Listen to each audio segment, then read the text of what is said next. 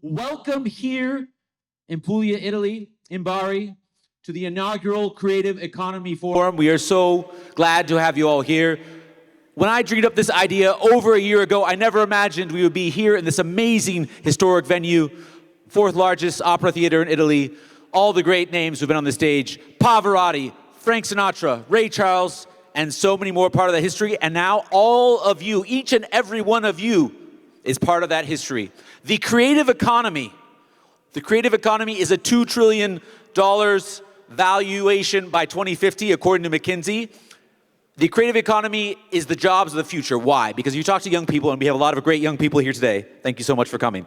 You talk to young people, this is increasingly the jobs that they want. They want jobs as influencers. They want jobs making films, making video games, making content, and also things in the physical world as well. And thanks to AI and the tools of the future, that increasingly is in reach. And we're going to talk about that and so many more very important issues regarding the creative economy today. My name is Joseph Hammond. This is our opening ceremony. I will now turn it over to I will now introduce our first speaker and welcome remarks from Daniele Del Genio, the President of Senna for Puglia region and the Chairman Emeritus of the Apulian Runway Experience, who we're very honored to partner with this year. So ladies and gentlemen, please give him a big round of applause.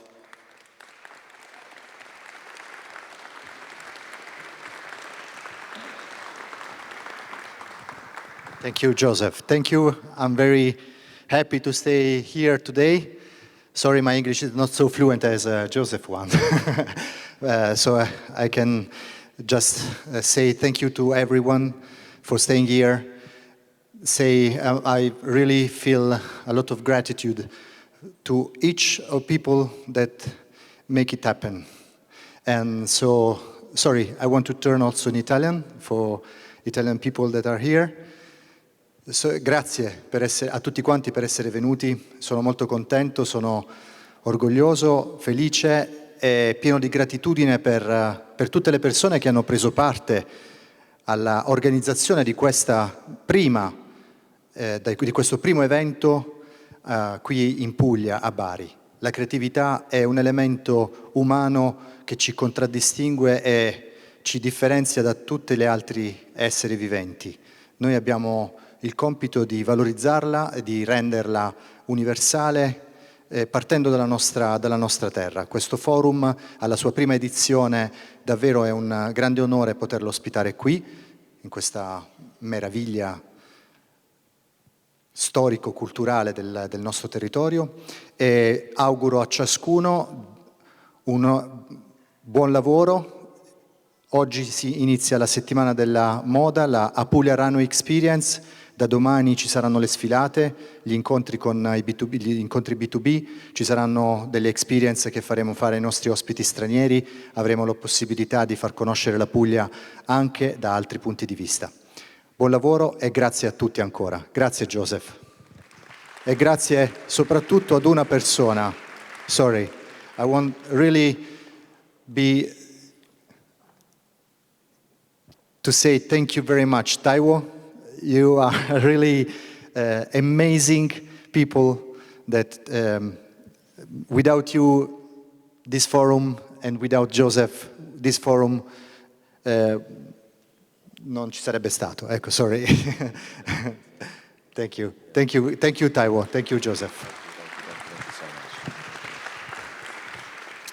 The creative economy, so much of it is about taking culture and capitalizing on that culture, drawing on the stories we tell about ourselves, which is what culture really is. Culture is the story we tell about ourselves, and bringing that into and making content around that. And that is something that also applies in the world of fashion, which is uniting this event. And it's also a value that I know my co-president, who I'm about to welcome to stage, Taiwo Mahoma, very much believes in as well too. A gentleman who's worked in fashion all around the world, from diplomatic events in Berlin to Oscar night in Hollywood. Please welcome Taiwo Mahoma, my co-president, to the stage.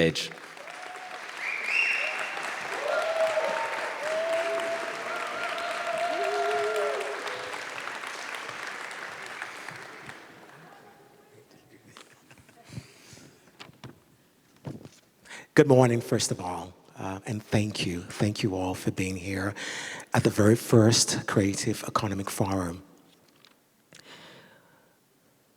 Distinguished guests, esteemed partners, ladies and gentlemen, good morning and welcome to the very first Creative Economy Forum. It is with great joy, pride, and profound sense of purpose that I welcome you all to this historic gathering. A meeting of minds, visionaries, and trailblazers who believe in the power of creativity to shape economies, influence cultures, and transform the future. Today is not just the launch of a forum, it is the birth of a movement that recognizes creativity as a force for development, a catalyst for unity, and an instrument for global progress.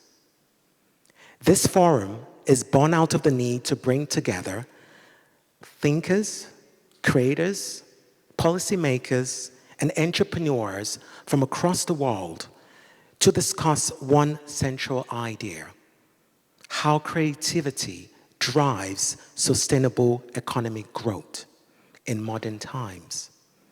In this 21st century, the creative industry has become one of the most dynamic sectors of the global economy, encompassing fashion, film, design, music, technology, and cultural innovation. It is a sector that thrives on imagination, on originality, and courage. It generates jobs, builds communities, and tells stories that connect to humanity. From digital art to global fashion, from film production to architecture, the creative economy is redefining how we see value, not just in products, but in ideas. Forums like this are vital because they provide a platform for dialogue, inspiration, and collaboration. In a world that often divides, creativity unites, and truly does, because that's why we're here today. Through creative expression, nations communicate their identity, youth find purpose, and industries discover new pathways for growth. This is why the Creative Economic Forum is so important. It is a space where policy meets person and where culture meets commerce. Today, we're privileged to be joined by by some of the most intelligent and inspiring minds in the world. Our speakers represent the heart and soul of the creative industry. Thought leaders, innovators, entrepreneurs, and change makers who continue to redefine excellence across continents. They're individuals whose work not only inspires admiration, but also fuels tangible change in their communities and industries. We are deeply honored by the presence and look forward to the insights, discussions, and ideas they will share with us throughout this forum. I also wish to acknowledge our partners here today and collaborators who've made this vision possible, from government institutions to global foundations, and from industry leaders to cultural organizations. Thank you for believing in the power of creativity and for walking this journey with us. To all our guests, attendees, and participants, your presence here signifies hope. Hope that creativity will continue to be recognized as an essential pillar of development. Hope that we can build strong economies through innovation, and hope that together we can inspire a new generation of creators. As we embark on this exciting day of conversations, panels, and connections, I encourage you all to open your minds, share your experiences, and let this forum ignite new collaborations that will outlive the moment. Once again, thank you for being here. Thank you for your time, your energy, and your belief in the creative spirit that unites us. May this forum be the beginning of something extraordinary, not just for us, but for the global creative community. I wish you all a wonderful and enriching experience at the Creative Economic Forum. Thank you.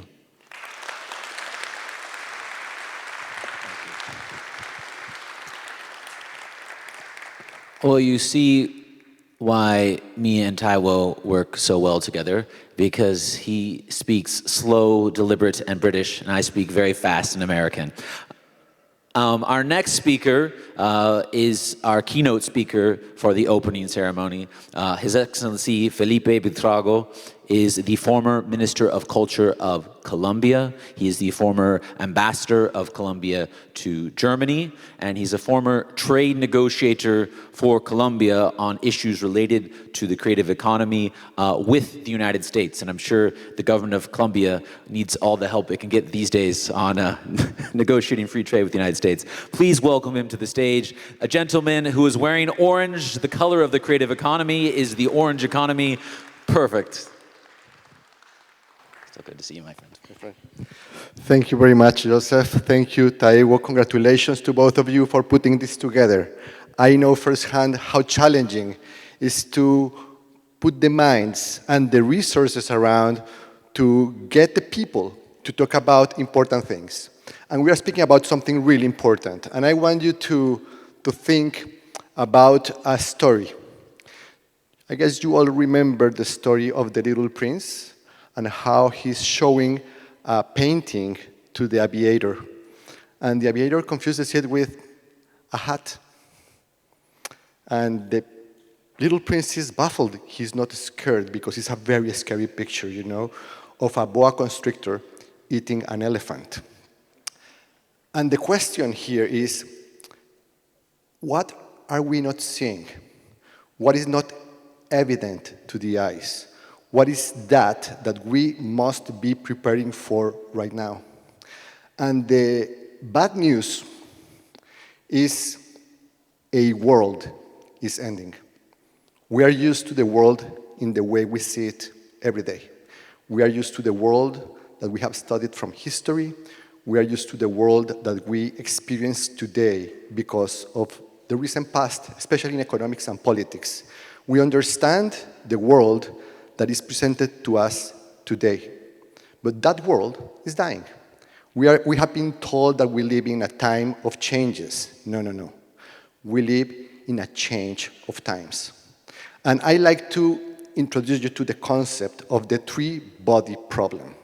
This is a geophysics, astrophysics phenomena, but it's also popularized by culture in Liu Cixin work on the three-body problem that is very popular on Netflix. But the importance here is when we are getting towards one big problem, we can adapt. But when we have three large gravitational forces, it's much different because they become unpredictable. And those three big forces today are depopulation. We are experiencing a profound demographic shift, a demographic transition that is going to put our resources, our human resources, to strains we are not aware. We have never experienced in peaceful times such a contraction of population and such a shift in the age composition of our societies. For the first time in history, we have a massive aging of the population. That's because of good reasons, but also it's a challenge. On its own, we probably could manage, but we also have another big problem. I call it dematerialization. Most people call it digital transition. But this dematerialization means also that lots of what we understand about property, how we interact with each other, how we create value, how we coordinate to each other in order to solve our challenges is changing. The way the economy is done, the way society works, the way politics happen is changing in profound ways.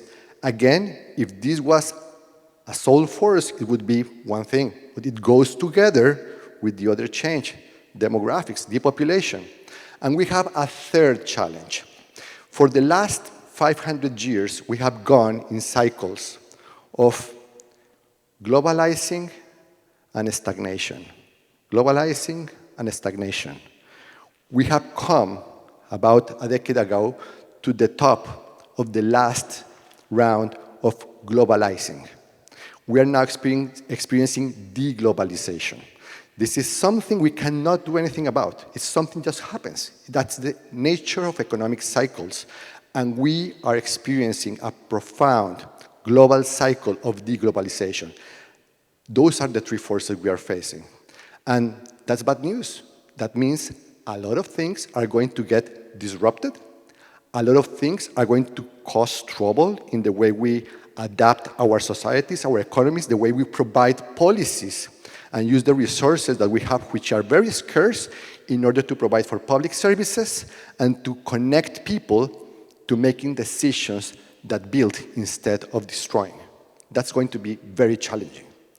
But the good news is we have a powerful weapon, a powerful tool to face these challenges. Unlike in astrophysics, where either you have the gravitational pull to move around or not, and you depend entirely on material power, we have the power of culture, the power of imagination, our innate ability, as Joseph said, to tell stories, our innate ability to connect to each other through empathy, through memory, through identity, and build together the responses we need in order to adapt for these changes. It's our ability to develop as a society antibodies against fake news, antibodies against economic disruption, antibodies against economic shifts that actually change the way we interact with each other. So that power of creative economy, you can call it in the form of fashion, of design, of literature, of crafts, of films, of art crafts, visual arts. I mean, we have a whole set of tools that we can use to build these stories, to resignify what we have, our resources, and to add value to them, to transform them in creative ways, adapt them innovatively in order to transform the world, in order to come from this world that is ending and build a new, much better world for a lot of people. And the invitation here is to use the tools of imagination to make sure that we all understand that we're not going to do this alone. We have to do it collectively. The way we connect to each other is through these stories. When we tell stories, when we share our fashion, when we share our design, when we share our literature, we are not sharing in order to impose an agenda. We are sharing because we signal we share something. When I like music and you like music, we agree rhythm moves us. We agree that something within us is connecting, even if we don't share the musical taste, even if that music sometimes can be uncomfortable to each other. But the moment we understand that our differences are an opportunity to learn from each other, we are actually lowering the barriers of understanding and building bridges of understanding. And when everybody here starts sharing those stories, all these bridges, they intermingle in a beautiful fabric. It's the social fabric that allows us to live in community and to, instead of fearing each other, our natural response to diversity, to actually be curious about each other and constantly and together build a different understanding. So my invitation here is very simple. We are here to talk about the challenges and the opportunities of the creative economy.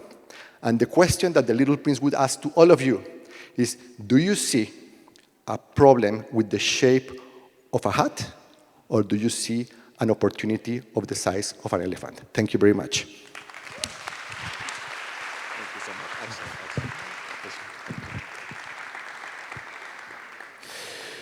Thank you so much for that. I actually had to check. I normally have Little Prince cufflinks. I'm a big fan of the Little Prince. That was a great image to start us off.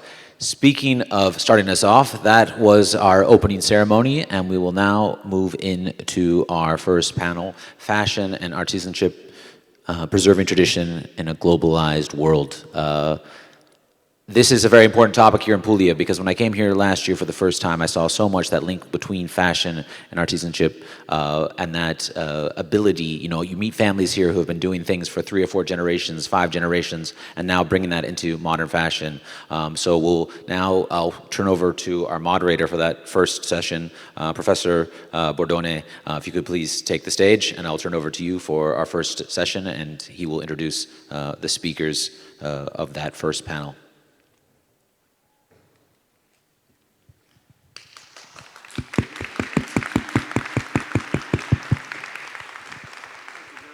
Thank you. I'll go sit down. Thank you very much. Thank you to everybody. Where are you supposed to sit? Middle, side? Be creative. Be creative. Okay. So I apologize. I'm a little bit old school. I couldn't print my papers. I prefer to use a Mac. So let's kick in with the first panel. Unfortunately, we had Tumela Mohema. She wasn't able to come here for personal reason. I think due to passport. We had quite a few issues with the passport. And let me start to call Tessie Anthony de Nassau. He's going to be our first panelist.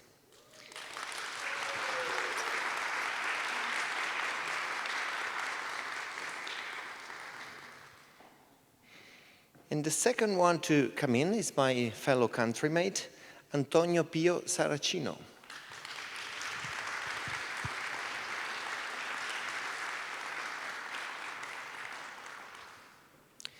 Fantastic. So are we starting with Tumelo or with the people present and then we show? We start with the people present. In the middle. Yes. If it's just you and me. That's it. That's it. So Tessie Anthony de Nassau, CEO of Human Highness. Great, fantastic. So I do have quite a few questions for you. The first one I would like to start with. How come you were late this morning for the bus? Yes, I will be forever the one that was late. I'm so sorry. But I'm so happy to be here, really. Thank you. Fantastic. You didn't really answer, but that's You fine. needed to say that, you know. It's the elephant in the room here. I'm sorry. Tessie, can you tell us a little bit about yourself, first of all, if you have a couple of minutes about what you do, who you are, Yes. and then we kick in with the questions. With pleasure. I'm Tessie. I'm originally from Luxembourg. I have 4 children, which is always why I start. It's kind of like, for me, everything I build and everything I do is for them. It's my legacy I want to keep behind. I always mention them first. That is why I'm here, to build for them. Other than that, I was in the military for 6 years in active combat when I was 18. Thank you. It has truly shaped me. I was in the military with my twin brother, which is a huge inspiration for me. Was deployed to war at 18 with 500 men for the first time, very young. Then went on, got married, but always worked. Was part of the royal family in Luxembourg for 12 years as an active member, while also building different businesses and working for different companies. So I worked for Vice Media in the UK as the director for EMEA. For impact specifically, impact is something that has always been important to me. What is the footprint we leave behind? And that can be the way what we dress, what we use as products, how we travel, what we eat, and all of these things. So impact has always been important to me, and kind of like the red thread between the different positions that I was holding. Then from there on, I moved around. I lived between London, Luxembourg, and Zurich, where I sit on boards as an executive, helping the companies find their footprint and what they need to do. Then I have my fashion business, which I'm very proud of. It's something I kind of slipped in, but I think as a woman, it's something everyone should just have. It's fun, and I do know where my clothes are made. For my last manufacturer, which we will get into more detail, it took me a long time to find them because it was important for me to find someone that aligns me with my values. Then, I have baby books because I love babies, and I thought, with these books, they are in hospitals now in Zurich. When the babies are born, they get this as a gift from the hospitals. It's about culture and tradition, which is also something that we heard from the keynote speaker and also from Tayo and also from Mr. Hammond, that the importance of culture. And I thought it's something that no one can ever take away from you. And so these books talk about architecture, food, animals and plants of the cities that the kids are born, and they grow up with it, which I think is beautiful. Well, that's it in a nutshell. I will stop here. Wow, fantastic. Fantastic. And we would like to know a little bit more about our second speaker, Antonio Pio Saracino, countrymate. You're actually from Puglia, but based in New York, right? Can you tell us something about yourself, please? So yeah, I'm from Puglia. I'm from a town in Gargano area in the north of Puglia. And then I studied in Rome, and I moved in New York for an internship. And for a different reason, I started to work in the US, and then I established my business there. It's been now 22 years. I became also US citizen in the meanwhile. And so I've been exposed in New York in all this cultural globalization idea, because New York is the city of globalization idea. But I was very interested also how deglobalization is starting, as Felipe has mentioned, the other keynote speaker, in this moment in the world. And as for me, I've been creating my practice in the past 20 years in architecture and design, and I do as well public art. And I always maintain very active my relationship with Puglia and Italian culture, as Italian design has been respected throughout the world. So this is a big part of my career, creating design and architecture around the world. Fantastic. Do you want to discuss politics with mayoral campaign in New York? Yeah, in 2 days we will see. It's very active, the debate right now in New York, to see what's happening as next. Obviously, we can express our ideas because we live in a free speech world, and I vote for Cuomo in advance for different reasons. But yeah, we don't discuss politics here. Thank you. Let's stick to creativity. Good. So, Tessie, tell us something. You're the CEO of a Human Highness, yes, right? How do you see the future of the organization, especially in regard to everything they said about globalization, AI? How do you think to take your organization forward? So my organization is now 5 years old. But for me, my first priority was not scaling, which I think is a bit odd to say. Even my husband is like, what are you doing? And I said to him, no, I really want to grow it organically, the way that it grows with me, that I get to know the brand and what I want from it, the values of it, who and what I represent with it. And so I see a globalized world, as our keynote speaker, Philip, said, as an opportunity.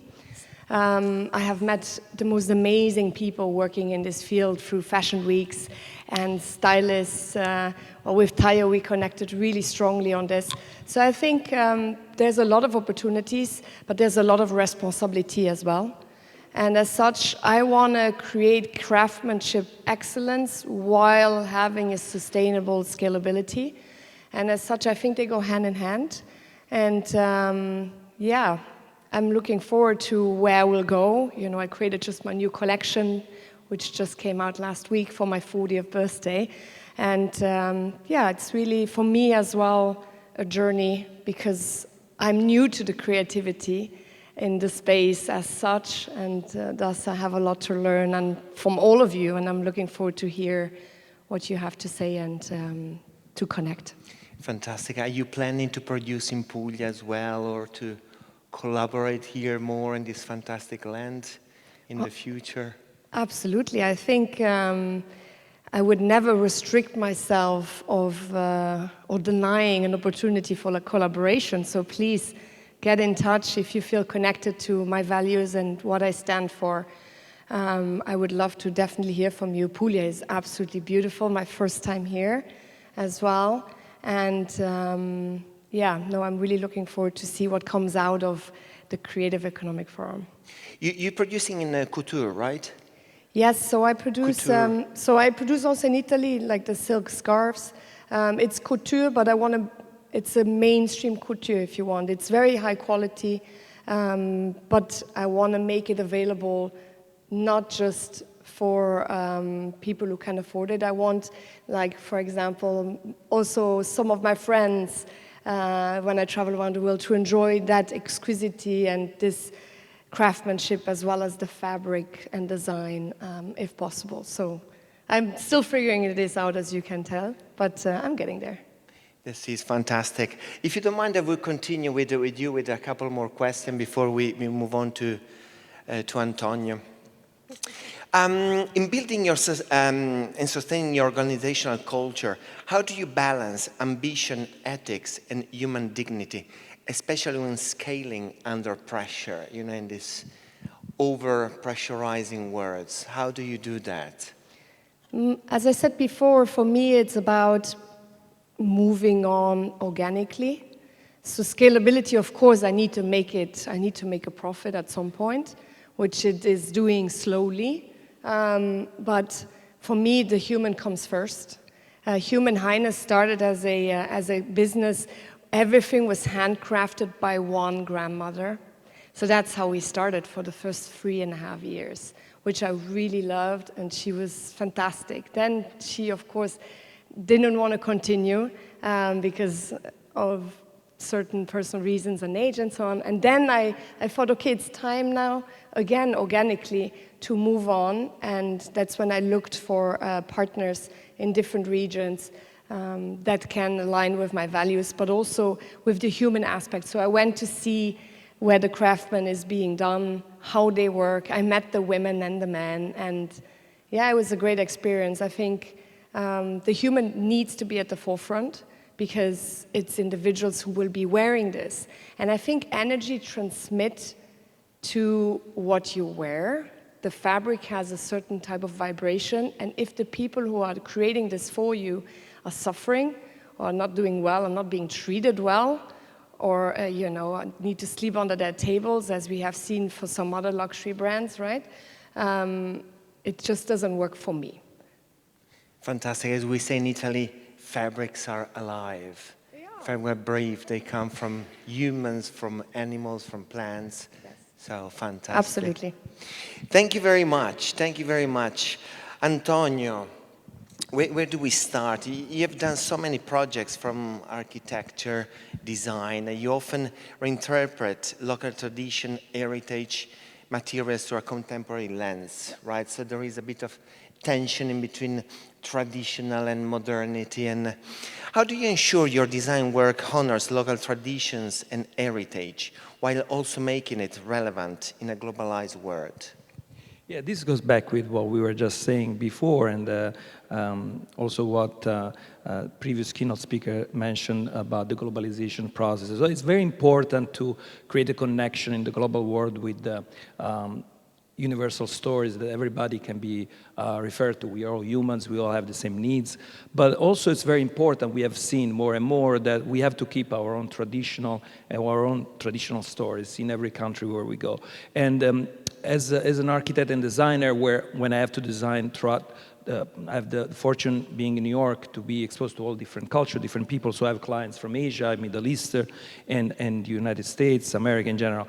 And so whenever we do a project, we always ask for our clients what is their inspiration, what they want us to do. And so we always want to tell, very importantly, in every project we do, we have to embed with the story, with the narrative. And this always, it's very important. As we are in a creative forum, creativity, what is the need of creativity? First of all, everything starts from function. This is one of my favorite philosophers, Nietzsche, said in an amazing book, Behind Good and Evil, he's talking, while we keep designing things different, consider that we always need the same chair. The chair does need function of sitting, But the function is the reason to be of things, but behind things, or clothes actually, fashion is the things that change the most. Because we are not really using things for function. We are using things because they're embedded with stories, with narrative, with dreams, with values. And that's the majority of the reason to design things. So when we confront ourselves with all different global clients, we always wanted to go to understand the local culture and what we are designing and why. And it's beautiful to see as certain culture, they really want something, they say, local international. So we interact with the local professional. They want a local professional and us to create something that has this kind of international localized project. This above all in the Middle East. And then we have project where in Asia, recently I was interviewing for a project, and by my surprise I was caught by this client. I was telling like we wanted to study something that has to do with Asian culture. We bring something with international flavor, but they say, no, we want specifically Italian design. So it's interesting how certain culture, they express interest in the Italian design, because that makes me reflect. As Italian, I feel humbled of what we have created as a culture and contributed in the world as creativity, because we really established a sense of research throughout history of what beauty means. And we have touched a little bit of this idea of beauty in a universality sense. In that sense, we become global. So we touch universality through beauty and creativity. Wow, fantastic. You are basically an Italian ambassador in the world, right? Because with your work, you present yourself, but you bring with you this added value of being Italian in the world. And if I understood well, most of your projects are in the US and in Italy. Are you exploring other markets around the world? What the future look like for your company? Yeah, as I was, we briefly talked before, I know your experience has been also in Asia a lot. And the lack of being in New York City is that literally in one day you can meet like people from around the world. You can meet Asian friends, Middle Eastern and Americans. So it's amazing how you really can travel the world in 24 hours being there. And so you get exposed to all different thinking, and it's very easy there to build a network throughout the world. Currently, I'm very interested in the Asian market and Middle Eastern market. I think the post-pandemic world has brought us to localized market. And I think, in a way, Asian market is pretty safe right now, and United States for sure. But it's an interesting time. I think like we are assisting at this deglobalization in a world where had dreamed this idea of unity market, but at the same time, there's a lot of protectionism. So on one side, there's this force of opening, but on one side, we're also closing each country in a way, resources. So it's an interesting time to reflect and understand where the market of creativity can be more beneficial or not. Fantastic, thank you very much. To add it up with what you said, do you think being Italian, it's an added value when you work in creative enterprises? Yeah, as I said, I think the Italian, they have branded their national identity with design and creativity for different industry. We were dialoguing before. I have a lot of like respect for people that have devoted their entire life and they become their own brand. Like Giorgio Armani has been an incredible individual that transformed his own life, and he becomes his own vision and brand at the same time. So it's very hard to make that. It takes a lot of discipline and sacrifice, where you become the person behind your creation and you become the brand itself. So you become almost intangible. So, you know, brand is composed by a tangible aspect, but the successful brand, the majority is the intangible, the dream, what we were just discussing, because when you're creating something, the real value is what makes people dream, what makes people connect with that story, with that narrative. Because without the narrative and the experience that is embedded inside the design, it's just a merely function. The same empty box. Yeah. Fantastic. It's very nice to hear that, because, you know, we are in Italy. There's most of the people here attending are Italian. So it's also a message of hope, you know, for a lot of young people, that the fact that if you want to work in creative enterprises and you are Italian, it's actually an added value. So, you know, keep it up, keep it up. Tessie, sir, I don't want you to be boring, but what is really, you had this, when you were 18, you were fighting in an actual combat field. How do you think this shaped your leadership skills? That, you know, within your set skills, how do you think it shaped yourself in terms of leader, thought leader, as a person, as a mother, as an entrepreneur? How did it happen, this? Just one comment to my esteemed speaker colleague. I mean, look at the Italian design. I understand why everyone wants this. This is beautiful, right? Look around. Let's just acknowledge it. Wow. Absolutely incredible. It's so amazing. Yes, no, I think the road I took is not very conventional. My life has never been very not a straight line.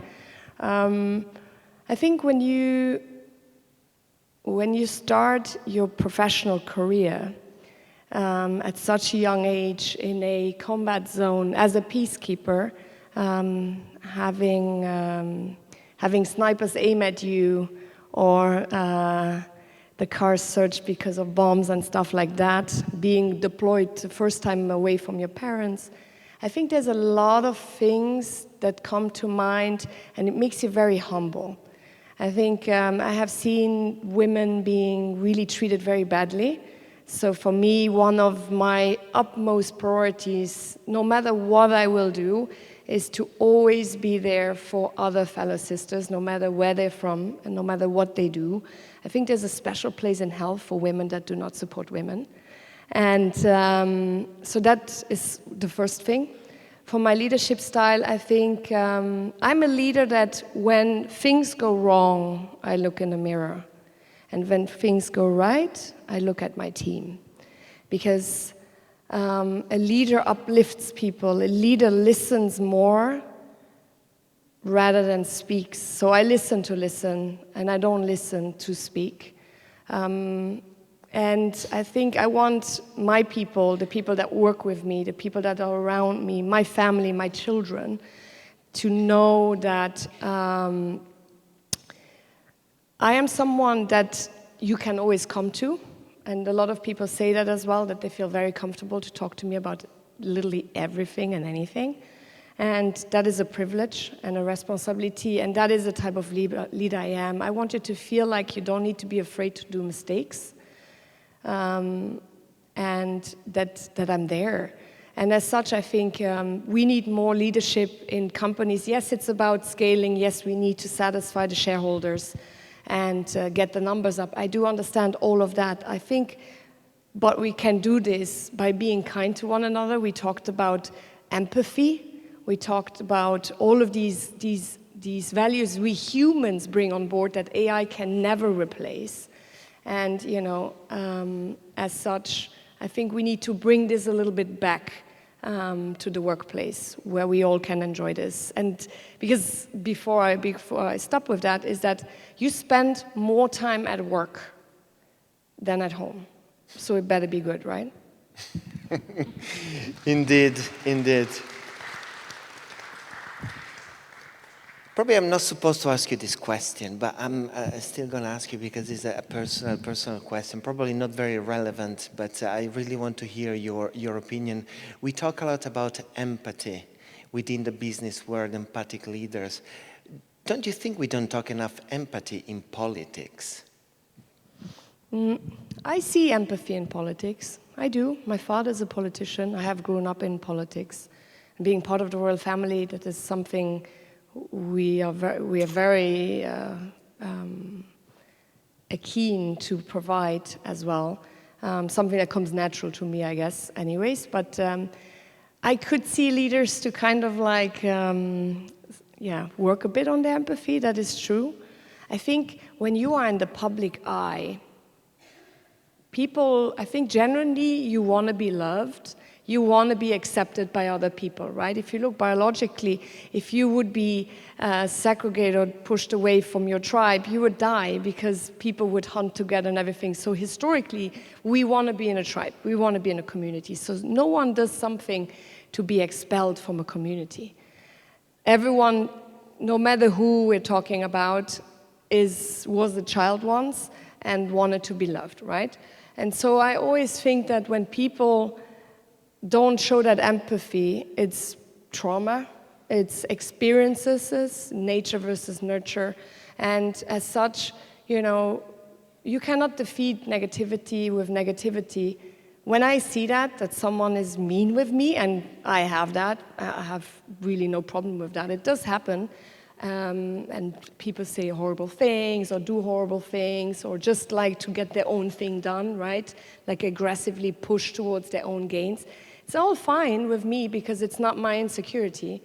As such, I kind of like try to be there a little bit more for that person and kind of like try to understand, okay, where does this insecurity come from? Because it's an insecurity that you need all of these materialistic or ego-driven attention to get to where you want, which is again, I think as well, the question on values and culture and what you want in your life. So yes, in a nutshell, I think we need more empathy in the political space because we see these crises around the world. So many people are dying, suffering, being tortured, have nothing to eat, have no education, no right to have education, cannot dress the way they want, are raped while walking in the street, are being kidnapped, and all kinds of horrific things. So I think in this room, we are quite a pool of incredible, skilled, and connected people. And I think it's our responsibility, all of us, and the privilege that we hold in our own rights, to lead by example, to help our political leaders, through our actions, to be better. Wow. I wish we had 3 hours and not 20 minutes. I genuinely do. So, Antonio, I'm going to go back to human identity in the age of technology, because I'm sure also in your field now, technology, AI, all these new software algorithms are taking over a lot of jobs and places. So the question is, in an age of digital technology and globalization, how can art and architecture help preserve human and cultural identity? Yeah, that's a very important question. And we as a designer, we use AI most recently, but in general, digital technology to design as a tool. I'm more worried when we use AI not as a tool, or technology becomes an addictive system where we're losing sight of what reality is. But it's very important to understand that technology is a great added value to as a tool for designing. And in creating identity, going back to your question, I design, beside architecture, a lot of public art as well. So I have the fortune to have 4 sculptures in New York, 2 of which are permanent in Bryant Park, New York, next to 42nd Street. And it was such a privilege. The concept of this competition was to create a true landmark. So I was like, let me connect with what is the most iconic concept, which is creating this idea of a protector of the city, was after September 11. So I present this concept of 2 permanent sculpture. One, it's kind of reinventing this David is from the Bible to Florence, the guardians of the city of Florence. So I wanted to create the gardens of the city of New York. And then on the other side, a superhero connected to this hero, to the Bible hero of David.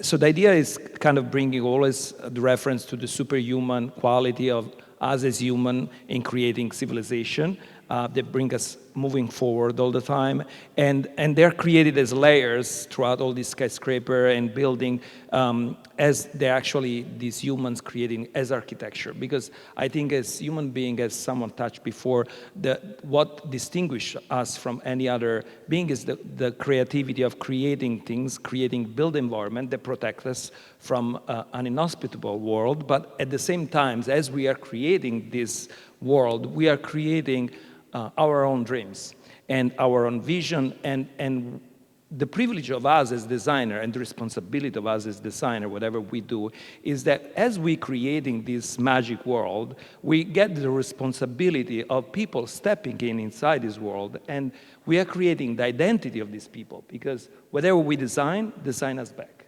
So that's a great privilege of, as designer, we have, because we have that responsibility of designing the consciousness of other people. And that's what technology does today, because we can lose sight as the sense of reality. What is reality? So we spend a lot of time in understanding of social media, of the latest technology, of experiencing reality through the lenses of technology. So that's a big part of the design.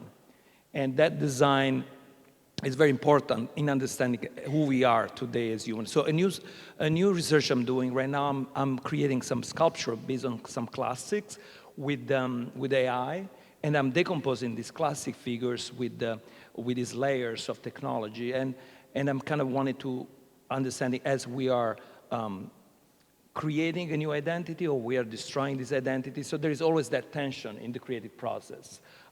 We are destroying what we just created, or we're creating something new, and that's up to us to respond. Wow. Thank you very much. Thank you very much. So from my side, the questions are done. You know, being Italian, I can stay here and talk for the next 4 hours, but I don't think it's the aim of the forum. Is there any questions from the public? Does anybody want to ask something?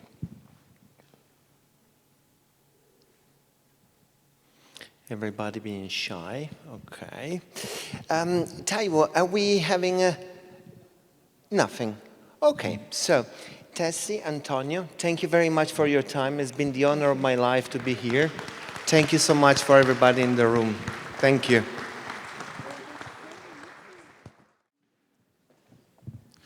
All right, the show must go on. That was an incredible panel. We learned so much there. We will, as the moderator of the overall forum, I will turn over to our next moderator very shortly, but we will have an additional keynote speech from Emanuele Abatista.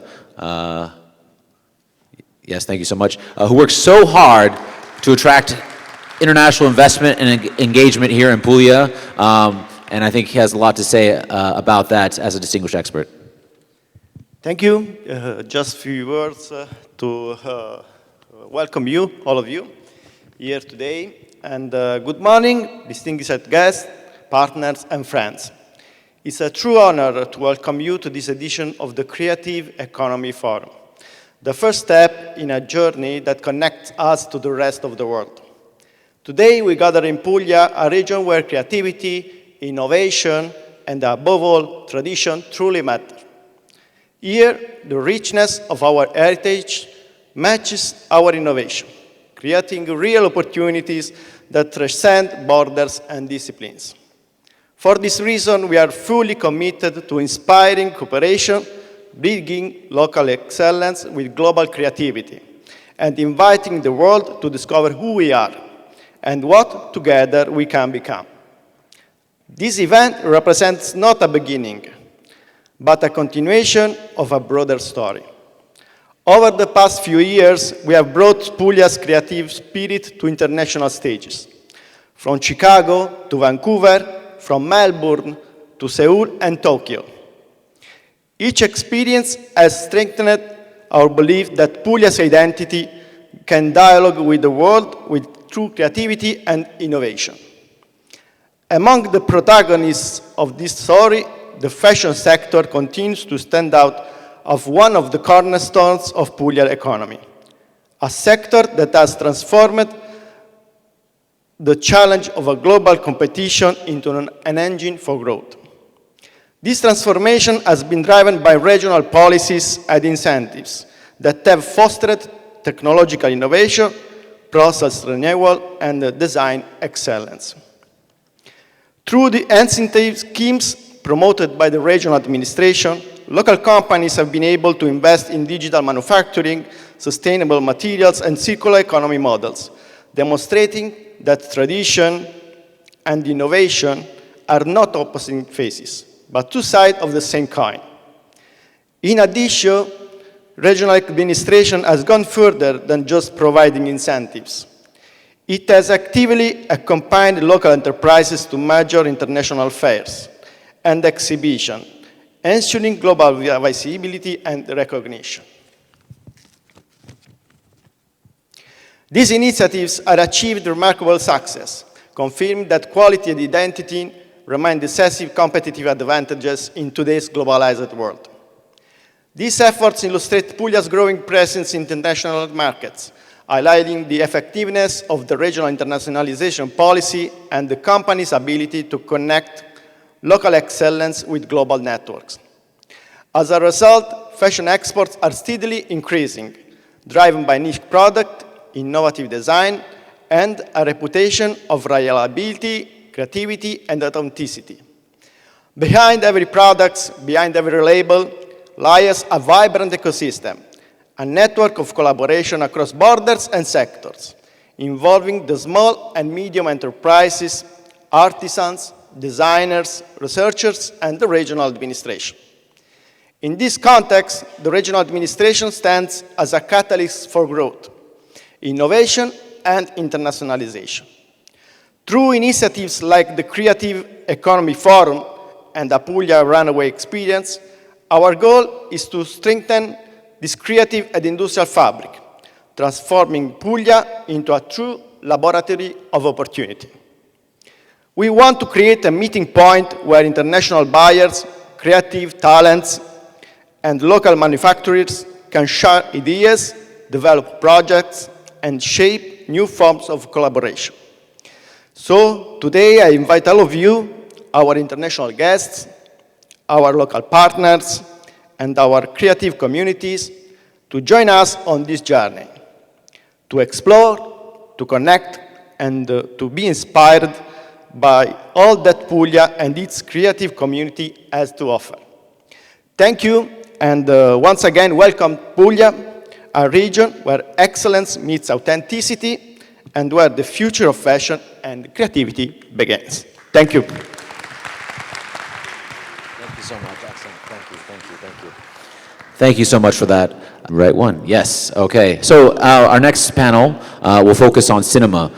This region is the unannounced star in so many films, so many international films, both in English and Italian, are filmed here in Puglia because this is such a beautiful and diverse part of Italy. And I'll now turn over to the moderator of our next session, Unurma Janjiv, the Honorable Cultural Envoy of Mongolia, who will moderate the next session. Please give her a warm round of applause.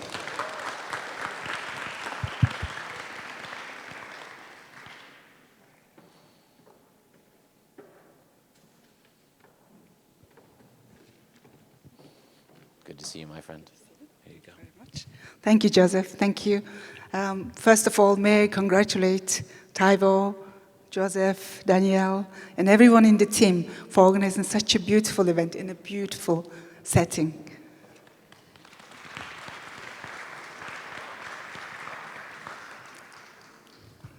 Oh, it's very, very comfortable, just like in your living room.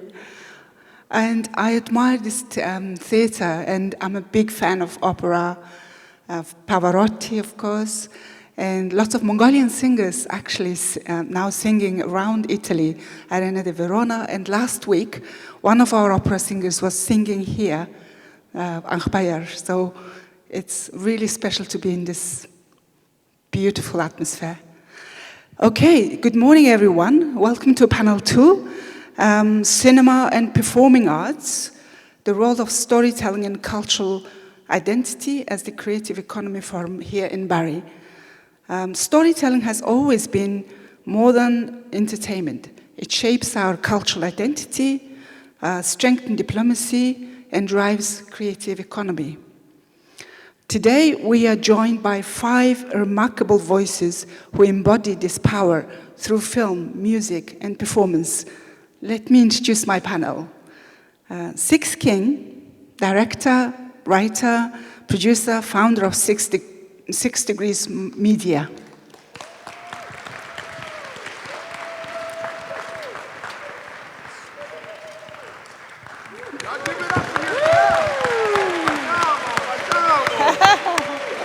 Lovely to meet you. Good, thank you. Take a seat. I'll stand up. I feel comfortable more standing up and welcoming my guests.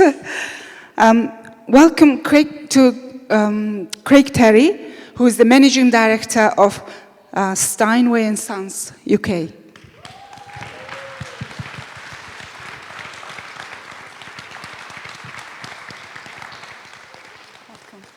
Where do you want me to go? Anywhere. Choice is yours. Ivan D'Ambrosio, who's the film producer. Ivan, I'm sorry for my pronunciation. Is he here yet? Not yet.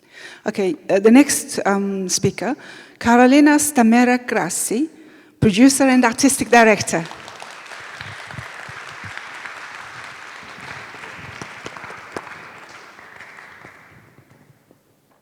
And next speaker, Ollie Rose, director of Lang Lang International Music Foundation in the UK. Welcome.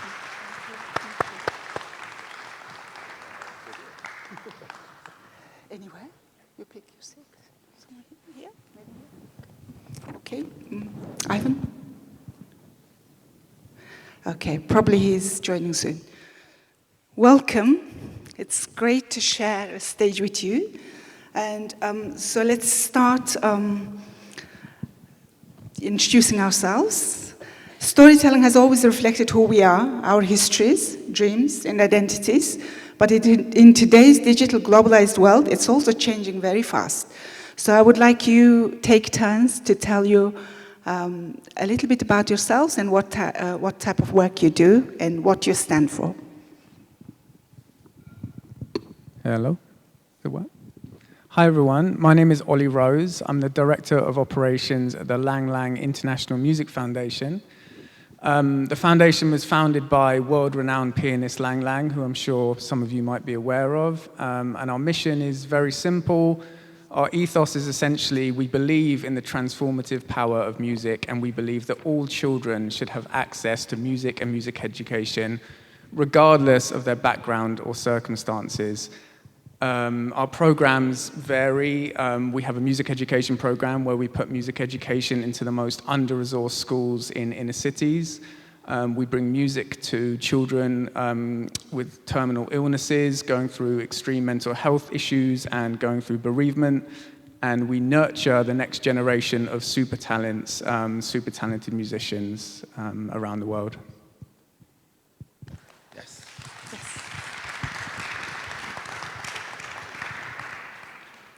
Good morning, good afternoon. My name is Six King, and I am a director, producer. But I just want to first acknowledge all the young people here. Give it up for yourselves. Facciamo. Yeah. So, I run 6 Degrees Media out of New York.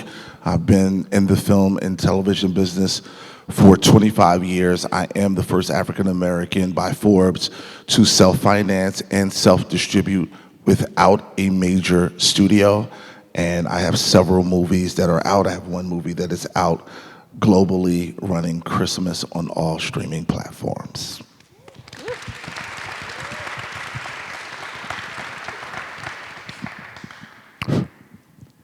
Yeah, I'm Craig Terry, the Managing Director of Steinway & Sons UK, and just a little bit about me. I've always been a creative person. I was born this way, and I've always loved fashion. And I got into I was born in a suit with a cocktail and a cigarette, you know. I couldn't wait to get to the big hotels in Chicago. I was born in a town of 10,000 people. You know, I ended up in the UK running a major company. So quite astonishing. And But yeah, our whole mission at Steinway and Sons is to spread music. And the fashion and music have always gone together. You know, I was also, I think, creative people don't have one interest. We have trouble deciding what we want to pursue. There's so many things we could do, you know. And I was a rock musician in the 60s and 70s, so it gave me a chance to wear wild clothes and be myself. And to all the young people here, we should just acknowledge, my advice is don't take advice. Follow your heart. That is absolutely good one. And be who you want to be, you know. So it's a real pleasure to be here. And I got into this business by accident. I went to a party in 1985 when I was in the fashion business, and I met this woman that owned a piano store that was failing.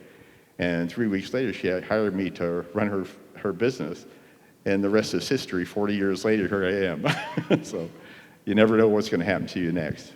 You know, your life can change in 5 minutes. Thank you.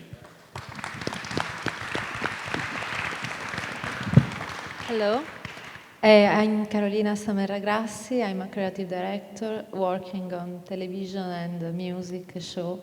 And I'm very glad to be here to speak about a topic that is very close to my world.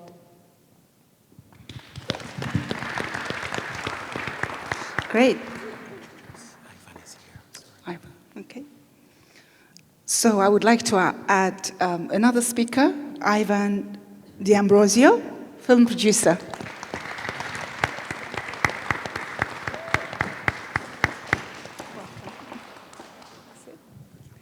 So we were introducing ourselves. Would you please tell a little bit about you and what work you do and what you stand for? Okay. Is there a microphone? So, good morning, everyone. I'm Ivan D'Ambrosio, producer in Bari with the Dynamo Film, which is an audiovisual and cinematographic production company. And I'm even the president of the local producers association, trying to promote the audiovisual industry in Puglia. Fantastic. Wow, what a line of speakers. And I'm also honored to have 5 speakers. So we're going to spend 1 hour at least, right, Tavo? We have time. Thank you. Okay, so we are talking about storytelling in different forms of art, so particularly film and also performing arts, lots of music, performing artists. A little bit of background of myself is I'm honorary cultural envoy of Mongolia in London, but I've lived there for over 28 years. So this is very, I'm also producer of theater, film and opera and events. So this panel is very close to my heart, and I'm actually meeting some of my idols and who are making great changes in creative industry and creative economy. So let's start with our first question. How is storytelling evolving in cinema and the performing arts today? So any of you, if you would like to talk about that. Yeah, let's start. Yeah, so let's say that we are in a period of big transition in terms of the way the audiovisual products are produced, realized, thought, and even watched. Because, just to make an example, 10 years ago, if you try to develop a project held in Italian, shot in Italian, the troubles that you were supposed to face with the international sales were much more higher, because Italian language is not in the first 15 languages spoken in the world, meaning that this is a point of big weakness. This was a point of big weakness. Because the first answer that international sales were used to reply was, this story can be interesting, can have an international audience, but it is supposed to be shot in English. Now, with all the changes that are still moving forward in our industry, even the biggest audiences feel confident to watch movies with subtitles. And this changed a lot, because now the local stories, if they have a potential of interest for even a worldwide audience, like a bunch of movies that were released in the last 5-6 years, even shot in Danish or in Italian or in Greek, now can have access to a wider market than before. And what it matters is if there's a good story, if there's a story that has a strong connection with some local environment, but even has some universal points of let's say, universal bullet points. So this changed a lot, even for the independent production companies working as we are doing since 2011, choosing Puglia as our headquarters, because we are always aiming to look for local stories that have a big potential interest for a worldwide audience. Storytelling changed a lot in this way, and I would not now enlarge my first contribution to this wonderful panel, talking even about EI, because that is the other factor that is going to change a lot, even the way that the storytelling is supposed to grow and to move forward in the next years. So let's say that talking about the point of view of an independent production company, the storytelling lost its limits from the industry, and somehow now even the smaller producers have much more chances to find stories that can be interesting even for big players. And this is the main way how this changed in the last years from our point of view. Thanks very much. Next, 16. Okay, Ollie, would you like to say? Music, performing arts. How is storytelling evolving in performing arts today? How storytelling is evolving in performing arts today?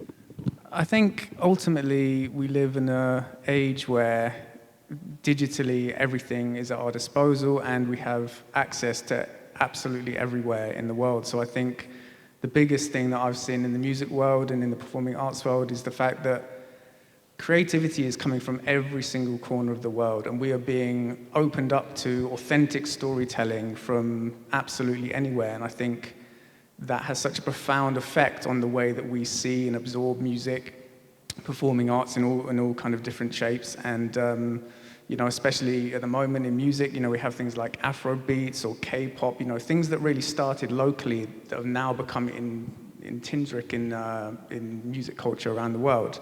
So I think that the fact that we really have access and exposure to absolutely anything, anybody, anywhere has the power to express themselves creatively and actually put it out there for the world to see it, I think that is really the essence of the change at the moment. Thank you. 6? I'll give him a round of applause. That was good. Just to expand on that, I think when you are authentic, when the story is authentic and it's emotionally truthful, it travels beyond the diaspora and culturally, right? And so I don't write characters. I write about real people who are emotionally flawed, who are angry, who are just open. That's who I write about because it resonates, right? And it becomes real, and you say to yourself, I know that person. And that's the same thing that happens with music. We've seen it with Jackie Chan and Chris Tucker in Rush Hour, where even though he was an American actor, because it was emotionally truthful, it traveled beyond the diaspora. We see it with music, where we love some of our favorite artists, And we may not speak English or whatever their language is, but we know the beats, we know the music, we know the melody, because it is very truthful. If Beyonce says, to the left, everybody up, and to the, you know that, even if you don't know the cadence or the creative. So that's, as a film and television producer and writer, authenticity will always outweigh and will always carry your story. I don't dilute stories, even internationally. I don't dilute it. If it's an emotional truth, it will travel. And I think that is what film and television allow as artists for us to do, is to be emotionally truthful, not to be characters, not to be things that people look up on Google and they think they know this. No, it has to be a very lived truth, and that would resonate with the audience, and it also resonates with the young people because they know the truth. They speak it, they see it, they go, that's the wrong thing. That doesn't happen that way. And so therefore, if you want to continue to bring authentic stories, they have to be emotionally truthful. That's all I got. Thank you. So Terry? Yeah, I think storytelling is probably the most important talent there is now in the AI age. Because people are kind of hungry for stories rather than just this milk toast, I call it, information that's going all the time. It's just a repeat. Fast and Furious, 10. Same movie 10 times, unbelievable. And my position with Steinway is a lot of storytelling. And I'm a lot older than I look, but I've been with the company 40 years. You're marinated. You're not old, you're marinated. So I was born in 1950, so I was born into a different world than we're in today. But there are no good old days. This is it. This is where we're sitting right now. And nothing's ever been better than it is right now. And so we can't change what's happening. We had to change ourselves, but carry the stories that we've learned along the way. So I'm the last person in Steinway and Sons that knew the great-grandchildren of Steinway. I have those stories, and so I'll always be, even I'm semi-retired right now, but I'll always be involved with the company just as a storyteller. And I think that's the most, I don't know, this is Professor G in New York. He's become hugely popular online. And his two daughters, he's actually a professor of finance and business. That's the most important thing. He's teaching his two daughters to tell stories, and it makes us unique. And just like you were saying, it's our originality and our experience we can share with other people is so important. Brilliant. Thank you. Caroline? For me, the storytelling, when it's linked, for example, in a TV show or in a very specific act, for example, the closing act of an international TV program, should be very focused on the target because it's very wide, and so the message should be very clear, and all the storytelling is driven from that message. For example, some 2022 maybe, for Eurovision Song Contest, it was very important to close that ceremony with a love message against the war in Ukraine. And so all the storytelling of that episode was built with a very, very simple message that generated other content in the creative economy with other media, maybe newer than the classic television, of course, but much powerful. And this is it. Thank you so much. So authenticity and originality, and also being told ourselves about our culture and our heritage. And I can't agree with you more, because that's something I'm doing also, living in London, introducing Mongolian culture, sharing my culture and our heritage with people who've never been to Mongolia.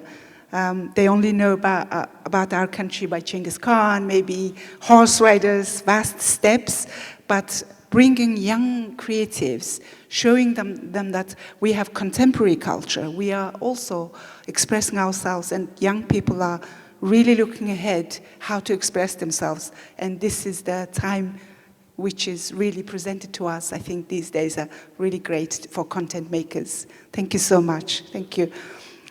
It's okay, y'all can clap. We are all family in here. Yeah, enjoy. Do not use your outside voice. Thank you, thank you. So we'll go to storytelling as cultural identity.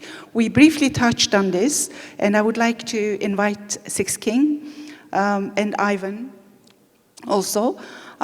So both of your films are rooted in strong local identity, Italian or Black story, and from independent productions to Italian family films. Yet you both reach international audience. So you go out with a message to international audience. Six King, your film often weave complex and authentic narratives. How do you tell authentic stories without falling into stereotypes, especially when your audience is international? Yes, again, even, when I go into authentic storytelling, I don't dilute it. Even internationally, I don't dilute it.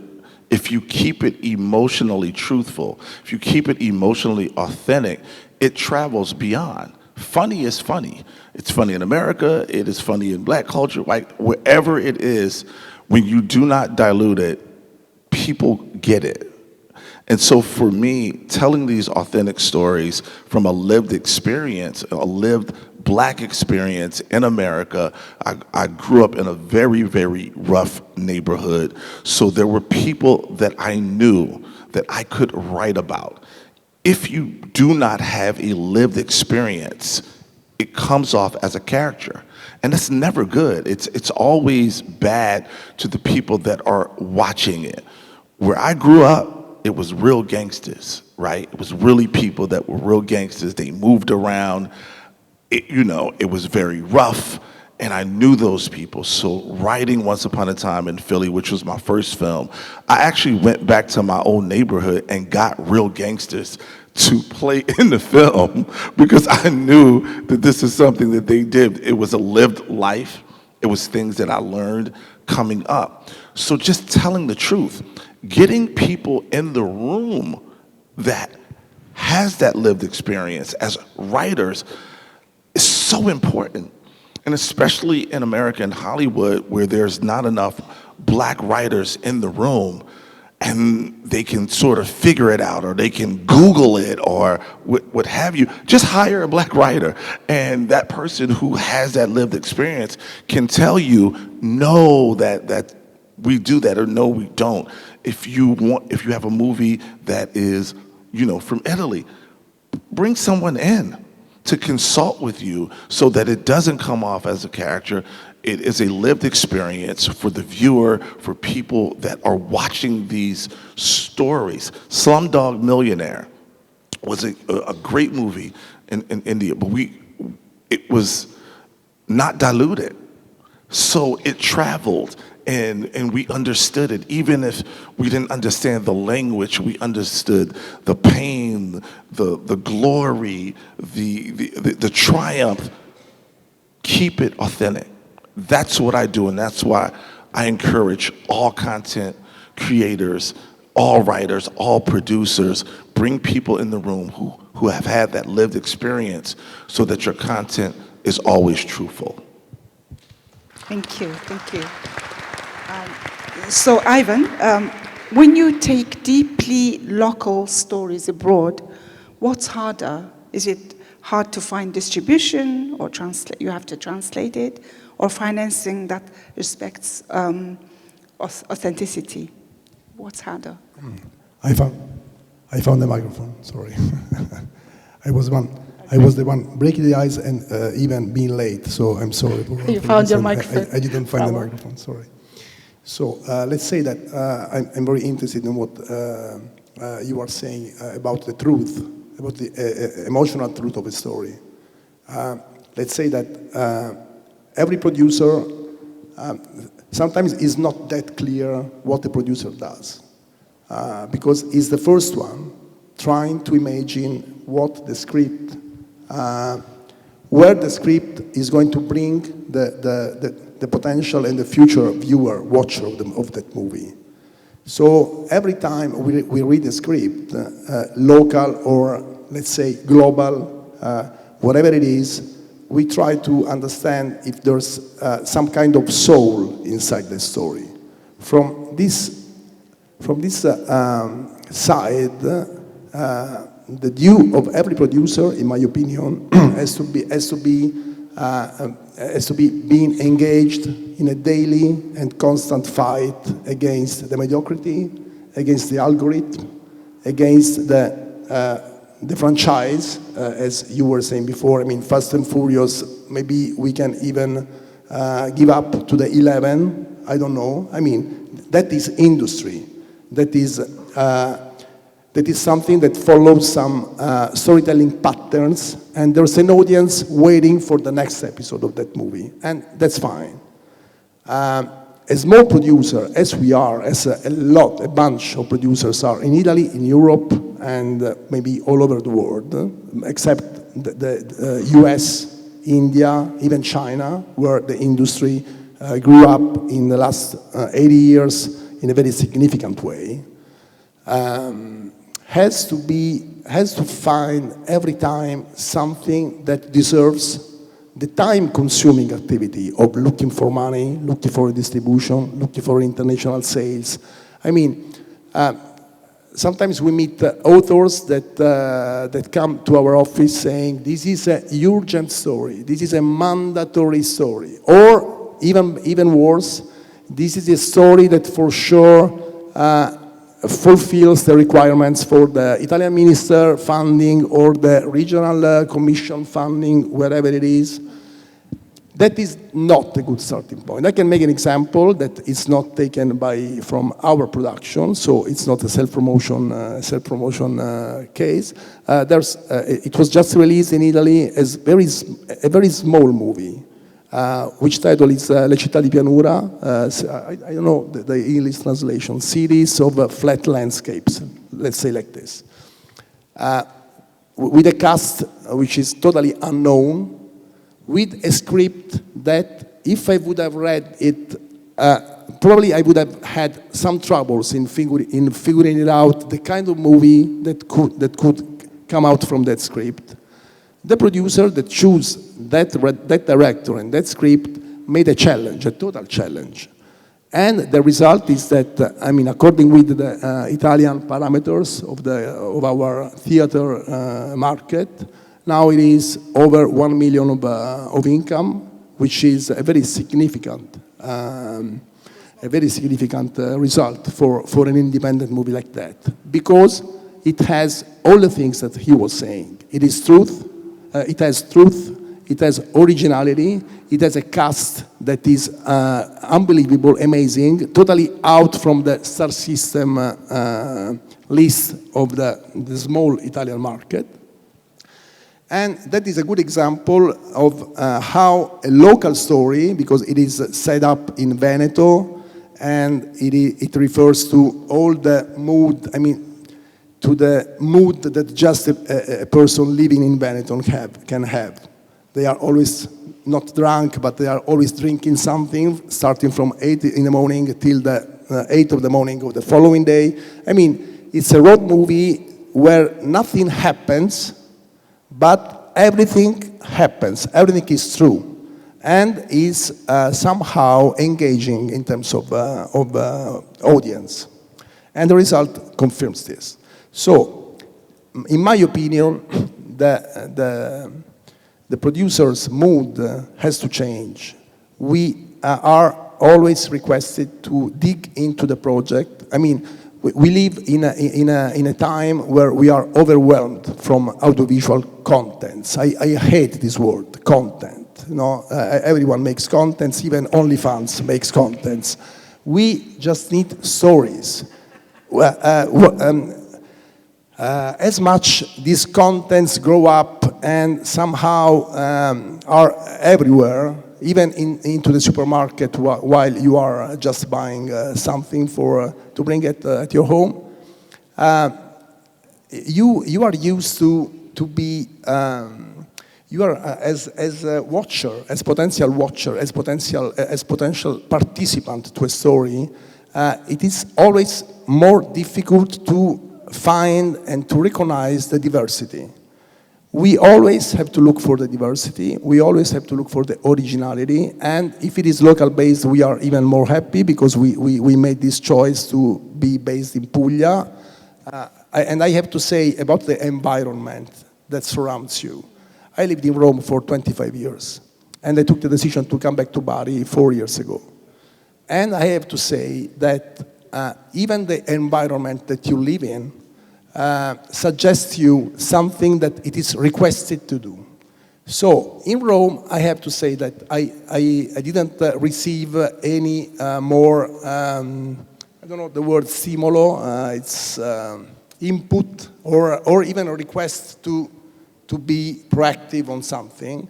And since when I came back to Bari, where I was born, I found a total different environment. A creative, a much more open to creativity, a much more open to development, a much more open environment looking to the way the future can be figured out. So, just to try to make a summary of what I was trying to say, the producer, the authors need to focus on their storytelling without being, let's say, not superficial, not just being on the surface of the things, but dig into this. Dig into the reason why a story today, where and when everyone tells stories anytime, that story needs to be the object of a money-consuming activity like producing movies. Because I don't know if everyone knows, but I mean, the average cost of a movie, whatever you are able to reduce the cost, whatever, I mean,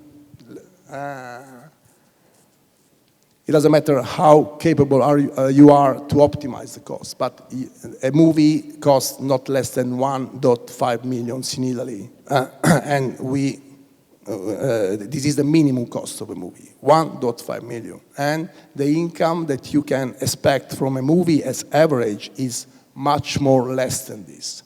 That's why we are founded on the so-called cultural exception, meaning that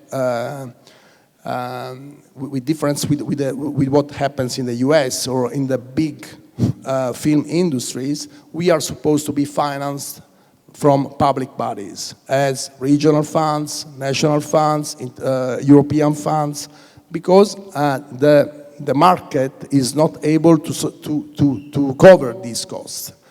So what I want to say is that every author, every writer, and every producer being committed on an audiovisual product needs to be responsible of this. Because you are, on one side, you need to be financed, otherwise your movie wouldn't exist. But on the other side, you need to be responsible of the quality, the originality, and the truth of the story that you are looking for.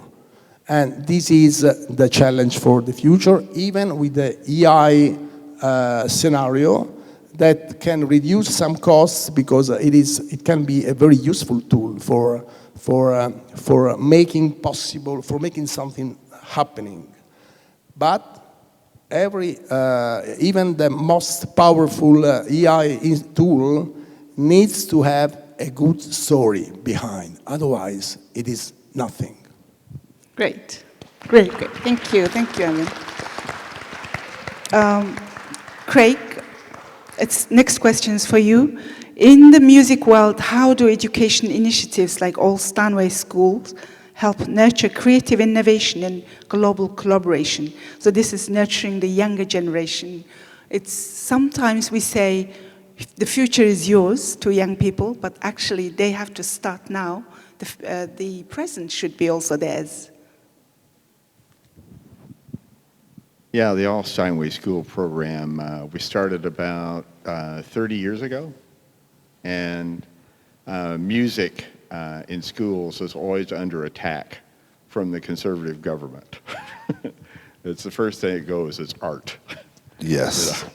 And so when we started this, everything's about people and personalities and what their focus and what their passion is.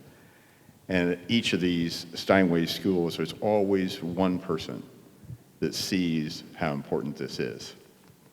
And so when we had one school in Trinity School in London. They were underfunded. They had horrible pianos. They had a few nice pianos, and children are honest. They don't lie, they don't pretend that something's different. They know what's going on, you know. And they had a few good pianos, and those children would camp out for hours to get to play that piano. And when they became an all Steinway school, it totally changed everything. Nobody was waiting for this one piano to play. They all had nice pianos.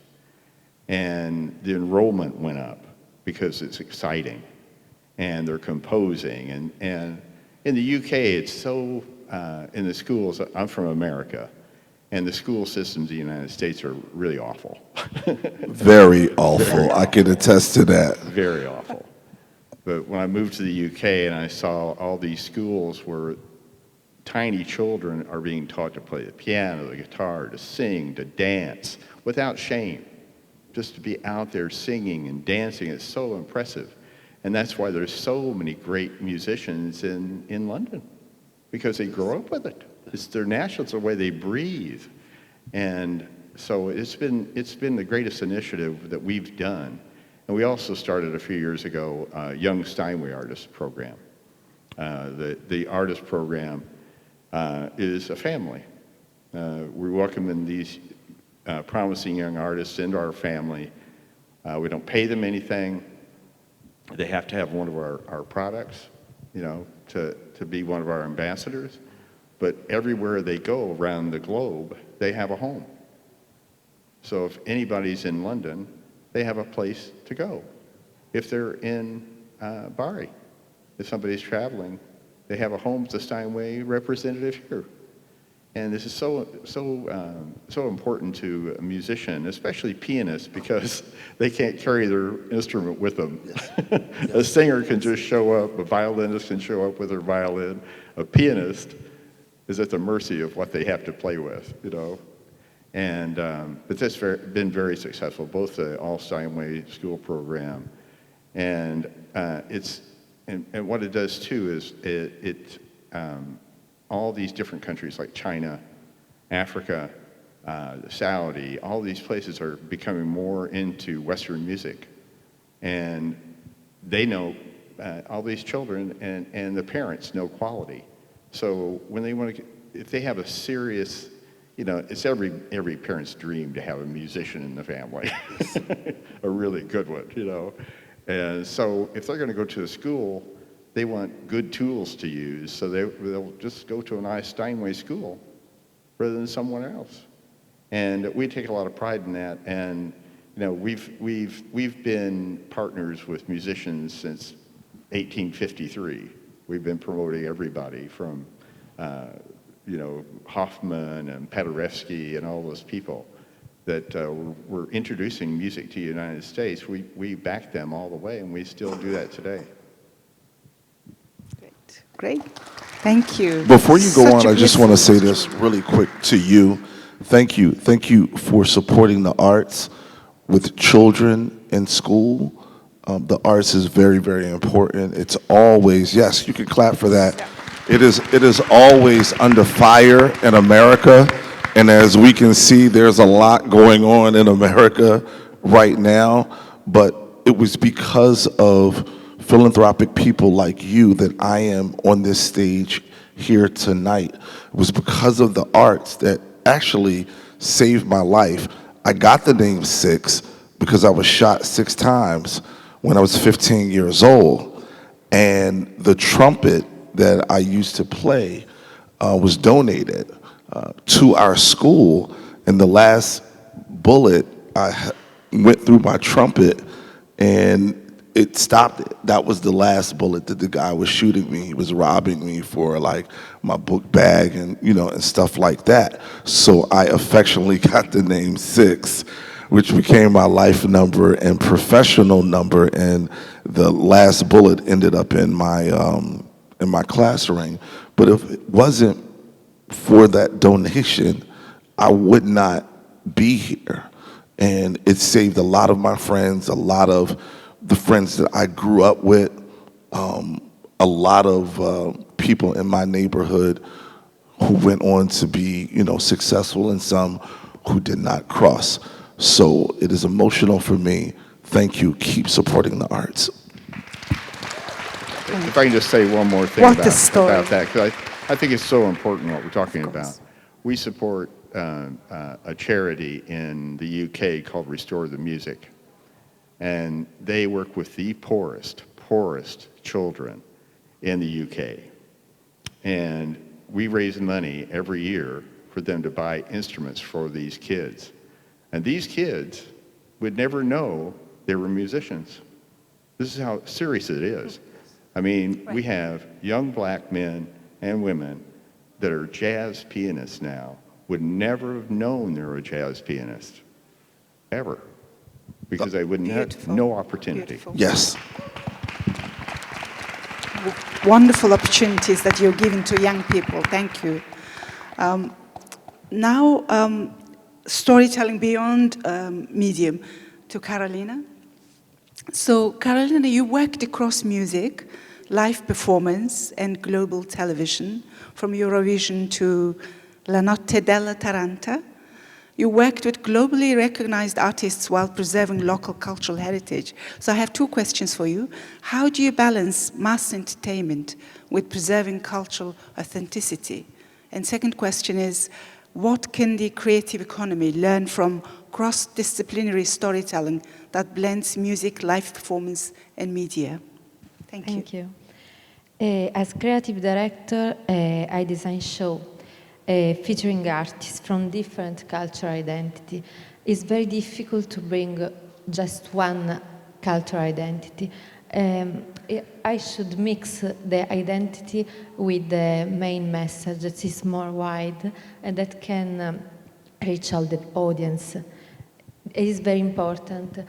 For example, X Factor is a TV format that needs to bring in the center of the storytelling the authentic identity of each talent that maybe in the future will become, it can become a famous singer. For example, Maneskin, they grow and they ride all over the world.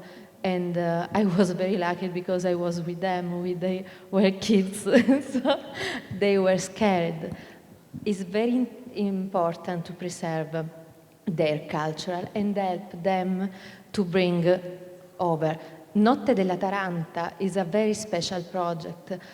I was called from a very well-known singer, and she didn't know that I was born in Puglia, and I knew this format, but I never worked with that team.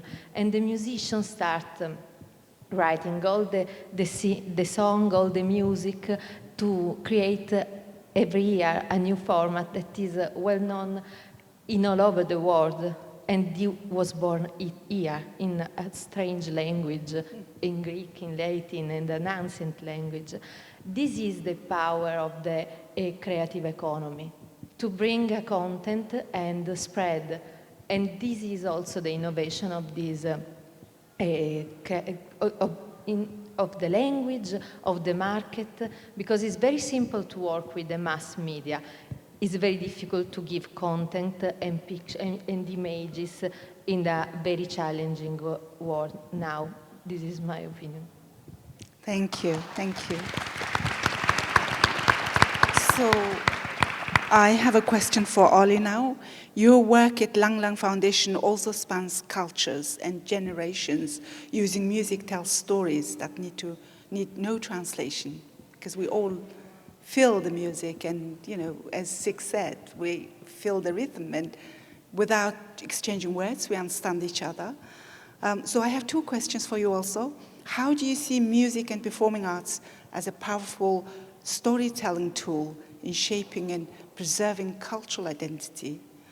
And the second question is, working with young people globally, how do their diverse backgrounds shape the way they tell the stories through music? Yeah, so I think music and arts has a profound ability to unlock potential in people, and I think that's really where it all stems from. The Lang Lang Foundation, we have a music education program that goes into the most under-resourced schools around the world, in the inner city, the most deprived areas, and we put music education into the curriculum of these schools. And when I go into these schools after, say, a year of the programs being in operation, the majority of these children have never touched a musical instrument before, and they've just been exposed to playing the piano for 1 year. And when I interview the parents and when I interview the children, the most common thing that I hear when I ask, what has been the biggest change, since you've had access to this program, is they say confidence. It unlocks confidence in these individuals to express themselves authentically.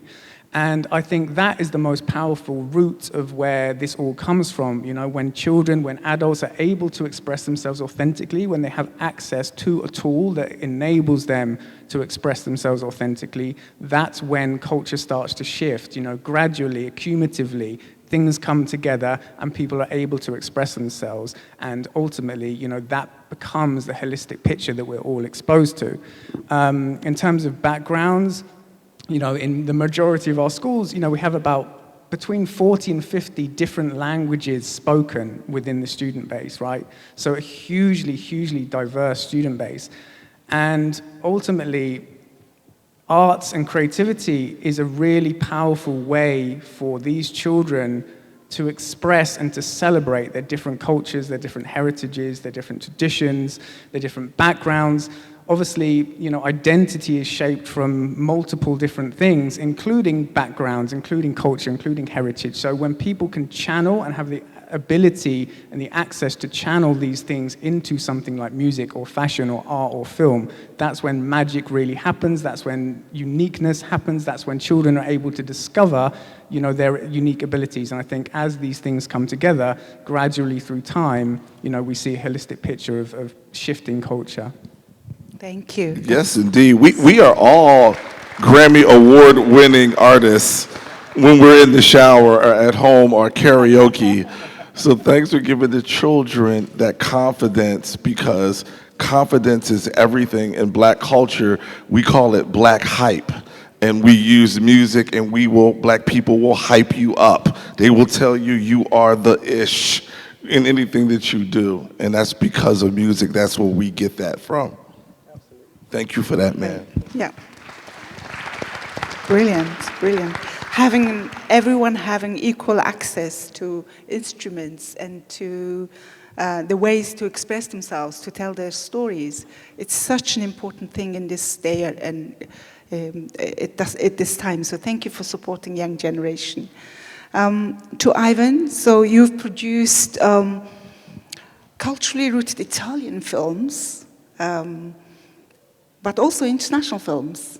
Michael Mann's Ferrari, and Ferrari is a brand for Italy. In fact, I did. I worked with some of the creatives in. I didn't produce Michael Mann's movie. I was the line producer of Michael Mann's movie. You worked on this project. Okay. We have three souls as production company. First one is producing original content. The second one is providing production service facilities for all the international productions coming to Puglia or wherever to shoot their movies. And the third one is the branded unit content for spot commercials and whatever. So in that case, I was the line producer of this big movie, Michael Mann's Ferrari. We shot in Emilia Romagna, and I mean, it was one of the huge US movies with, 400 people working at the same time on the project. I mean, a very challenging project. Yes. Please. I also worked with Avi, the editor who worked on the Avi, who worked on Ferrari as an editor, and then also Roland Walters, who was one of the writers also. So I was going to ask you, how do international co-productions support cultural initiatives and creative economic growth?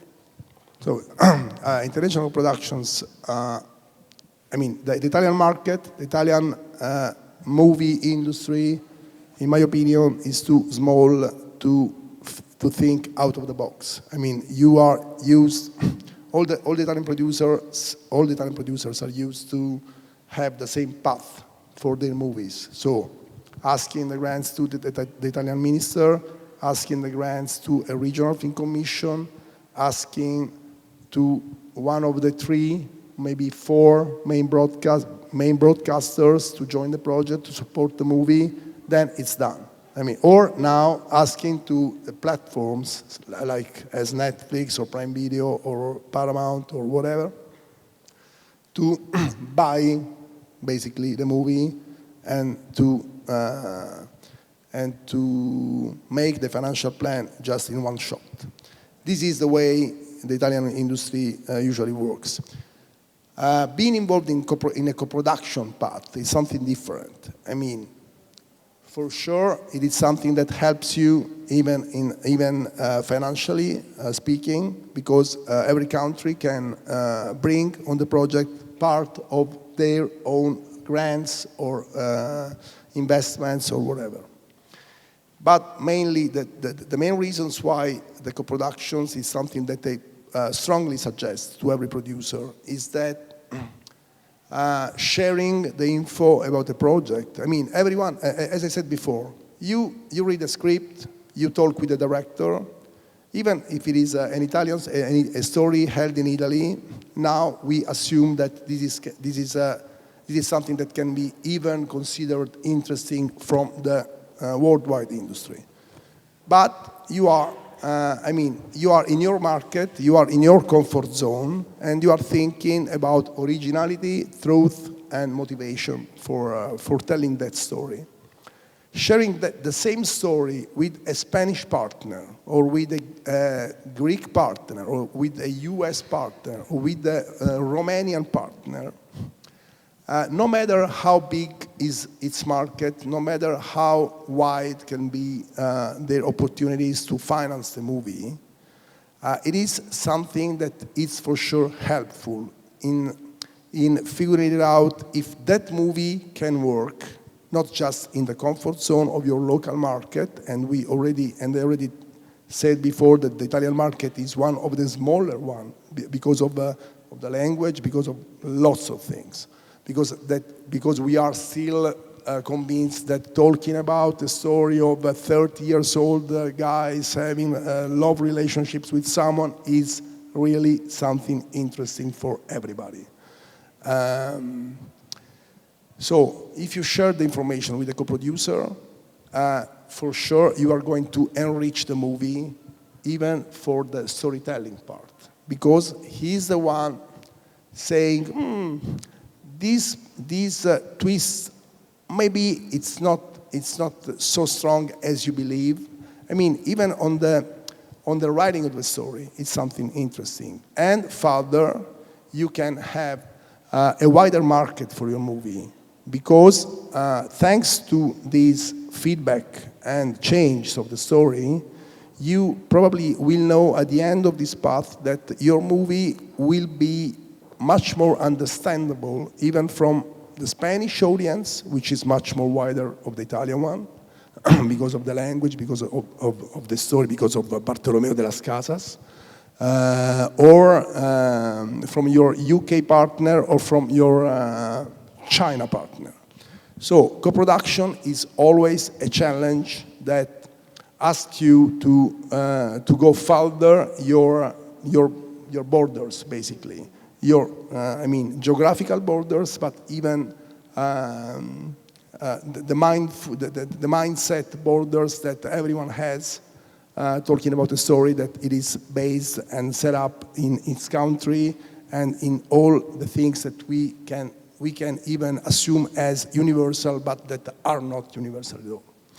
So co-production is something that is a process that for sure at the end of its path can bring to the movie some financial support, but more than that can give you some richer and wider elements to upgrade the story to an international audience. And that's why, in my opinion, it's very important to try to find partners always out from its national borders. I totally agree with you. I totally agree with you. For example, Puglia can be a really beautiful setting for international co-production, for films, even for fashion, as we will see through, for the next few days. From my experience also, the play I produced in London Coliseum with my team was set in Mongolia 2,000 years ago. It's about our kingdom, and we produced it in Mongolian language in London. And we worked with international and especially UK producers, collaborated with them.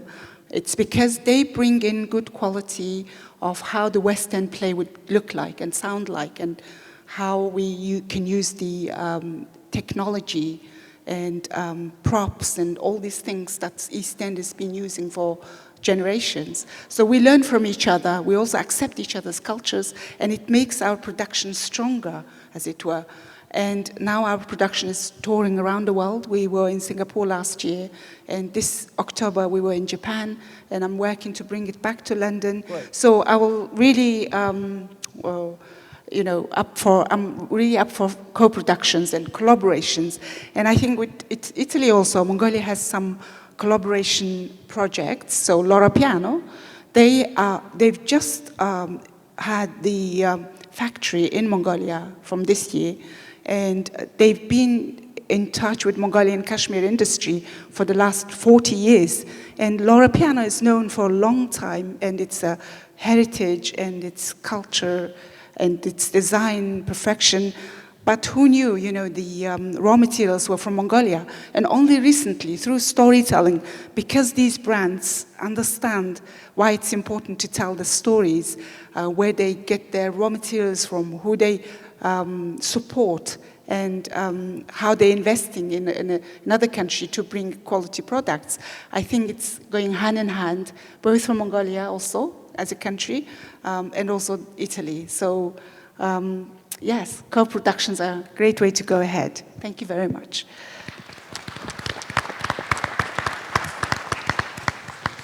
So, we are now going to diversity, generations, and cultural leadership. To Carolina, I have a question. As a creative female leader, how have you used your platform to elevate women's perspectives and girls' perspectives in storytelling? Thank you. I'm still one minor leader since I started working 20 years ago. And in the past, it was difficult for me because in Italy, there is still the same. As a creative director in the television, maybe I'm the only woman in Italy.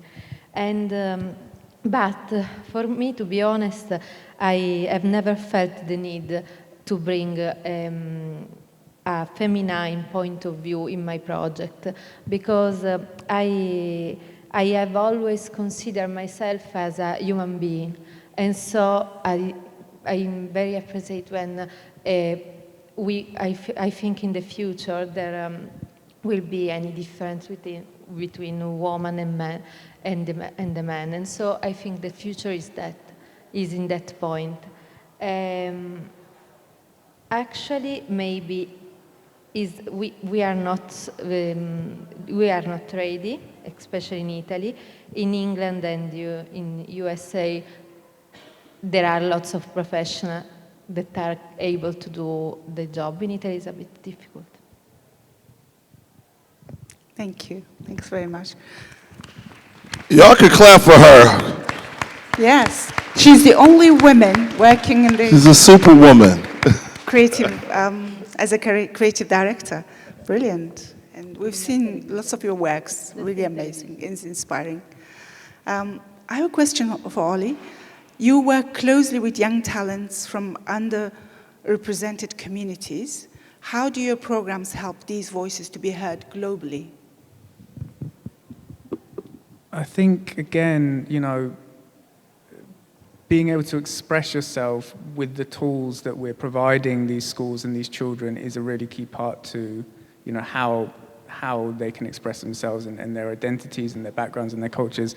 I think, again, it's, you know, especially in schools where there are so many, you know, 40, 50 languages, you know, the way to really get people to understand and learn and embrace and celebrate different cultures and backgrounds is through the creative arts. It's a really powerful tool to do that. So I think just by giving children and people access to express themselves, you know, again, their identity will come through when they express themselves authentically. You know, it's part of who they are, it's part of their upbringing, it's part of, you know, their world. So when you give children the tool to express themselves in some way, culture, background, identity comes through, and it becomes really special and profound, and that's how the rest of the world can actually learn and celebrate and be part of that as well. Great, yeah, thank you. Thanks. So I have one follow-up question. I have three more. So, across generations and borders, how can we ensure the next wave of creatives keeps telling personal, rooted and forward-looking stories?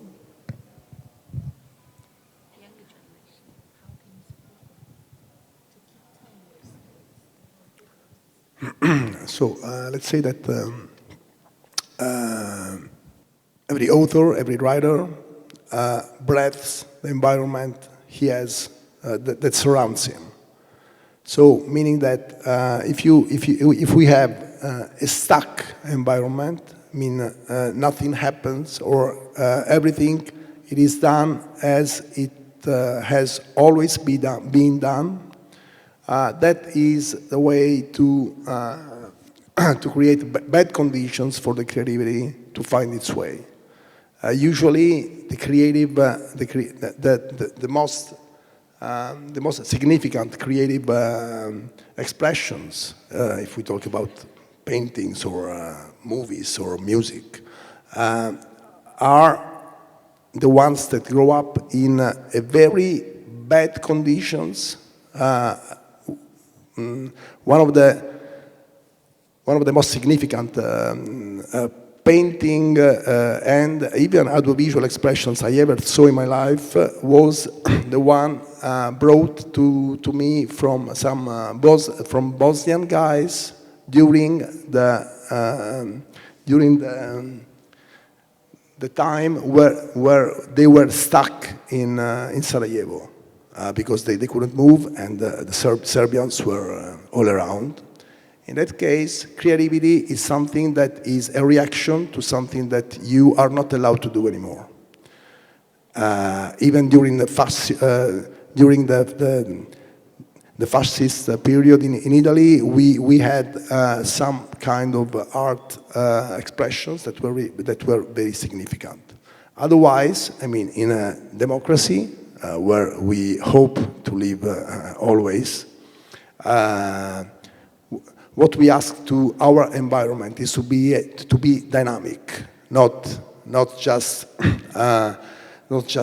stuck at the point where it is or in its comfort zone. What we ask to the environment that we have around, and that's why I was saying before, I find that Puglia, generally speaking, now is a very good environment to even to experiment some innovation, some sort of attempts to find creative ways alternative or innovative creative ways.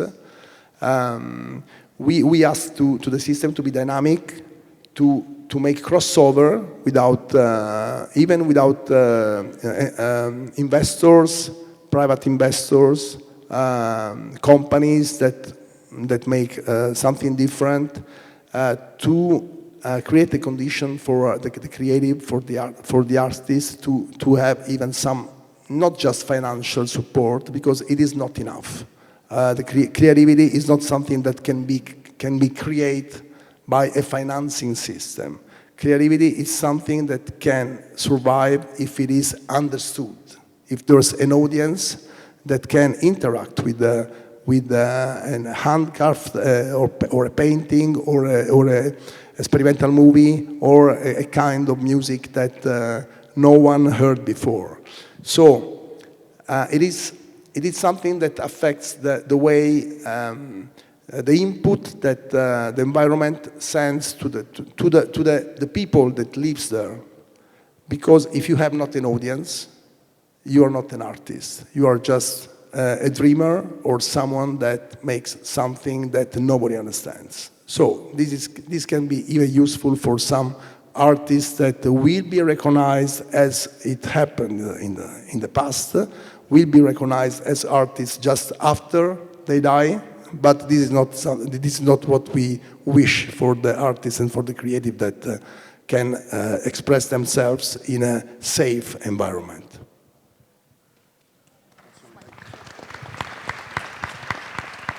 Thank you. So that's a really interesting topic about funding and finding investors for your creative projects. And I have a question for Six. I have two questions. Firstly, I'm really curious about your name, why you call Six. And then secondly, the choice of the name, I would like to find out. I'm sure the audience is also. And the second question is, you experimented with cryptocurrency and blockchain for film funding very successfully. How are these models reshaping independent filmmaking? And are these helping democratize storytelling and give more diverse voices global platforms? Okay. So, like I said earlier, the name Six, it was a nickname from my neighborhood because I got shot 6 times and survived. And, at the time that was happening, I wasn't afraid. I was actually angry because, I was like, he's shooting me he's robbing me. And I was pissed. And I was scared because I didn't want my mom to find out. But I was scared. I was like, man, I would be so scared. But I wasn't scared at the time. And then my mother did my life number. My life number is a 6. My mother was protesting back in the 70s. She got hit by a car. And I was born at 6 months. So the number 6 it never escaped me, and it became my nickname and professional name in going into film and television. So I honor it, right? Everybody put their 6s up. Put their 6s up real quick, right? So I honor it. Yeah, I honor it, and it is it's something that of course I hold deep and dear. When we talk about financing, for me, and especially telling African American stories, it was very hard to get financing. I've self-financed, and it was very hard. A lot of Hollywood producers or Hollywood in general did not want to tell or finance African American stories, even though our culture moves culture. Everybody knows a Drake, everybody knows a Beyonce.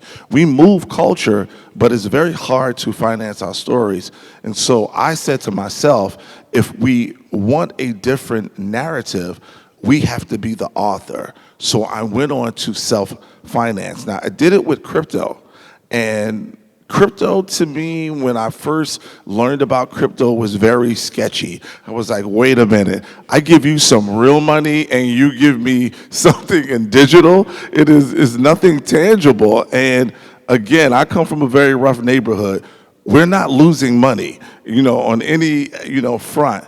And so what I found in doing it with crypto is that we could take the profits from crypto and make something tangible. Crypto can go up and down. You could lose it. You can, be a billionaire one day, and the next thing you know, you can be a no-air. And so that was very interesting, and to those who had cryptocurrency to say, okay, listen, we'll take the profit from it and we will finance the film. And at least we will have something tangible that can keep on giving and giving and giving. And so I found that way. Also, the traditional gatekeepers are the studios, and they decide what stories get told and what stories don't. And now, because we have these phones and we have technology, we're able to tell those stories. Now, funding, we have tokenization and crowdfunding and those things that we are able, before, we're not able to tell these stories. For me, to finance my films, I came from the world of video music production. So I've produced music videos from everyone from Lil Wayne to Drake to Lady Gaga to Eve. I came from that era. So I knew that my production had to be of production value. I wanted to get people in seats. And so I started selling experience to those viewers. I started renting out the theaters because, again, I couldn't find a distributor. I couldn't find people who would invest in me. I could not find the financing from the banks. No one would do it, so I had to do it myself. When you are not given a chance, you have to make a chance. And so I put money together. I got some friends of mine. I put money together, and I started renting the theaters. And I started selling experience. In my first film, I sold 450 seats at $125 a seat. I started selling those seats every hour, 30 minutes. So after one show, I was able to finance any other project. I did it consistently for 7 years. It got so lucrative that AMC Theater, the largest chain, said, we want to do a deal directly with you. So I was the first African American to self-finance and self-distribute without a studio. And that is happening today. I did it with my film Jonesing. It became a success. I'm the only African American film to come out twice in a year. Numbers matter. So it wasn't that they wanted to, help produce that or what have you. It's the numbers. Culture moves the numbers. Stories move the numbers. You guys have these right here. Content is king. Celebrity is pretty much dead. You have TikTok stars that are bigger than stars that are from traditional Hollywood, but in the safety of your own home or what have you, you have phones. And these phones allow you to create the content that you want. And now that we have AI, I could blow up a building and I don't need $1 million to do it. And so therefore, moving forward, the next generation, the young people, you guys are the next generation of creating content that is compelling, but you also have to create a great story. AI will never do that. That comes from the heart, the soul, the rhythm. That's where it comes, and those are the stories that will succeed. Brilliant, brilliant. Thank you so much. Just one last question. That's such an innovative and inspiring way to finance everything that you're doing, because without financing, it's hard to create, to expose your creative work to the international community. One last question. I know time is flying. So one last question is, what's one step governments or cultural institutions could take to make storytelling a core part of the creative economy? I would focus on funding and financing, and I like the way the Creative Europe is doing, the EU administration, and then also the British and some other countries doing through their arts councils. And there are countries whose creatives are not supported at all. They're surviving rather than creating. So what's one step that the governments need to do to help people telling their stories? I think the government should get rid of all of the red tape that comes with trying to find finances.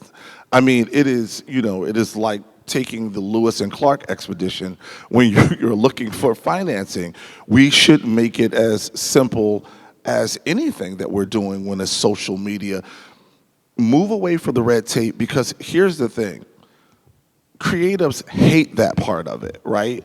Like we want to be able to create, and we know that, of course, people want to lend money and those things, but we should make it easier for creatives to say, hey, this is how I go, and I don't have to take all of these loopholes to get to the financing, and if it works, it works. And also, on the financing part, we should have creative people that sit on that board that can see vision. Thoughts are things. Everything that we think, we can manifest, right? But if you are a finance person and you don't have vision, then you can destroy everything. Things that could really matter without having the vision, and you're just thinking about the numbers. It makes it, incredibly hard. And we do not know who we are stifling when we do that, and we have to get through the red tape. That would be my first advice. Great. Ivan? Again, from my point of view,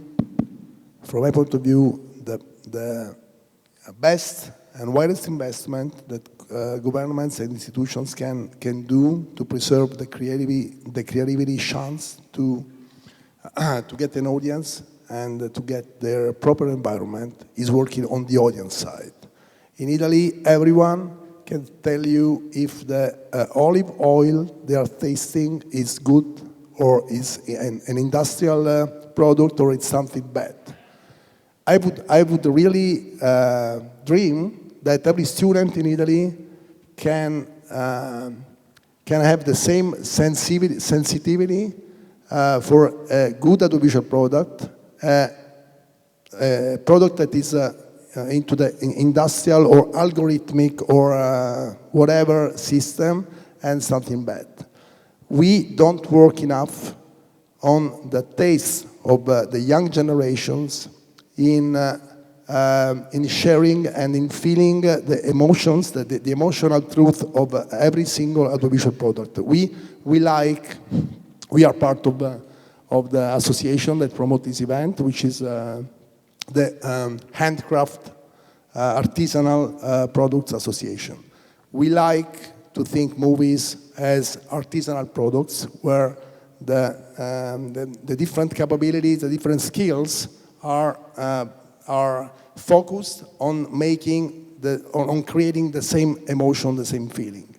But my point of view is that in the last years, particularly in Italy, but not also, the audience education has been totally forgotten.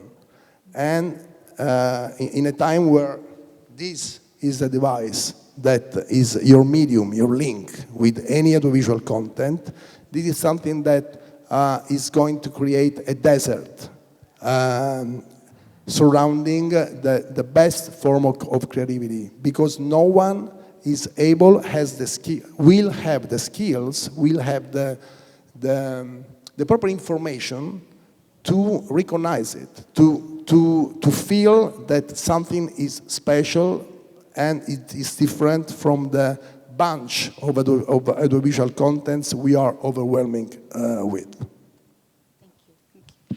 Carolina, what's one step the governments and cultural institutions can do to help creatives keep telling their stories? I think that I think that the phone, etc., all this technology object destroyed lots of our new generation. So it's very important to refocus and bring in the center the cultural identity, because the culture and the cultural identity are very important to preserve and to create new content that are awareness, also clever and new for the future. Thank you, thank you. Craig and Ollie, about the government's steps. Yeah, did you say me? From where I sit in the conversation, I think it's really about investing in the youth. I think organizations like ours are almost a reaction to the fact that governments and these organizations do not put funding into young people getting access to the arts. They actually strip the funding for young people getting access to the arts. And I think there's a massive cognitive dissonance there, because they don't see that what children actually get from having access is essential tools for adulthood as well. You know, things like confidence, self-esteem, cognitive ability, emotional ability to express yourself. All these things are vital tools for adults, but the governments and, you know, organizations who have, you know, who are gatekeepers do not connect those dots. So from where I sit, you know, investing in the young people to have access to these tools is essential for the growth of these industries. And Craig? Yeah, I see the extreme importance in this too. I mean, just with the phone, there's a young woman in Canada. She's now a Steinway artist, Leifei, and she started her career on the phone during COVID. Now she's a Steinway artist. She plays the guitar, she plays the piano, and sings, and has re-energized jazz because she had a phone. You know, all these things happen. It's so powerful. It gives access to people, and that took no money of hers. She started with nothing, and now she's an international star because she had a mobile phone. Great. So everyone can create content. We're going to do piano and poetry. We're going to do piano and poetry. That's the next production. So I would like to thank all our panelists and thought leaders. You've highlighted how storytelling continues to shape identity, diplomacy, and collaboration. Storytelling connects us. It's not just about who we are, but who we can become together. So in such a fragmented world, storytelling can still unite us. Thank you, panelists, and thank you, everyone. Yes. So I'm very happy to be here, and thank you to Daniele, Taiwo, Bruno, and everyone. Daniele and Bruno, they asked me to share some knowledge about the relationship between creativity and meditation. So I've written something, but I think that the most important part is the practice. So for a while, I would like to, it's okay, the English, or shall I do in Italian also? Va bene in inglese o in italiano? Both. Ok, sono felicissima di essere qua. Daniele, Bruno, Taiwo mi hanno chiesto di fare una piccola introduzione sulla relazione tra meditazione e creatività, che sono due argomenti enormi. E quindi iniziamo subito con una piccola pratica. So let's start immediately with a little practice. So let's forget for a while our back seat. Ci dimentichiamo per un attimo lo schienale. And we go forward on our seats. And by sitting on our hips, we will take our ankles and knees hips width apart. Quindi ci dimentichiamo un attimo lo schienale. Andiamo in avanti e posizioniamo le caviglie distanti per l'ampiezza delle anche.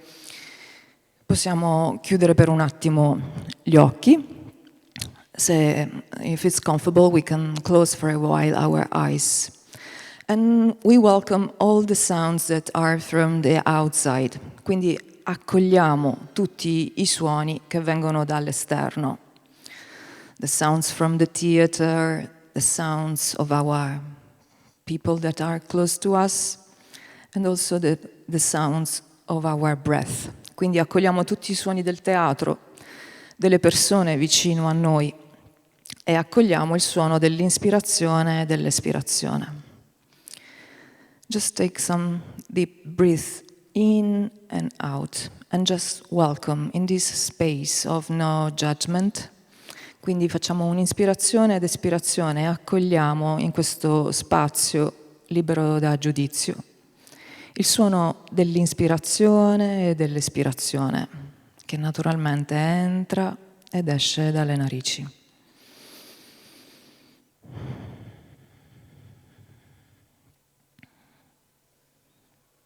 We can put our chin close to our neck. Possiamo mettere il mento un po' più vicino al collo. And let's try a breathing technique that creates more balance in our thought, which is the base for meditation, which is the base for creativity. Quindi possiamo portare il mento verso il collo e ascoltare il suono dell'inspirazione e dell'espirazione nella gola. Base per avere un pensiero più chiaro, che è la base anche per quindi la meditazione e la creatività. Durante l'espirazione, quindi, pronunciamo un suono simile al suono del mare nella conchiglia. So during the exhalation, let's breathe, let's produce the sound similar like the sound of the ocean in the shell. And let's imagine for a while that this sound is in our throat.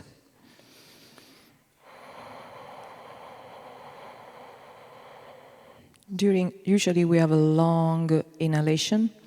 Now let's try to have a longer exhalation. The inhalation is to bring, the exhalation is to release, to let go. We let go not only anidride carbonica, but we let go all the things that are not necessary now. All overthinking.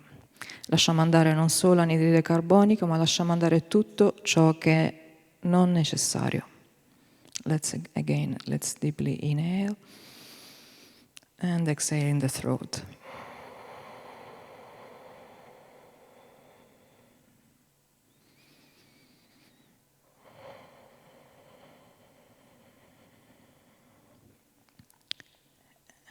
And slowly let's complete the exhalation. And we can slowly open our eyes. And if you want, we can, if you're comfortable, you can stay in this position. Otherwise, you can sit like traditionally by holding your back. So this was just a short demonstration of how the relationship between our breath can improve a space of silence where the magic of creativity can happen. And I'm Marilena Nardelli from Martina Franca. And I'm here very happy to share with all you this fantastic event. Thank you, Daniele and Taiwo. And the thing is that meditation is, the real goal is to undoing the doing. So, il vero proposito della meditazione è di agire non agendo. So, we think that we are doing something. In the reality, there is no difference between the person that is doing the meditation, the practice of the meditation, and who is meditated. In the same things, in the creativity, there is no difference. When there is the pure act of creativity, there is no difference between the act, who is creating, who's created, and the moment of the creation. So that's the huge goal, also to practice without thinking that we are the doer. Otherwise, there is a identification, and with identification, we are stuck on that thing, and so we reduce also by getting older. We reduce our creativity, and we are more into our thought, and we think that we are that idea. Thanks to the meditation, also we can release that we are not that thought, we are not that opinion, but we are beyond that. And so by the techniques of the breath, the awareness of the body, we can slowly increase attention, intuition, and we open the door for the new, which is the act of creativity. So really, thank you for this short time. Would you like to say something? Okay. Joseph.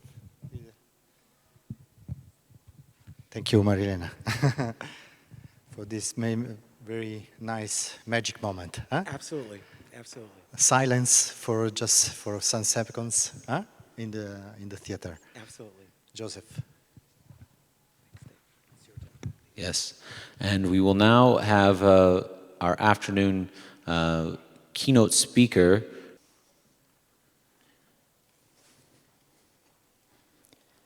Good evening, and thank you for this invitation.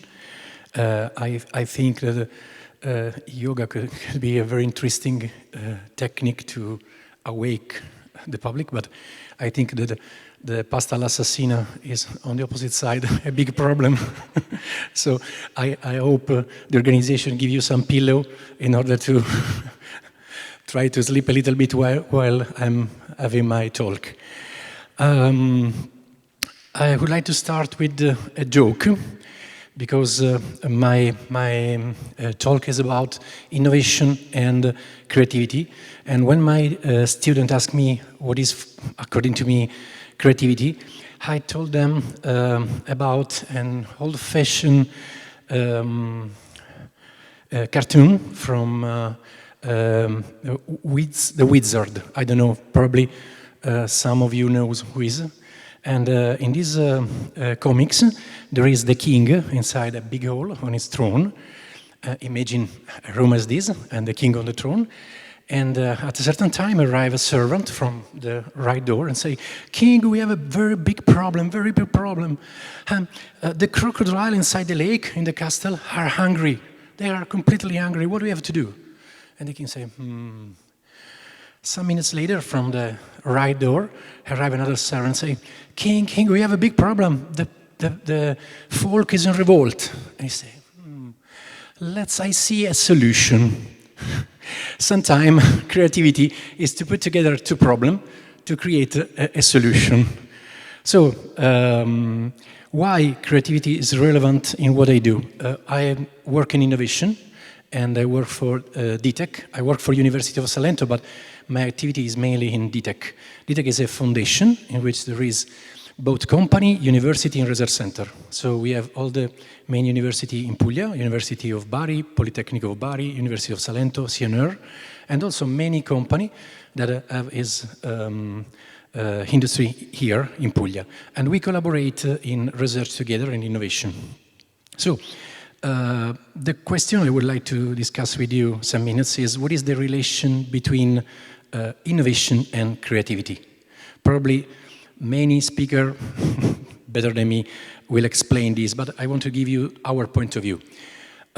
Innovation is a process, and is a process that supports company to create something new product, new service, new processes to improve their capability.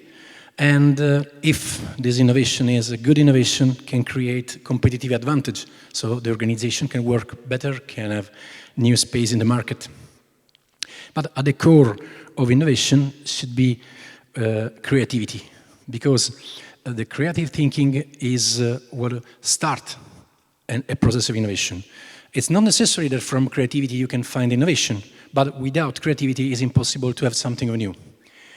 In many cases, a couple of problems could be the basis for a good innovation put together.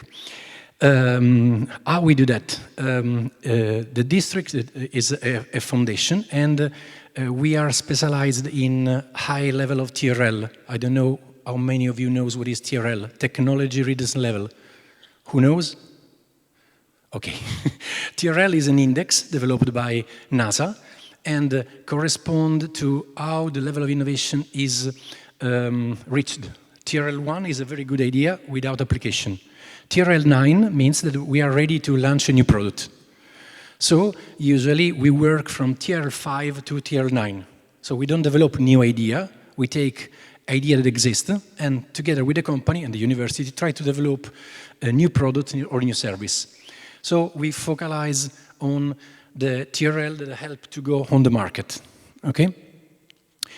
But also if the TRL is quite high, creativity is fundamental because you have to put together something that could be a good innovation and could create value for your partner, mainly for the company. And how to do that? I think that there is a lot of theory and about creativity. There is the 4P theory, there is the 5S theory, because there is a lot of theorists that work on how creativity works. We don't have a magic recipe for this, but we try to use two different approaches. The first is strong interdisciplinarity. Our team, the team that develop our innovation, work together and are from completely different point of view. We put together engineer with mathematics, with philosopher, with architect, with designer, because you have all the point of view inside the same problem. And all of these point of view should look at what is the real problem to solve. Usually in the academic world, we are concentrated in our field. We work on our specific research field, and we consider other field as a problem. But if you want to create really innovation, you have to understand the point of view of the other and look together at the final solution that have to solve a real problem of the world.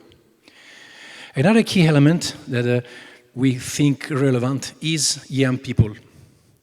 We put together young people with this different background, and these young people together have to solve the problem, because the younger people, young talented people, are able to create something new. They don't have bias from many years of experience, and so they are able to find a way to try to explore new ideas, and also to say something that normally in that field is not admitted, okay? So we face problems from different point of view according to new ideas and giving opportunity to young people. This is what works. And I would like to tell you about some specific situation in which it's this approach, we have applied this approach and it works. The first is a girl that worked with me for many years, and she was a designer, and he started with activity in building, but they start to work with me in industry. So they spend 3 years in applying ICT in industry, in particular to product life cycle management in the aerospace field. After 3 years works, she said, why don't you apply this innovation in construction field? And so he proposed to me a PhD in which she want to explore how the digital technology used in industry could be relevant in construction. In the last 4 years, they created a team of 6 persons and collaborate with bigger company in Italy on this field, integrating technology connected with the digital twin, with the building information model, and applying this new approach in construction field. So this team is made by researchers from different point of view, also social scientists, because the theme of construction is not just engineering, and they are developing many research projects in this field. Another example is a colleague that with his young PhD student that take his degree in Milan in game design and arrive in Puglia with a PhD on cybersecurity. After 2 years of cybersecurity, he proposed a game to teach cybersecurity. So he modeled the principal attack in cybersecurity and transformed the cybersecurity in a game. And we are applying this approach in the school, in the university, but also with military, in order to understand how really works cybersecurity. This, sorry? Yes. Security and cybersecurity, yes. And in this way, it's not just a game in which you play from a game point of view, but any attack, any card in the game is a real attack or is a real way to defend from an attack. Another situation is related with Martina, that is in this room. Martina worked for 5 years in industry and start to apply what she learned in ICT, applied to industry, to fashion. So the possibility to contaminate different fields, understanding that what is standard in a field is not applied in another, or perspective from one field could be useful in another.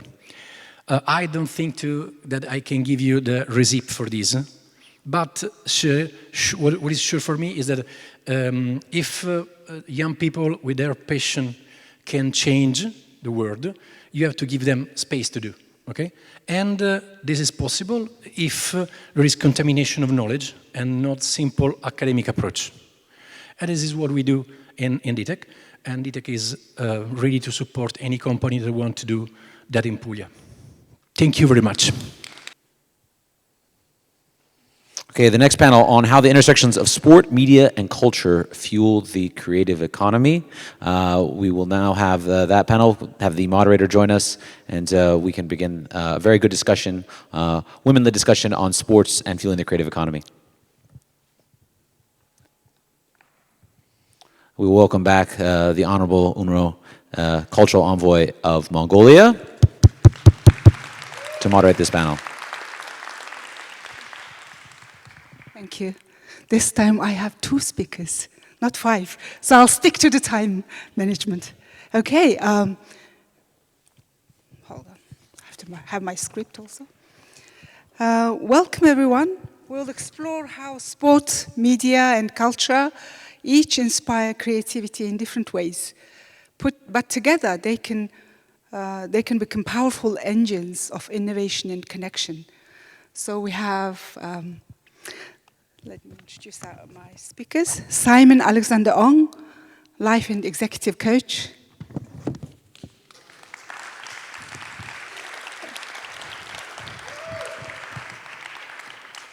Thank you very much.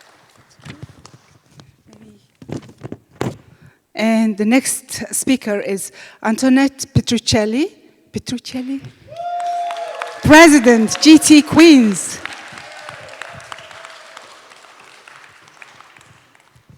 Welcome. Petruzzelli. Welcome. Thank you so Sit, much. please. Thank you.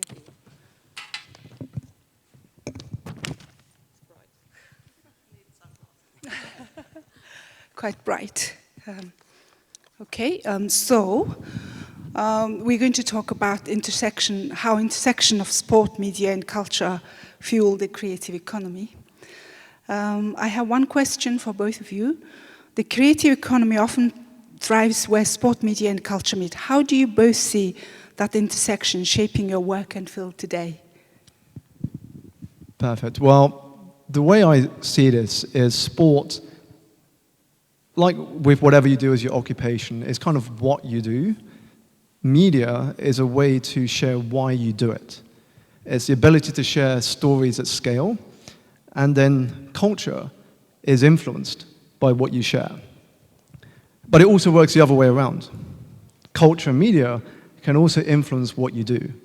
So if we think of a sport like Formula One through movies, through TV shows on Netflix, that's media amplifying the human side of a sport like Formula One. And in culture, it has created a much greater following around Formula One. We see in the UK, for example, where I'm from, a lot more Formula One cafes and bars where you can meet your colleagues for a drink and you can pretend you're driving a Formula One car. So it's starting to impact a lot of culture. It also works the other way. we've seen it in various industries. There's a great story about an Italian chef called Massimo Bottura. You heard of Massimo Bottura, who started a restaurant in Medina here in Italy. And there's a great story I read where he's driving to work one morning and he's listening to the radio and the song by Lou Reed, Walk on the Wild Side, plays. And he gets a moment of inspiration. He walks into the kitchen, he gathers his chefs together, and he says to them, I want you all to create a plate of food inspired by Lou Reed's song, Walk on the Wild Side. Now, just for a moment, the chefs all thought this guy was crazy. Did he have a long night? Was he drinking this morning? What is he talking about? Create a plate of food inspired by this music. But after they realized he wasn't crazy, they got to work. Some chefs created plates of food inspired by the era that the song was released in.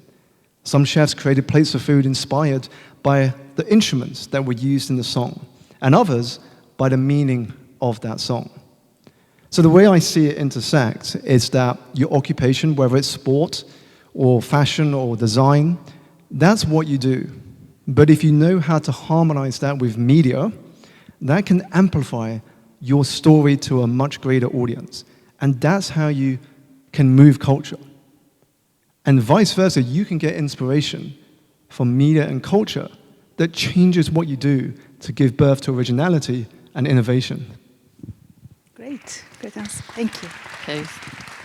Is it working? Anthony? Is it working? Yeah. Oh, okay. So with motorsport, so I'm linked obviously with women in motorsport. So we've seen a shift with women in motorsport, and social media content has been very important to also change perspectives about women in motorsport. So we've seen this shift happening, and like you said, the culture is important, and women in motorsport, we see more of them, thanks to people like Susie Wolf and lots of other people, but even generally just the normal woman that likes motors, that has a passion for motors like me, obviously produce or show their passion through the content, through social media. And this is obviously opening up to a much wider audience, and people are saying, oh wow, didn't realize that she was, you know, like a motorhead, right? So it's interesting, it's opening up, and there's a lot of possibilities to do a lot of things, not only with motorsport, but also with fashion, with culture, with art, and so it's opening up. So the intersection is opening up. Absolutely, and I can see your fashion sense today. Motorsport, what, you know, she came from creative industry forum, and then your dress and fashion sense is intersected also. Yes, this is the, I'll just talk about GT Queens, which is what I'm doing. So GT Queens, I'm not only creating a platform, let's say, but I'm also creating an ecosystem that's linked to lifestyle, so linked to tailoring, you know, artisanal products made in Italy, but not only that, but also the arts. So linking artists with GT Queens, linking fashion with GT Queens, because it's a whole ecosystem. It's not just about cars or motors, it's about your lifestyle. Yes, it's like fishing or hunting type of exactly, or sports. Golf. It's a Brilliant. lifestyle. You would be interested, I think you would be surprised to know that there is sisterhood in Mongolia also. Yes. There's really beautiful looking, I mean, young women who are into motorsports and they cycle around with a motorcycle. So I'll put you in touch. Absolutely. Great. Simon, can you tell a little bit more about yourself and what you do and what you stand up for? Yeah, sure. So when I was 15 years old, I remember asking my dad, and just for a visual, my dad is not far off a spitting image of the Dalai Lama. And I said to my dad, what does success mean? And he said to me, well, Simon, when you graduate, if you become either a banker, a doctor, a lawyer, or an accountant, you will have made it in life. And so after being seduced by watching films like Wall Street and Boiler Room. I embarked on the financial services career path, but it was the worst possible time to do so. It was the middle of 2007, a year before the global financial crisis swept across the planet, and the company I started my career with was the Lehman Brothers, which collapsed into administration 14 months after I joined. Nothing to do with me, by the way. I was still very junior. But even though the experience was tough in the moment, in hindsight, it was a beautiful blessing in disguise, because it kick-started, for me, the longest journey I believe we make as humans, which are the inches from our heads to our hearts. Never an easy journey, but the most important and fulfilling that you will ever embark on. And that led me to what I now get to do today, which is to awaken people's imagination to what is possible so they can write a better story. And I do this through my work as a coach, a speaker, and an author. Brilliant. A powerful story. Thank you. And Antoinette, would you like to talk about yourself and what you do? Myself, okay. I'm very close to Puglia. My parents come from a town where Antonio Pio Saracino comes from. So in the Gargano region, my parents immigrated to Australia, and I was born in Australia. And I grew up in Australia and worked in Australia. But I grew up with a very strong cultural background and artistic background. In my family, we had 2 artists. And the values my family installed in me from a very young age are still very important to me today. And I think they're more important now than ever. And I thank God I was able also to pass on those values to my children, because sometimes we lose things along the way. So I grew up in Australia, and my world was fashion. I worked in fashion, and I came to Italy, and I worked also in Italy for a long time. And I've traveled around from Italy to New York, and now I'm in Switzerland. And the fashion part obviously stuck to me. I also have another brand called My Boutonniere, which you'll see later on. So they're flowers artisanally made in Florence, handmade. So all these things, my background from my parents and from my work ethics and everything, have built me. And today what's important for me is empowering women. That's my focus, and creating this ecosystem for women, especially for young women. So I'm pleased to see so many young people here today, because I think we need to inspire them and to help them find their way as well, and give them the chance to do what they want to do. Such an inspiring story. Thank you very much. And that was exactly my next question was to you. GT Queens empowers women through sport and leadership. How does that empowerment translate into tangible, creative, and economic growth?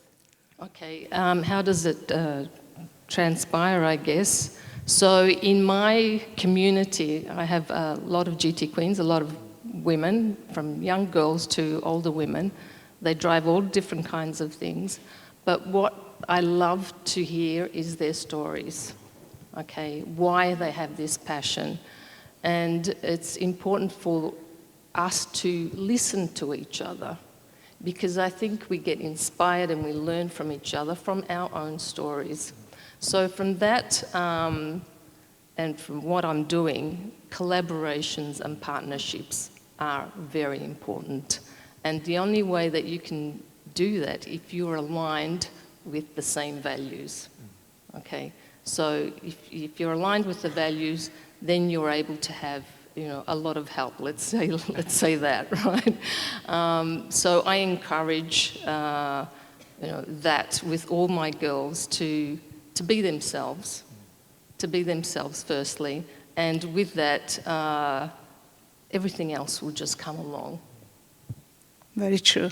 Be authentic. Be authentic, absolutely. And that's what I love about my community. These girls are authentic, yes. And I love that. And the energy Well, you know, when you have a group of authentic people, you feel the energy. Like even here, even the speakers that were on this, you know, on this, let's say, stage, you could feel their energy.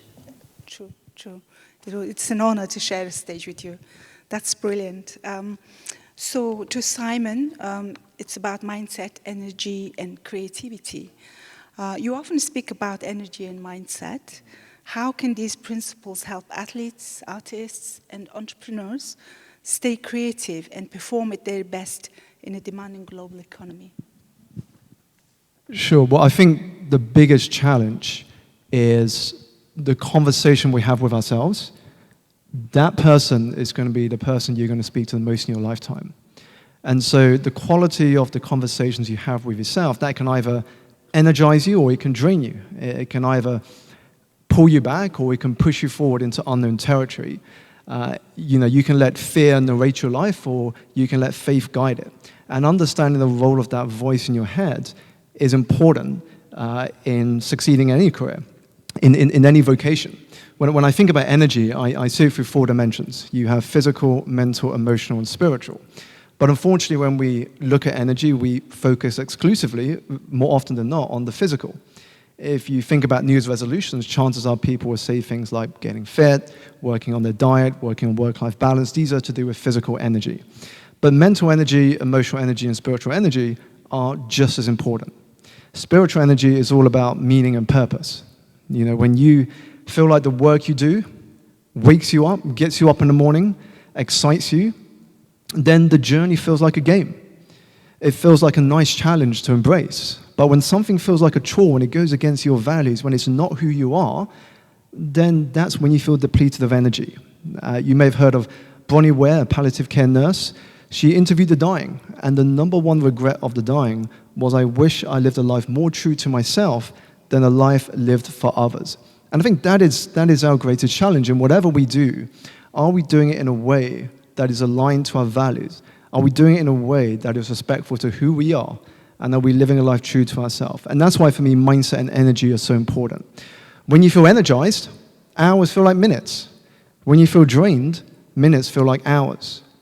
And that's why it's so important to work on your own energy, understand the role that mindset plays, because mental fitness is a bigger contribution to your success than you realize. And when you realize that, when you fully appreciate that, you start to understand that you are both the sculptor and the sculptor. You are the person that is writing your reality, because we live in the feeling of our thinking moment to moment to moment. And at any given point, you can choose one thought over another. And that will transform your behavior, your actions, and your choices. That's a really incredible lesson. And even today, when we did some breathing exercise, that helped us already, right? To set the tone and feel connected to your body. And I really thank Daniela and Taiwo for giving that opportunity in this really amazing space. Because I was learning lately about, you know, getting connected with breathing and your body and mind as well. So it's really interesting. You know, absolutely. I was just going to add to that, is that slowing down in a world that is more connected than ever before is a modern-day superpower. You know, there's a great anecdote of how Thomas Edison, the American inventor Thomas Edison, would spend an hour every day going fishing. What was more interesting was the fact that in all of his years of fishing, he never caught a single fish. When asked why, he said, well, when I went fishing, I would use no bait. So no one, not even the fish, would disturb me. So in that moment of stillness, that's where we can connect with our innate wisdom. But how would that help the artists? Because they have to be active all the time, pleasing and entertaining. And yeah, no, absolutely. I think it's absolutely key, because we're always collecting dots. Even now, sitting here in this auditorium, you are collecting dots by listening to the speakers on stage. Now, unless we can reflect and connect all of those dots that we're collecting, we cannot give birth to creativity.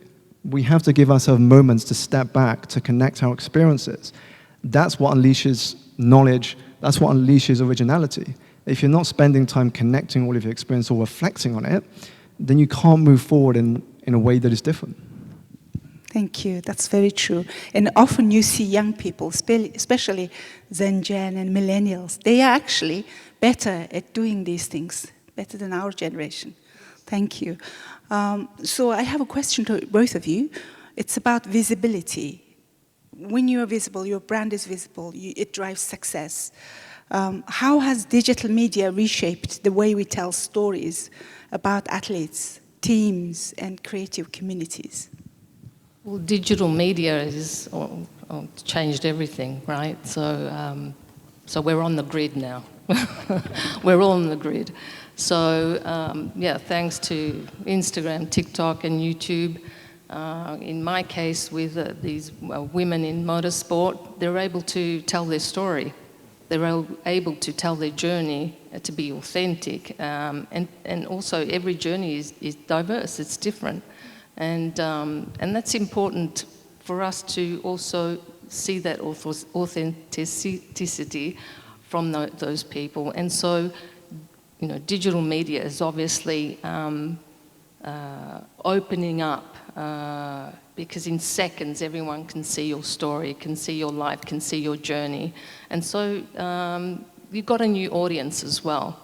Okay, so with the new audience, then you've got other interactions and engagements, absolutely.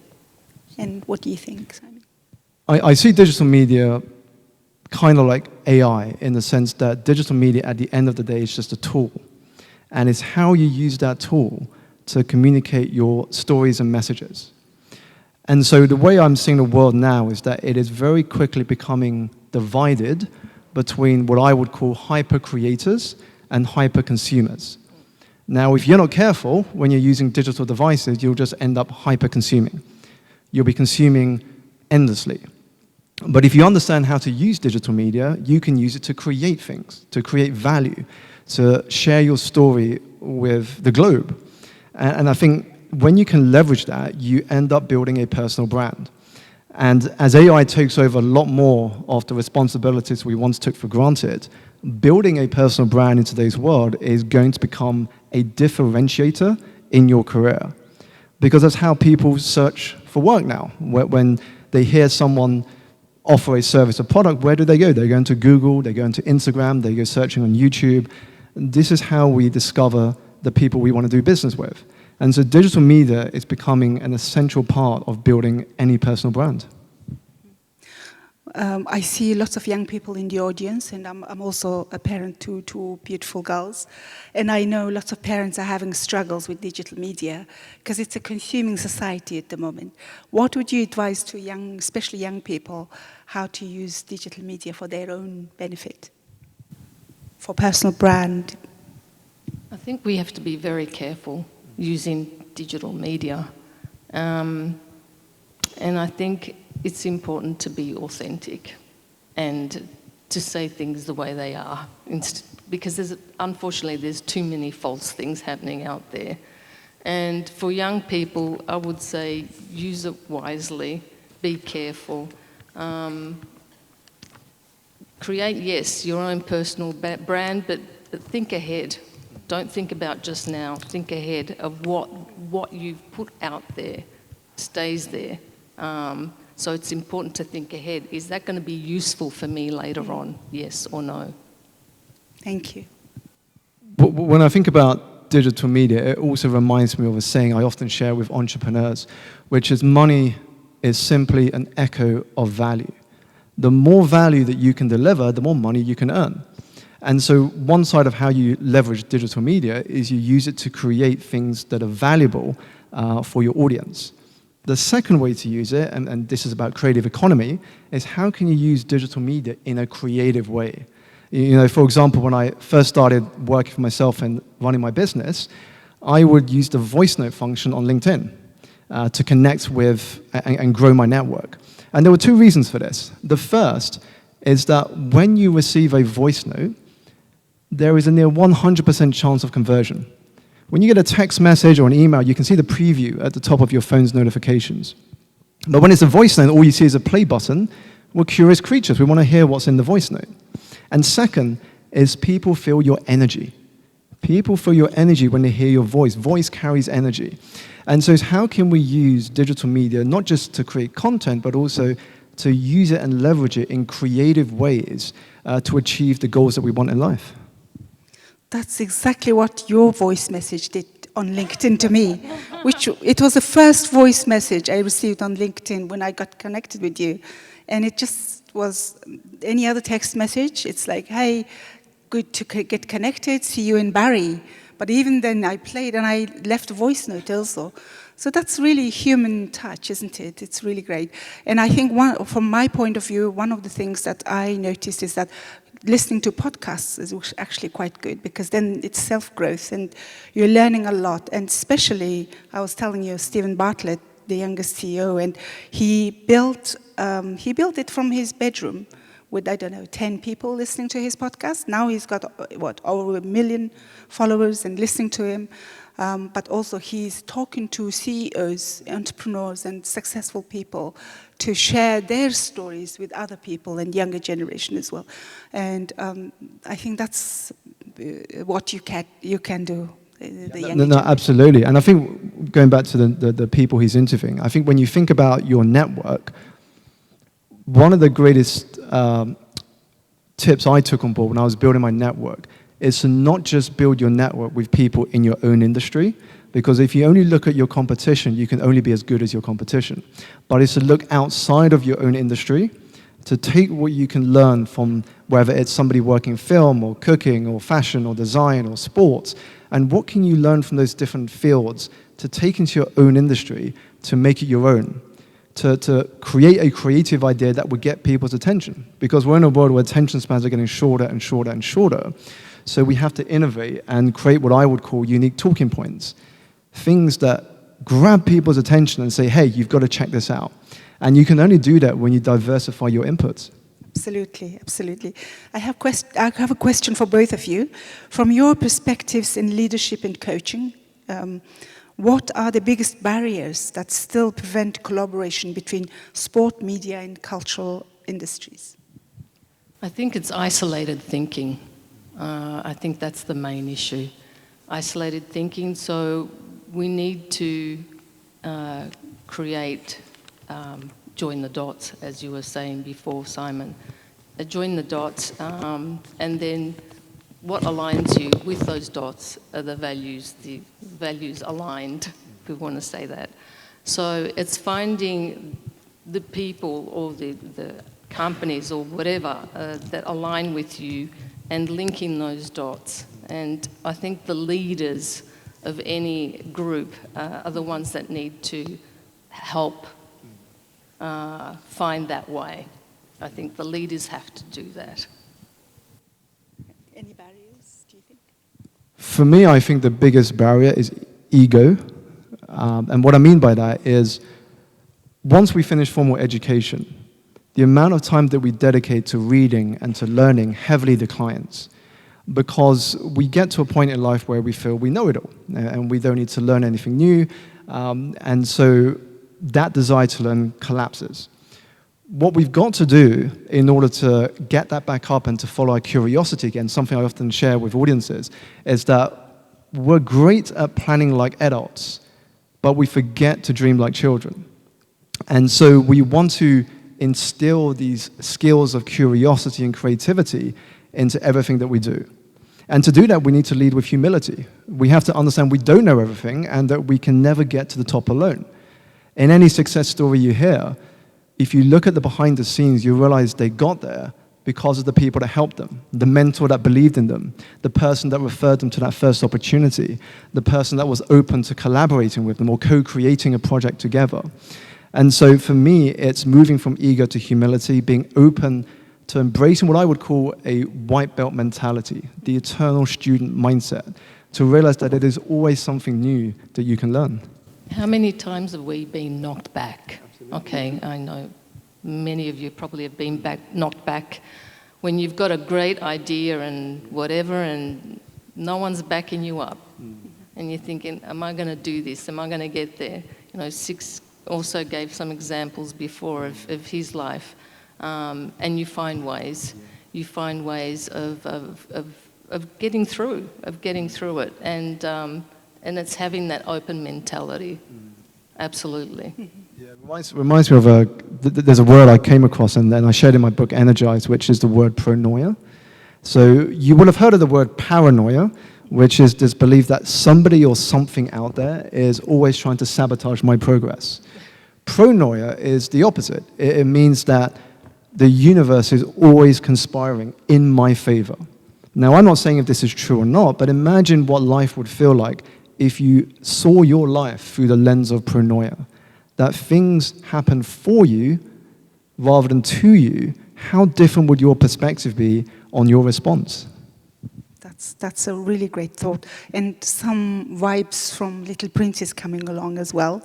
Be curious, be like childlike, curious like Little Prince. So I have one question about the Energize, the book that you wrote. So you write about realigning with purpose. In fast-paced industries like media and sport, what practical habits help leaders and creatives sustain energy, stay inspired, and avoid burnout? Great question. And it's probably one of the biggest challenges amongst people who are ambitious. If you are ambitious, your biggest challenge will not be about hustling or working hard. Your biggest challenge will be about pulling back, finding space in your calendar to just be. Because we are quick to say yes to that business meeting calendar invite. We're quick to say yes to that social event invite in our calendar. But how quick are we to say yes to me time? Time just for you, blocked out in your calendar. So when I think about energy and how athletes, entrepreneurs, and creatives can sustain themselves over a long period, for me it comes down to 3 R's: rest, renewal, and reflection. Rest, we have this misconception that only once I achieve a goal, only once I've burned the midnight oil, then I can rest. But that is a quick-fire way to burnout. Work and rest are partners of the same team.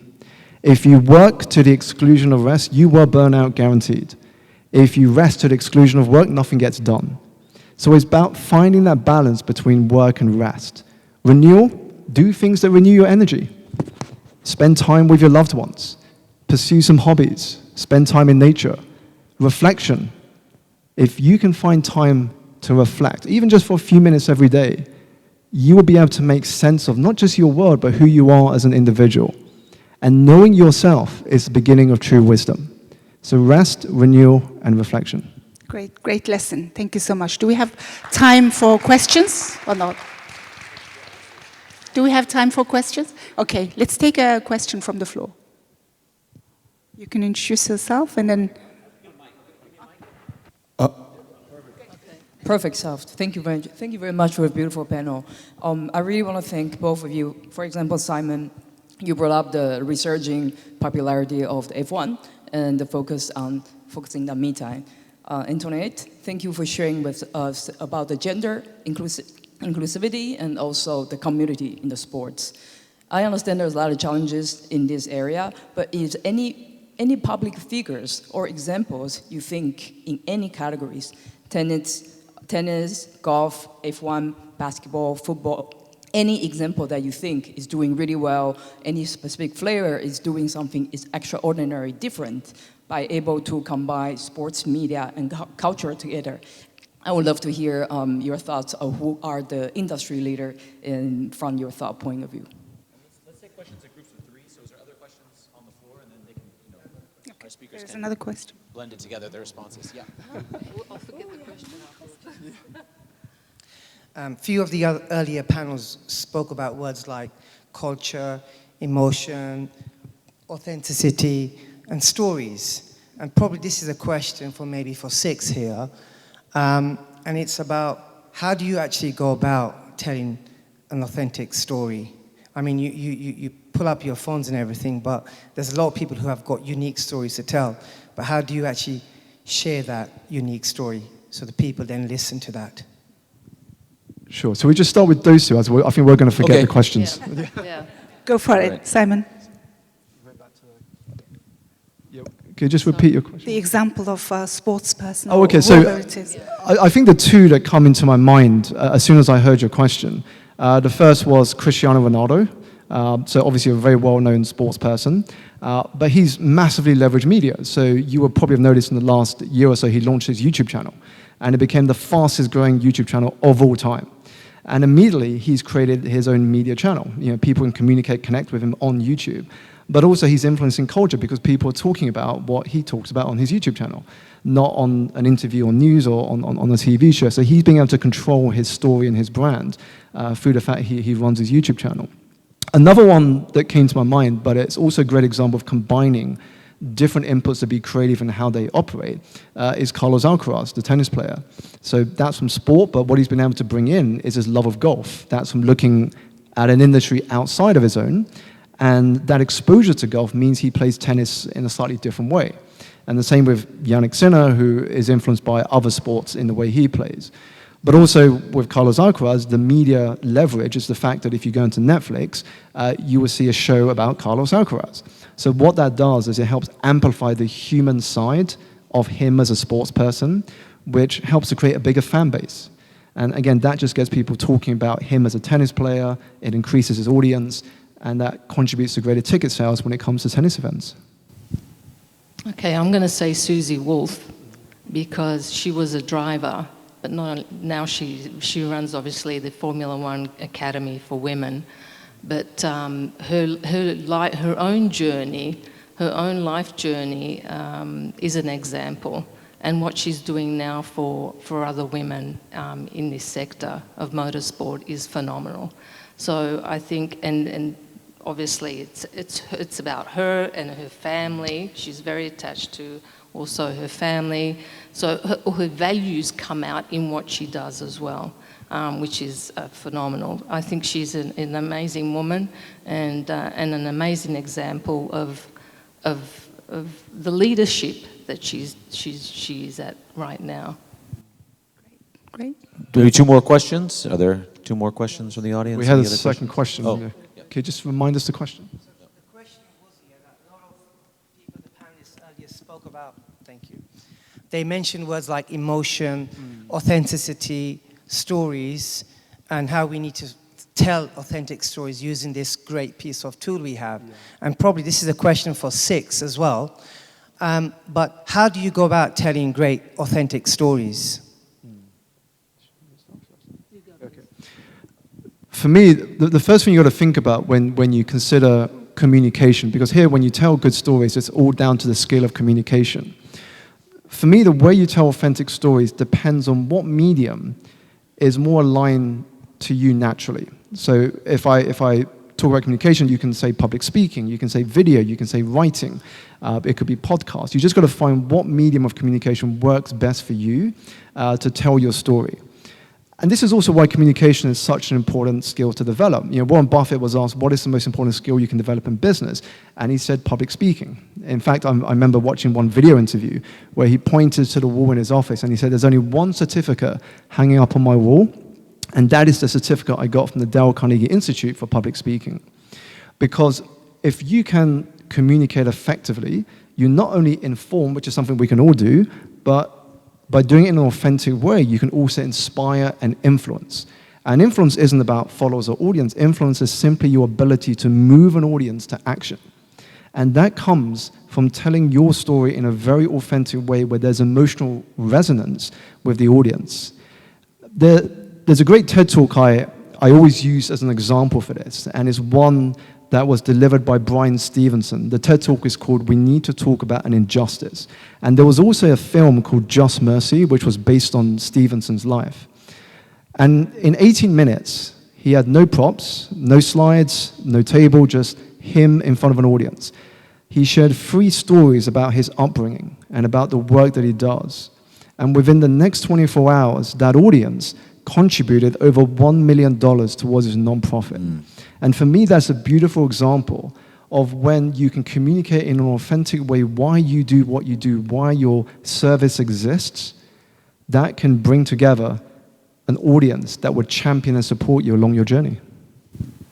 I don't know if just speaking is a way of communicating, because I think also actions and what you're doing is a way of communicating, because not everybody has the ability to speak in public. So I think the fact of being yourself, you just be yourself. That's how you communicate. I think that's the best way to tell your story.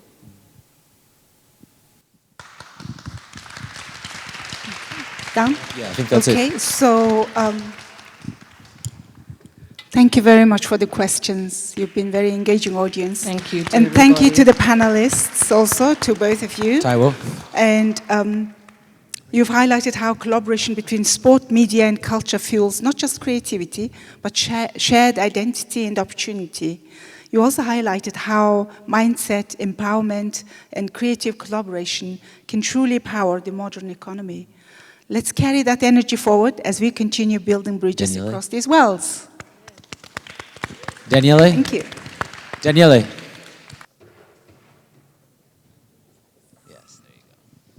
Thank you very much. I'm back. Back with my laptop. Okay, so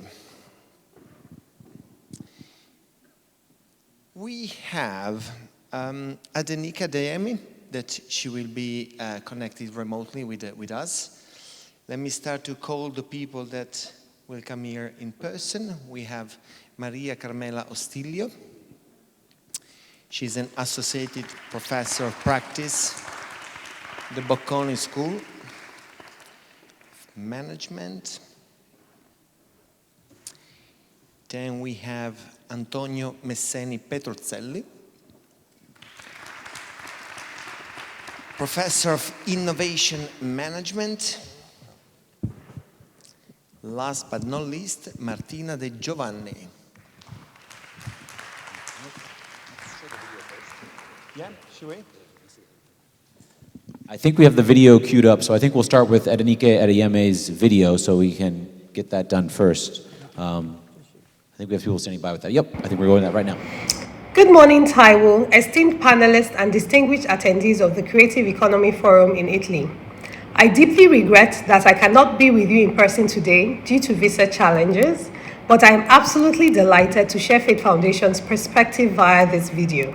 Thank you, Taiwo, and the organizers for ensuring this critical conversation on innovation and global markets continues. At Fate Foundation, we have spent 25 years building the entrepreneurship pipeline in Nigeria. Our focus is clear: to ensure the creative and industrial energies of our young people and population at large translate into scalable, globally competitive businesses. First, we leverage our digital backbone and our AI strategy. Through platforms like the msmehub.org, we deliver foundational knowledge at scale. This allows entrepreneurs in Lagos, Kano, or Enugu to access world-class content using a baseline of quality and relevance. Secondly, our commitment to quality is upheld through a train-the-trainer model. We focus intensely on certifying local trainers, mentors, and partners who possess deep contextual knowledge of their specific regional economies. And so, by empowering local champions, we achieve reach without sacrificing the critical factor of local adaptability that defines success in complex markets like ours. Our work does not stop at empowering local and individual entrepreneurs. It extends to redesigning systems so they actually work for small businesses. The most stubbornly resistant system we have faced is the traditional financial ecosystem approach to risk and collateral. Access to adequate patients' finance remains the number one bottleneck to scaling small and growing businesses into industrial players. We don't try to shift this resistance through protests, we shift it through data and convening power. Our strategy involves using our division called the Fate Institute to commission evidence-based research like our annual State of Entrepreneurship in Nigeria report. These reports act as our data weapon, providing irrefutable evidence of the economic cost of excluding small and growing businesses. We then use these data-driven roadmaps to convey the decision makers through our annual policy dialogue series. One is happening on the 19th of November. And we bring in ministers, regulators, and the banks to collaboratively design solutions, effectively turning abstract policy questions into concrete, financially viable investment cases. This approach of evidence-driven advocacy is slow, but it is the only way to achieve genuine, systemic, and sustainable change that benefits millions of entrepreneurs and not just hundreds. Finally, leading a nonprofit in a dynamic, resource-constrained environment involves constant trade-offs. Sustaining leadership, both personally and organizationally, comes down to clarity and diversification. My personal resilience is anchored in our mission. That's the North Star that restores energy. For faith sustainability, the focus is on diversification.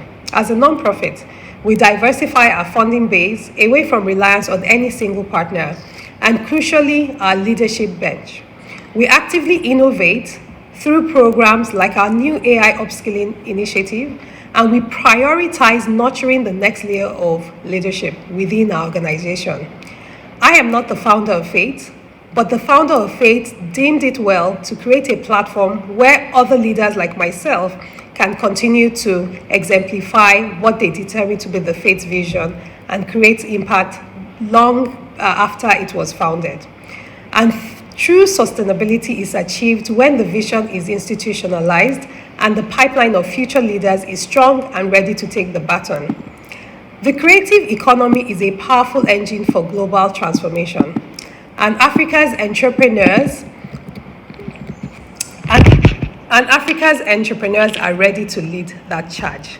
Thank you very much for giving me an opportunity to contribute, and I wish you a very successful forum. Thank you.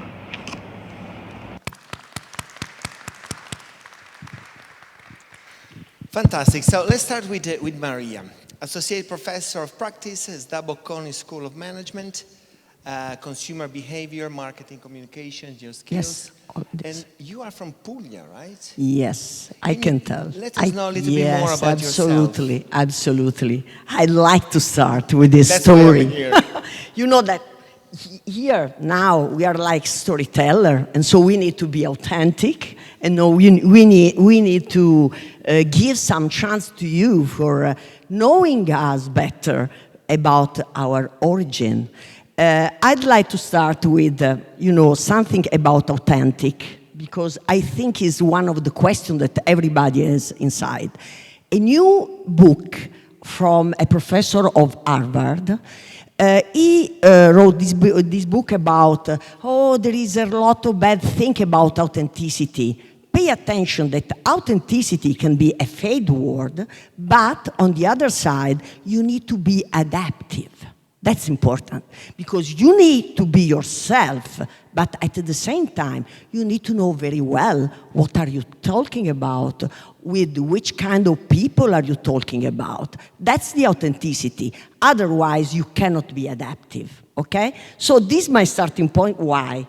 Because I think, first of all, I prefer to speak in Italian, as you can imagine, and for me, every time to speak in English it's really hard. And what I did, I used the 80th iPhone to write everything that I could tell more and better, and I used to put everything is here. So, speaking about my origin, image to wake up every day in front of a deep blue Ionian Sea. These are my origin. I come from Taranto. And Taranto is just in the heel of the boot of Italy boot, and is in charge of the Gulf of Taranto. But at the same time, I was grown there, my childhood was there. Now I live elsewhere, but I bring with me the identity of my city, the accent of my city. When I was outside, the American people say, oh, it's nice, because it is exotic. I hated my accent, but it's here. So what I have to do? And the third one is that my pride to bring with me my origin. If you know Taranto, And if you don't know, you have to know Taranto, you can understand what I thought from my city. First of all, the resilience. The second one is the sense of community and the sense of belonging. The third one is more important than the other, but I have the sense of vision and of something like inspiring. And if you think about us here in Bari, I share the same value of this forum. That's why I'm here and I'm happy to be here. That's the first origin.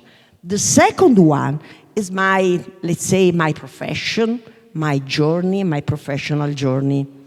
I teach from a long time in Bocconi University. I have been there for more than 30 years. And I took my MBA in Bocconi. And I stayed there because I love what? So I started to, I work on the different disciplines as marketing, branding, and communication. These are my three main disciplines on which I work during my life, but they are not disciplines, they are my passion. I like what I do, and I think that I like for example, you can think that branding is strategy. It's not. Branding is something that you are inside and you have to convince and you have to build trust by branding. So it's really, really important for me, and I hope to share with you some tips or some for your curiosity about branding. Absolutely. Thanks. Wow, fantastic. What an introduction. I was thinking when you were talking that you said, every day, imagine wake up every day and have this blue ocean, deep blue sea in front of you. Yes. You imagine if you come where I come from, that every day you wake up, you have the smell of pigs and fog. It's like very different. You have to change. upbringing. That's why. Yeah, but you can choose where you come from, though. Both Italian, fantastic. So Antonio Messeni Petruzzelli. The first thing that I saw when I saw your You are your the owner profile, of this theater. No, not the owner. He owns the whole theater, by the way. No. He owns the theater. You have 180 international publications. Please tell us your story. No, okay.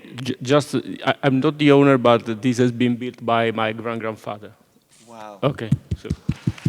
Wow. Clapping for the grandfather. Yeah, grandfather. Okay. Great grandfather. Welcome at your home. Sorry? Welcome at your home. More or less.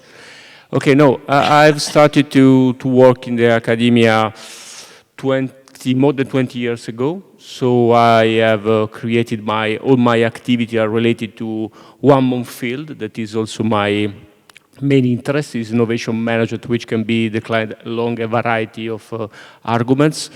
I have started this topic within my university here in Polytechnic University of Bari, and then I've created a group, both located here and also abroad. I've spent some time abroad in Spain, for instance, and I have created a network of collaboration. So, of course, these research output are extremely dependent of my capability, in a certain sense, to be part and to orchestrate a large network of collaboration. Fantastic. Thank you very much. And Martina, can you introduce yourself? When I was reading your profile, there is this mixing of skills between engineering and fashion. It's like, that's fantastic. Acceso. It's not working. We have plenty of microphones. Check that one. Okay, good afternoon to everyone. Yes, I am the Martina that Professor Corallo mentioned before. I am a research fellow at Core Lab, a research laboratory belonging to the Department of Innovation Engineering at the University of Salento. I am a management engineering, and my background is an industrial engineering background, but when I was child, I have a passion for fashion sector in general. But during my bachelor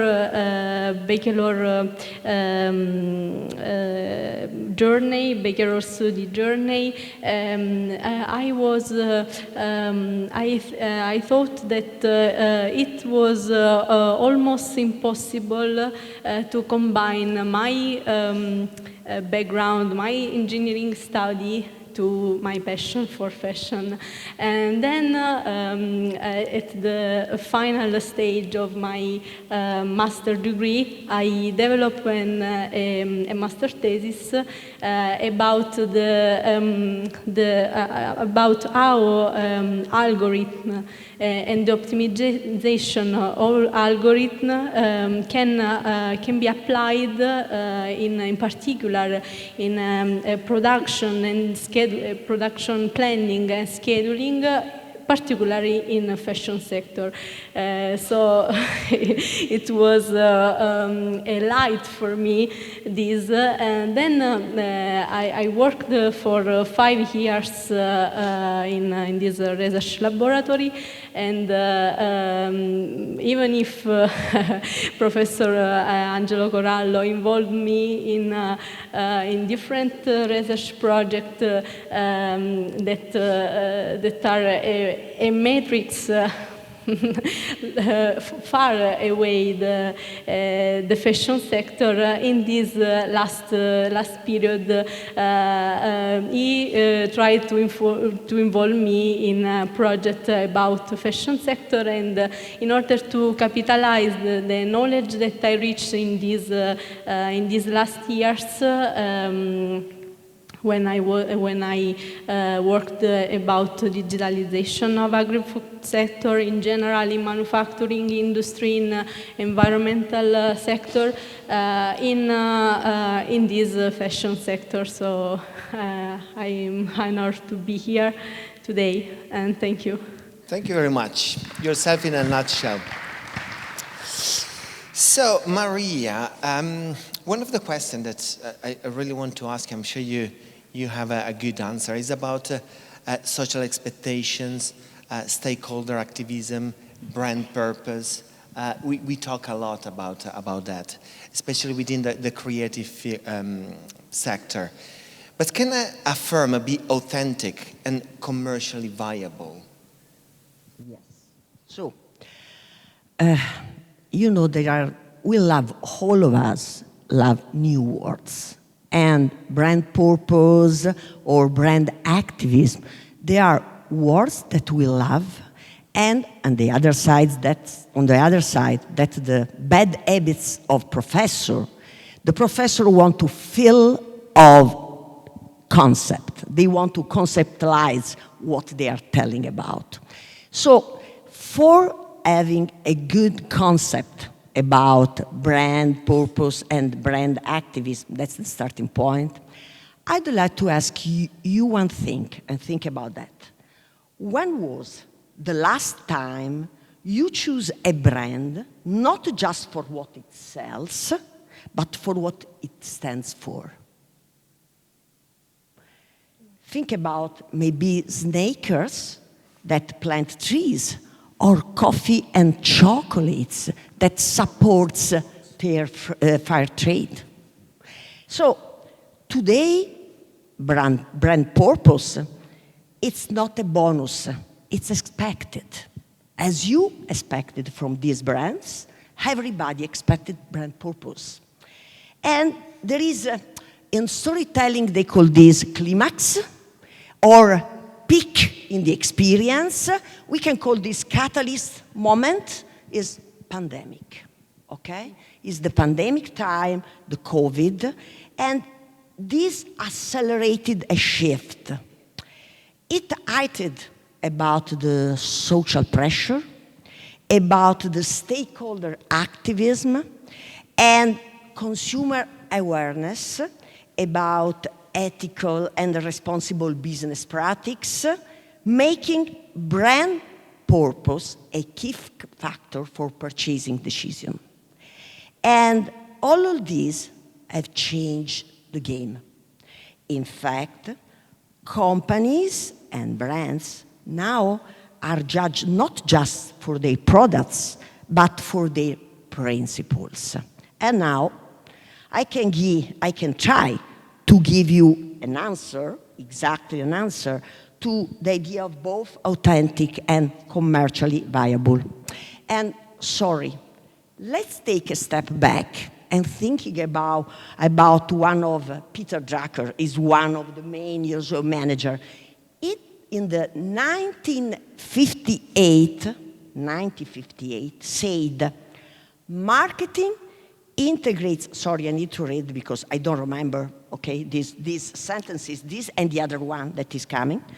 Marketing integrates the economy into society to serve human needs. First, some years later, American Marketing Association, as in 2017, remind us that marketing creates offerings that deliver value, not just to customer, but to society at large.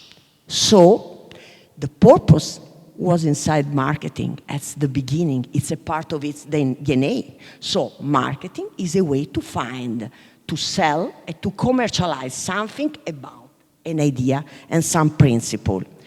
What is changed now is the level of scrutiny, okay? So, why purpose is so, let's say, important, so relevant? Because it builds trust, it builds loyalty, and given positive externalities, because there are benefits for community, benefits for people, benefit for society, benefit for planet. And think about Patagonia, or think about Unilever. So, for them, purpose isn't a campaign, it's a business model. So these companies change everything. But what I like a lot are some tips, or better to say, some managerial inspiration coming exactly from Unilever. And Unilever suggests a framework just to have a good, let's say, brand purpose framework. One, inspire real behavioral change, starting from inside and going outside. In this sense, purpose doesn't fit the brand management. If purpose doesn't fit the brand management, its capability, its, let's say, decision, it feels fake. First. Second, gain strong internal support. What is the meaning? You can't play alone. So, you can ignore your stakeholder and shareholder. In this sense, you need to balance profit and impact. Now it's necessary. Third, use robust measurement system. So, evaluate the impact in the past, but impact of what we are doing. And fourth, build partnership with people with, or company with complementary skills and resources, because you cannot do everything alone. So, brands like Patagonia and Unilever, they practice brand activism. So, they didn't use just statement, they act in the world. That's the important thing. And most of their marketing, of their, let's say, of their initiatives, they comes from decision about marketing, a lot of different. Think about Patagonia against Trump. Think about Patagonia, don't buy this jacket. Think about of everything they did, not just communication. They are principles. And they believed in this principle, this company. So, now the last part that you asked me. You say, do well by doing good. How we can do that? So, the important thing is that purpose is a part of strategy. Purpose isn't seasonal. So it's not like a season and you have to follow purpose. It's a long-term commitment. It becomes your identity. It guides innovation, partnership, and performance metrics. So there is this, we use this triple bottom line that of brand purpose. Profitability, consumer satisfaction, and social impact. So in this way, the brand purpose can be commercially viable. And I have a suggestion for you. The next time you choose a brand or you are going to build one, ask yourself, is this purpose just painted on or is part of the foundation? Because the brands that win won't just have a slogan, they have a system. One that creates impact that matters, then returns can last. Did you receive your answer? Whoa, yes. Good. Should we stay with you a little bit? It's not probably part of the script, but how about the opposite? So when brands do something and destroy their credibility, or instead of adding value, there is a lot of boycotting movements around the world. There are a lot. Yeah. Think about Nike, and when they decided to use Kaepernick for the campaign, all the customers of Nike burned all the shoes because they didn't believe that crazy dream is a dream, and you have to believe in the dream. So you have to be courage, you know? You have to be courage, and if you believe in that purpose, you have to change all the organization, everything. And so otherwise, you have to invest on that. But can you tell me something more, for example, about greenwashing? Yes. Because what you're saying is all good, but I think a lot of companies, they're not really doing what they're saying, but it's just a big marketing operation. Yes. What are your thoughts on that? Okay, one thing is the tactical one. You know that now against greenwashing is the ashwing. It's like to say, I don't speak, so I don't tell you anything, so you cannot attack me, okay? This is one. But this is tactical, okay? On the other side, and then we come back to storytelling, to the brand. If it is part of your strategy, if it is part of brand purpose, if it is part of your let's say, identity, you cannot be attacked because it's your strategy. You have to go ahead. So in this case, you know, the enemies are everywhere and they try to attack you every time. If you are friends or they are not friends, but you have to have courage to go home every time, because in that, otherwise, is a tactical, is a tool, is not exactly your strategy. And maybe in a simple way, you have to be authentic, you know. That's it. You don't have to promise something that you cannot do. Otherwise, you can fail your credibility. And credibility and reputation are, I think, the most important thing for a branding. Absolutely. Fantastic. Thank you. Let's move on to Antonio.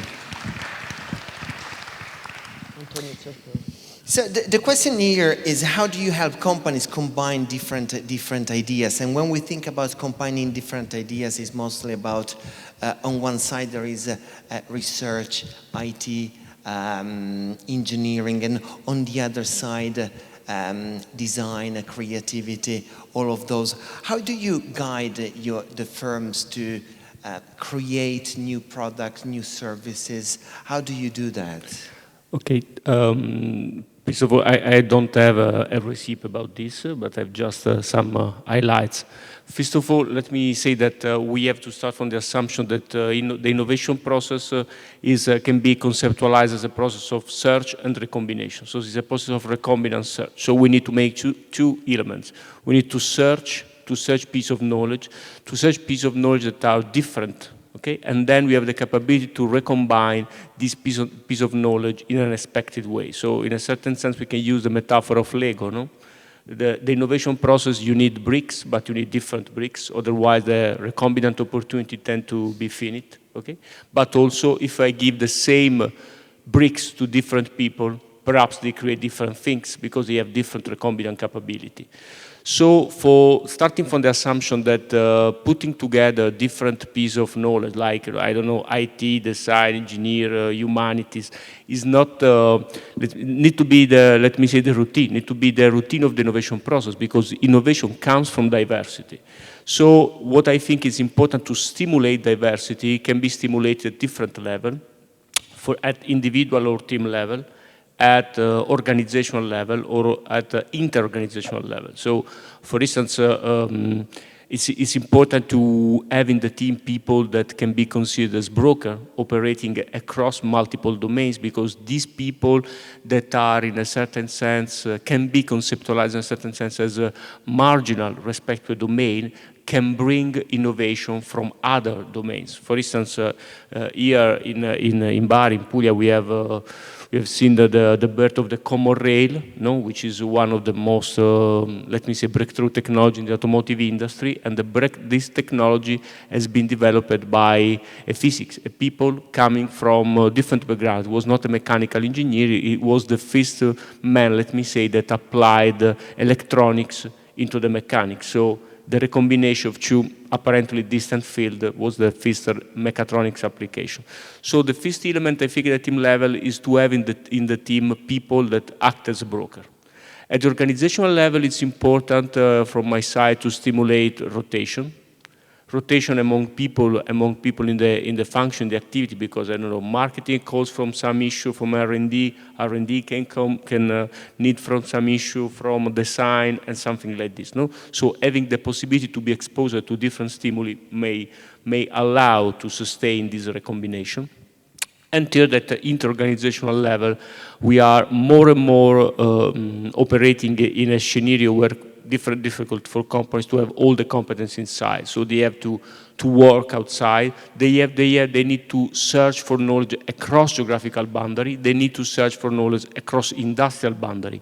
Establishing collaboration across industry, across multiple and different industry, may allow company to, let me say, bring something that can be useful for solving their issue, for innovating. So what I want to say is that innovation sometimes is a process of applying the right knowledge to your issue, to your problem. So there is a cost of finding this right knowledge. And sometimes this right knowledge belongs to different people, to different domains, to different organizations. So we need to be, let me say, open to collaborate. We create the mechanisms for making this openness as a routine.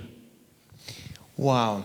Would you consider also in the mixture of what you said also different ethnical background? Would it be an added value? For example, in countries like the US or the UK, they are much more ethnical diverse.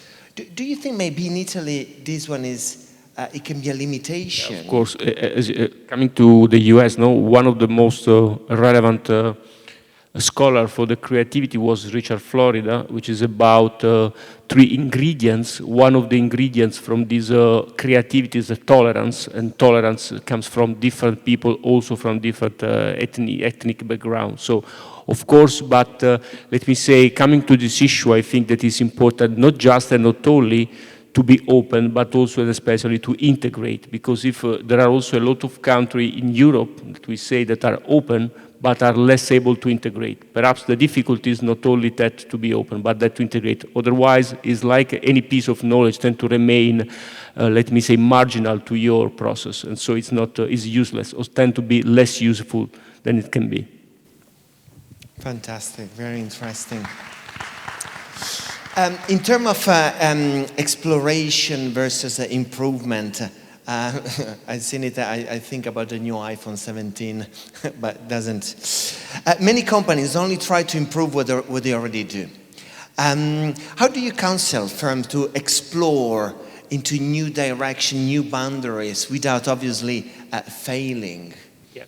Let me say, first of all, that films need to make both. Need to explore, of course, new knowledge, new domain, new technological trajectory, but also need to exploit what they already know. Because most, let me say, of competitive organization can be considered as ambidextrous organization. They need to be able to simultaneously explore and exploit, because exploitation allows company to survive in the short term. Exploration instead allows company to survive in the long term. But the issue is that these two different innovation approach call for different routine, for different resources, call for different organizational process. So it's difficult to make they simultaneously alive. What can be done, what has been done by a number of organizations is to, let me say, assure this kind of ambidexterity through the use of organizational arrangements. So having, for instance, organizational units that are dedicated to explore, and different other organizational units, so other people that are instead, was goal is instead to exploit. Also because in terms of, for instance, KPI, no, it's completely different. You can measure exploitation, no, you need to improve along a well-known trajectory. Also the uncertainty is lower. Instead, if you need to explore, it's more difficult to bound within a given process, a given routine, this approach. So you need to also leave the people more free to operate. There is the old story of the first Macintosh that has been developed following this approach. Now Steve Jobs created another unit operating another building distant from the traditional Apple, because he was in charge of operating with a different product, not just with an operating system, but for the development of a personal computer. So it's important, I think, to create different, let me say, not just different organizations, but different organizational units. So of course, this is more let me say, easy for big corporations, maybe more complex for SMEs. But this exploration can be, can be done also using external actors, innovation intermediary that can allow to sustain exploration, but also to dedicate part of the time of resources to this activity. Because otherwise, I think it's important to, if I'm not mistaken, I remember a sentence by Jeff Bezos, now they say, each company needs to fail. My duty is to make Amazon fail more longer than possible. So the issue is that exploration allows the company to, let me say, avoid to fail, because sometimes new innovation enter into the market and your expertise, your competence to become obsolete. So you need, of course, to identify new trajectory for innovating your activity, your model, your organization. Fantastic. And how do you see the fact that in Italy we have such a limited venture capitalist market? So it's not really private investors throw money into companies. You know, our mentality is more conservative. The VC market is very limited. Do you think this cripple the innovation? Of course, because when you discuss about innovation, one of the opportunity is that of innovation is an investment, first of all, but differently from other type of investment is characterized by uncertainty, okay? Because there is a technological uncertainty. You don't know, if you are able to find the solution the right time, and you have a market uncertainty because you don't know if people buy your product, and also if you don't know if other competitors may copy, no? And so may appropriate the value that you generated. But in terms of the VC market, I think is progressing now, but it's also in an early stage, and I think it is a risk attitude. We don't have the attitude to risk as in other countries. For instance, what I think is extremely lacking in Italy is the pre-seed, because when we discuss about the pre-seed, so the capability to identify also some, let me say, early stage idea that can come from the university, that can come from other organizations, from other contexts. Sometimes, in my personal experience, the venture capital asks for the same metrics of round A, round B. So it's extremely complex, but they give the money of an early stage. So there is, let me say, an imbalance between what they are disposed to do and what they call, for what they ask from the startup, from the team, or from the inventor. So, of course, the limited capability to invest, to risk in innovation is one of the barriers to stimulate innovation itself. Wow. Fantastic, thank you very much. A couple of things come to my mind. I have a friend, he's a Sicilian, he's an entrepreneur. He wanted to launch his business. The idea behind was fantastic. He contacted some VC, venture capitalists. They say, yes, we're going to give you the money, but the headquarters must be in London. If it's in New York, it's even better. If you're in Italy, we're not going to give you the money because it's way too complicated. And when we were there before with Longevity Food, we had a chat with the commercial director. And I was thinking, if that company would be in the US, probably to throw to him 2-3 million would be like overnight. Of course. Just on the pitch. That's it, just from a pitch. Fun, thank you very much. Martina, we haven't forgot you, huh? So, we already highlight your engineering skills with a curious and creative mindset. So consider your research on methodological and technological solution. How do you believe innovation in this field can drive growth and sustainability within the creative economy and global markets?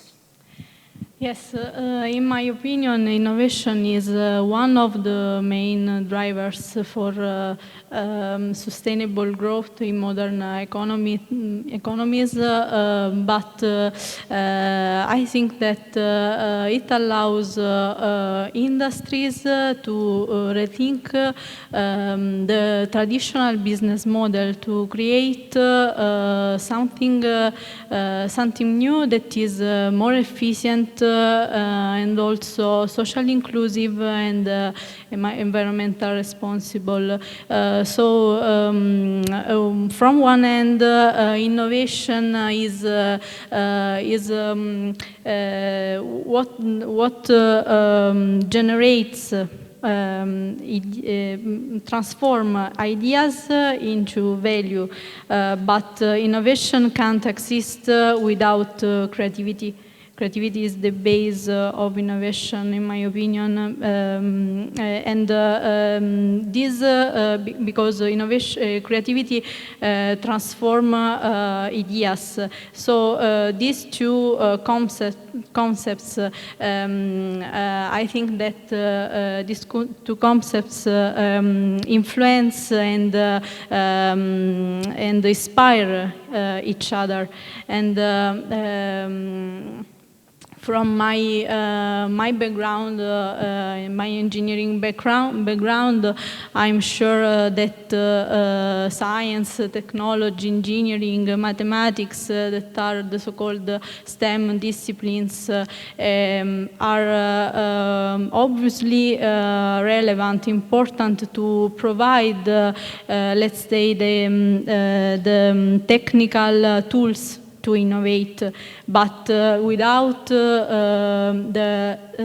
something like soft skills such as creativity, communication, curiosity, that is a fundamental aspect in my opinion.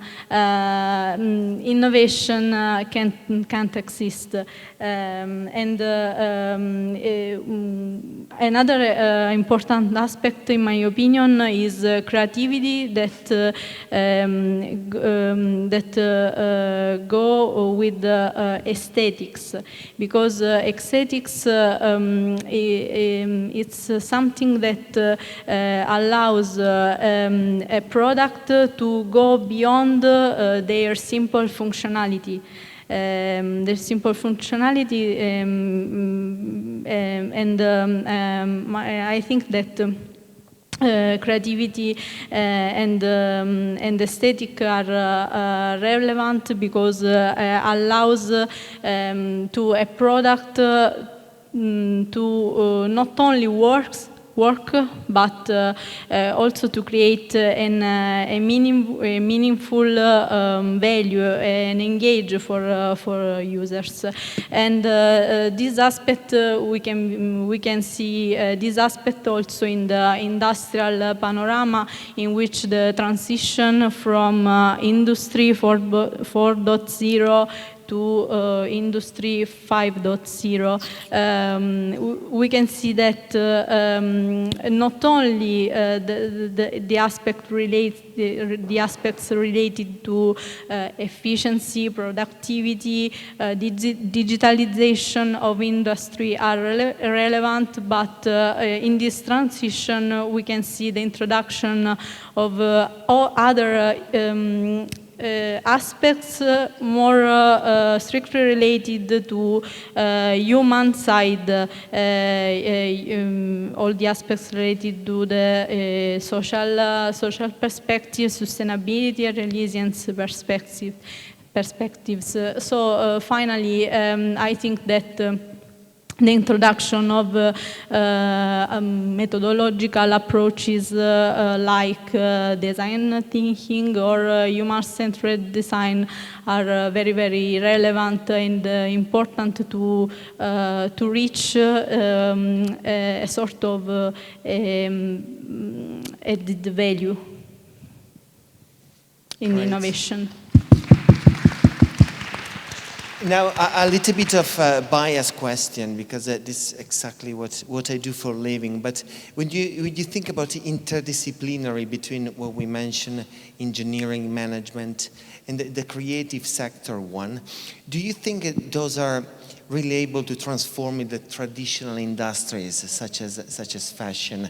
And the bonus question is, if so, why in Italy we fall 10, 15 years behind countries like China, or even just Portugal, for example, or India, within the digitalization of the supply chain?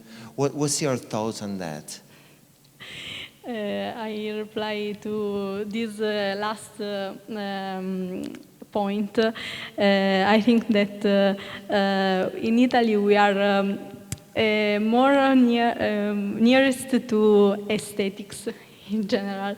So very often the digitalization part is less strong. Because we love beauty, all the aesthetic side in any sector. But before to reply, I want to spend a few words about my research laboratory to explain the concept of multidisciplinarity.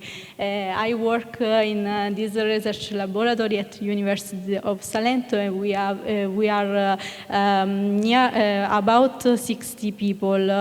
We are not only engineers, but in my research laboratory we gather a lot of competencies: economists, biologists, psychologists, and so on. And so our multidisciplinarity allows us to capitalize our knowledge in the research project that we worked on. So I could mention several multidisciplinarity projects in which I worked on, but today I want to spend a few words about maybe the project that is nearest to my heart, to my passion, and it is a project in which I worked. That is MED project. MED project is an Italian project. It is probably an example in which multidisciplinarity and creative consist and lives together. This Italian project gathered the expertise of different competencies, like the physicist, from ENFN of Gran Sasso is National Institute of Nuclear Physics, that is the leader of the project, and my research laboratory of engineers, and we involved also Amet Lab company under the Rostorame brand, that is a fashion company, and I want to thank Daniele Del Genio in this occasion. I want to thank Daniele Del Genio for its continuous support and contribution. And in this project, MED aims to conceptualize and to design and to realize in a sort of prototypes some design object that starts from the most relevant sector of Made in Italy, and we know that fashion sector is one of these. So we designed, we conceptualized, thanks to Amet Lab, and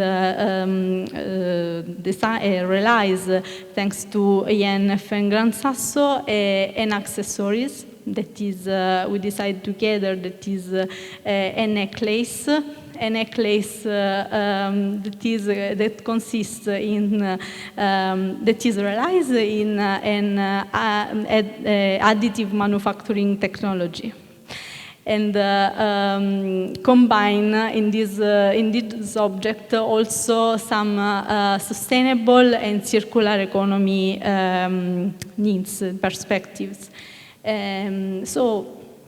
We realize this, we conceptualize and realize this object in form of a prototype, starting from a company need that is the scraps, the disposal of some scraps, some textile scraps. We decided to shred these scraps and to mesh up in a polymeric resin. That is, this mesh up is the input for the additive manufacturing, the 3D printer. And so this prototype consists in modular components. So its design can be very, very original, because the pattern and the density, the difference mesh up of the color give it this originality. But this is a prototype, but in the future this object can be scaled up in different accessories that can be a button of a jacket, a pin in a jacket, in order to scale up this project. But probably this example of multidisciplinarity and creativity, in my opinion, gives the added value to this innovation, this innovative idea. Fantastic, thank you very much. I do have quite a few questions now. The only thing, you guys went to a very lengthy and omnicomprehensive answers, and I can feel Joseph's eyes. You know, I feel the presence. So I would like just to say a big thank you to all three of you. Thank you very much. Two questions from the audience.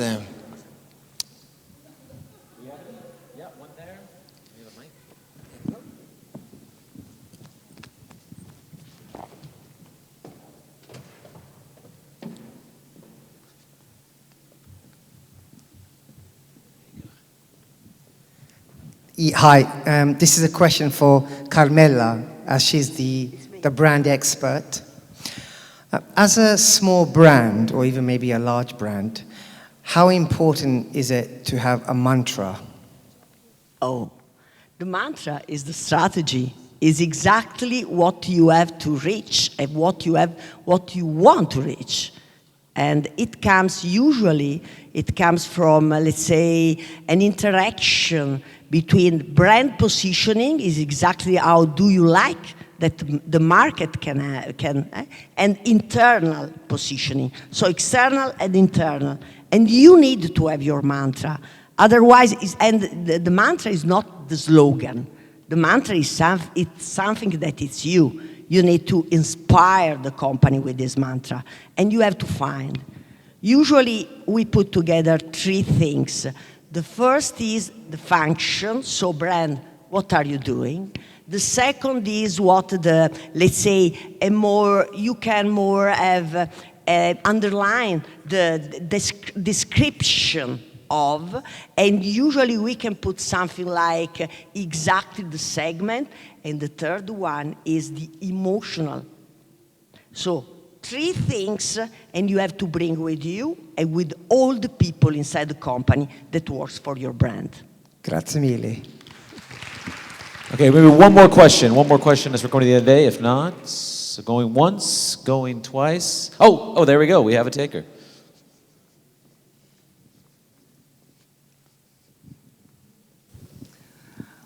Many Italian brands are very family-oriented and small, but very classy and traditional, and they keep their heritage. In terms of innovation, what are they doing? Could you tell us, please? Thank you. For me? Great question. I can try to give you an answer. The thing is, and I connected with what they say, that in Italy we have a lot of ideas, a lot. But at the end, what they try to tell us is methods and rigors to do the things. So you need to have good history, okay. It's like the basic, because exactly we live in this wonderful country with a lot of histories, with a lot of heritage brands and so on. But at the end, if you want to have a success on the market, you need to be rigorous to have method for good executions. That's the answer, sorry. If I can add, I think that if we consider the history, the past, the value, that are, of course, we are rich of value, rich of different past, different tradition. These are a critical element for innovating, because they can be an element of unicity, because the tradition cannot be easily replicated, because it's sticky. Each country, each place has a specific tradition, but what the challenge, in my view, is that to reinterpret this tradition, to make this tradition in line with the market needs that are, of course, changing. So the tradition is the baseline, is the value, is what you are selling. But you need to integrate, to reinterpret better this tradition by using also new technology. But it's important, you are not selling new technology. You are selling the tradition reinterpreted by the new technology. And in the family business, it's a bit... I think that for making this, you need to apply what we have tried to call it as innovation through tradition strategy.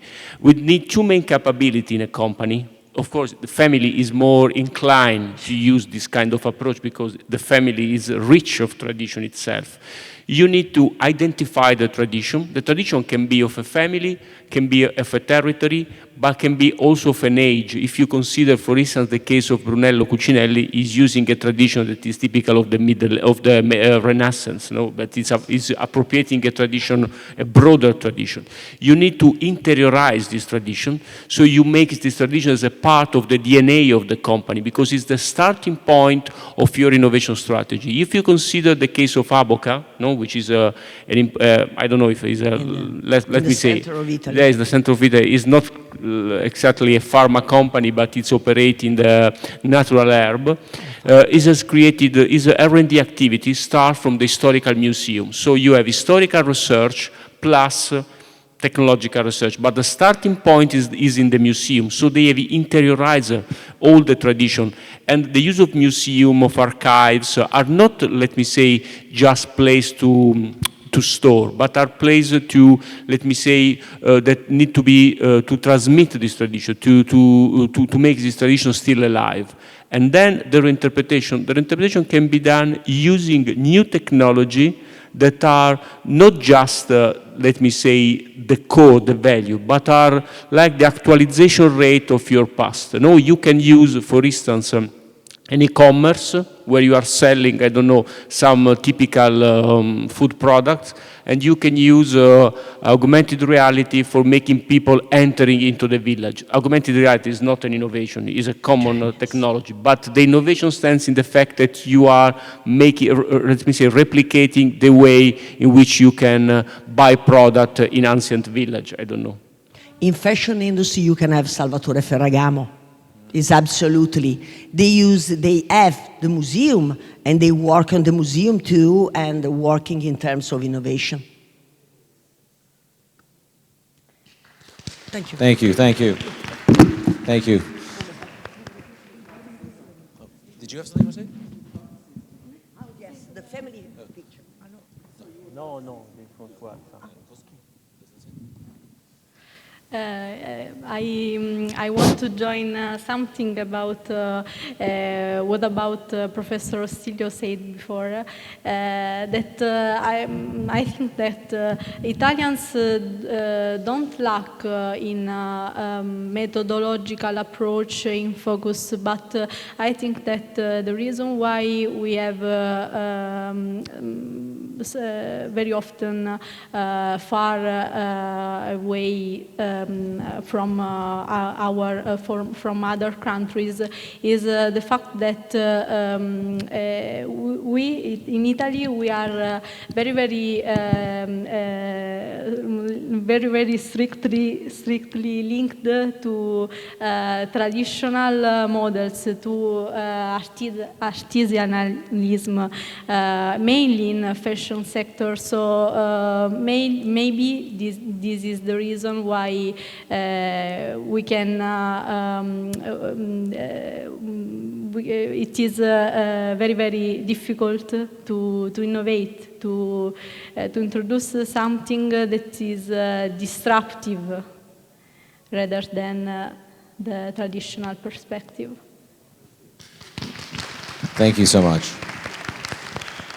Daniele, the president of Del Genio, the president of Sena Puglia. We're also going to have Pino Riccardi, the regional director of Sena Puglia.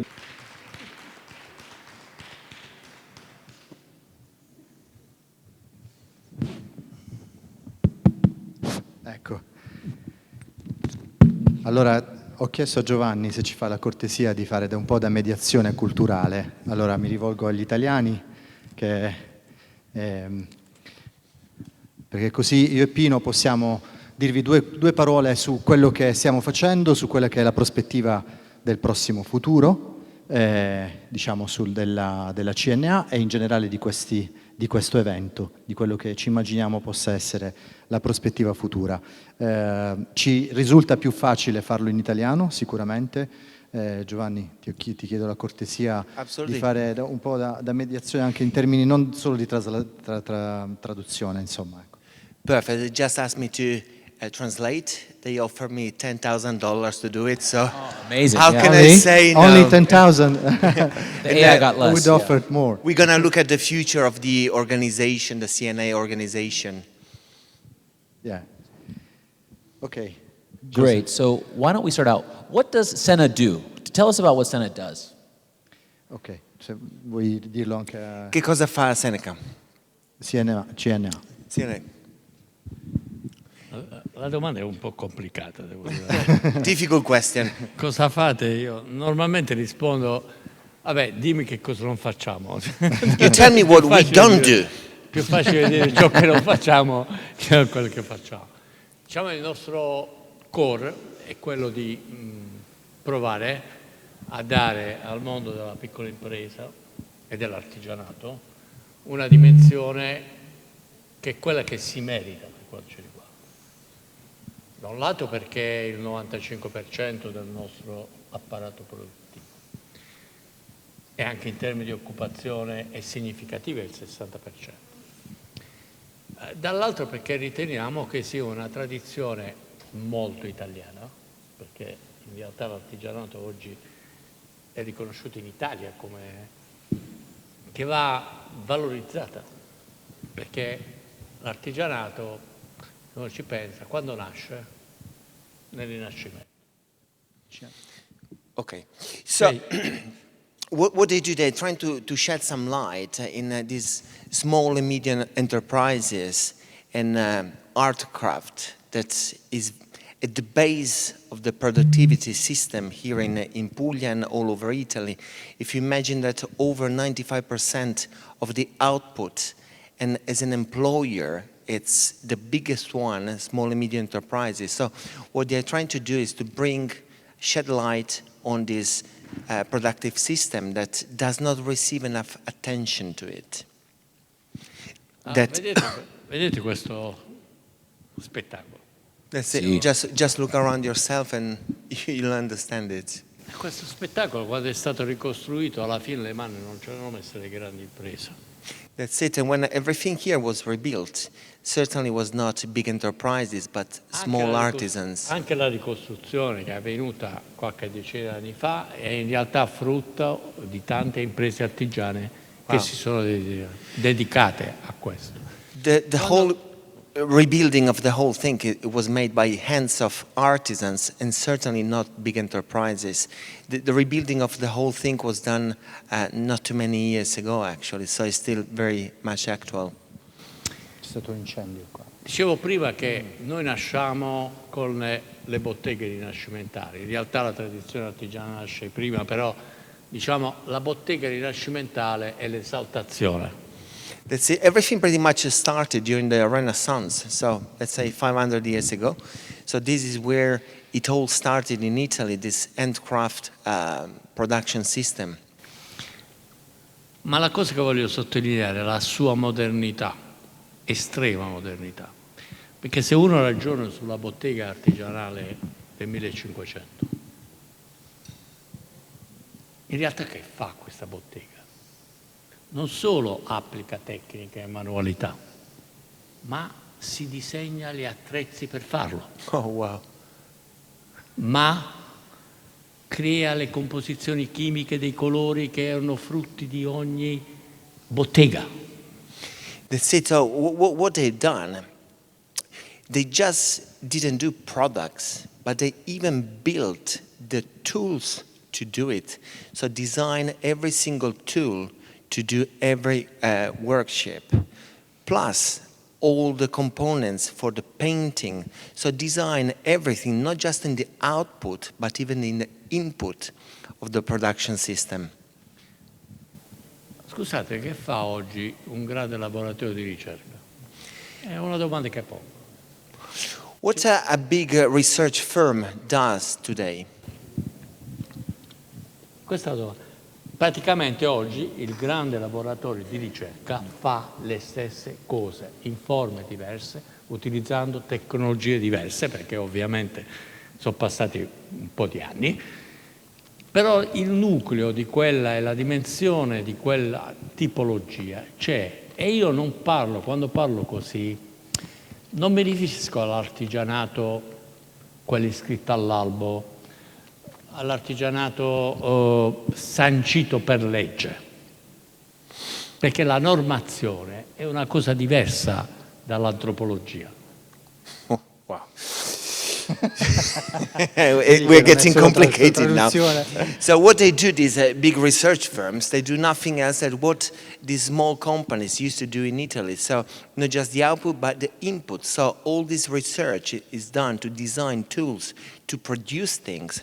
So if you read the situation in modern optic, a big laboratory does exactly the same what these firms, small firms, they used to do during the Middle Age and hundreds of years ago. So they are very much actual. And when they are talking about artisans, they're not talking on being registered or by law, but the actual handwork you put in every single product. E la cosa, il paradosso che ho trovato in questi anni è che chi ha descritto meglio questa cosa si chiama Richard Sennett, non un italiano. Richard? Sennett. Richard Sennett was... Non un italiano, che ha scritto un libro che si chiama L'uomo artigiano. Ma un po' di anni fa, non è una... Però lui prova a definire l'antropologia, il modello esistenziale dell'artigiano. Chi è l'artigiano? Ve la faccio breve. È colui che sa lavorare con la mente, col cuore e col braccio. Questa è la definizione di artigianato che mi appassiona e che mi rende entusiasta di questo mondo e per cui io lavoro per questo mondo.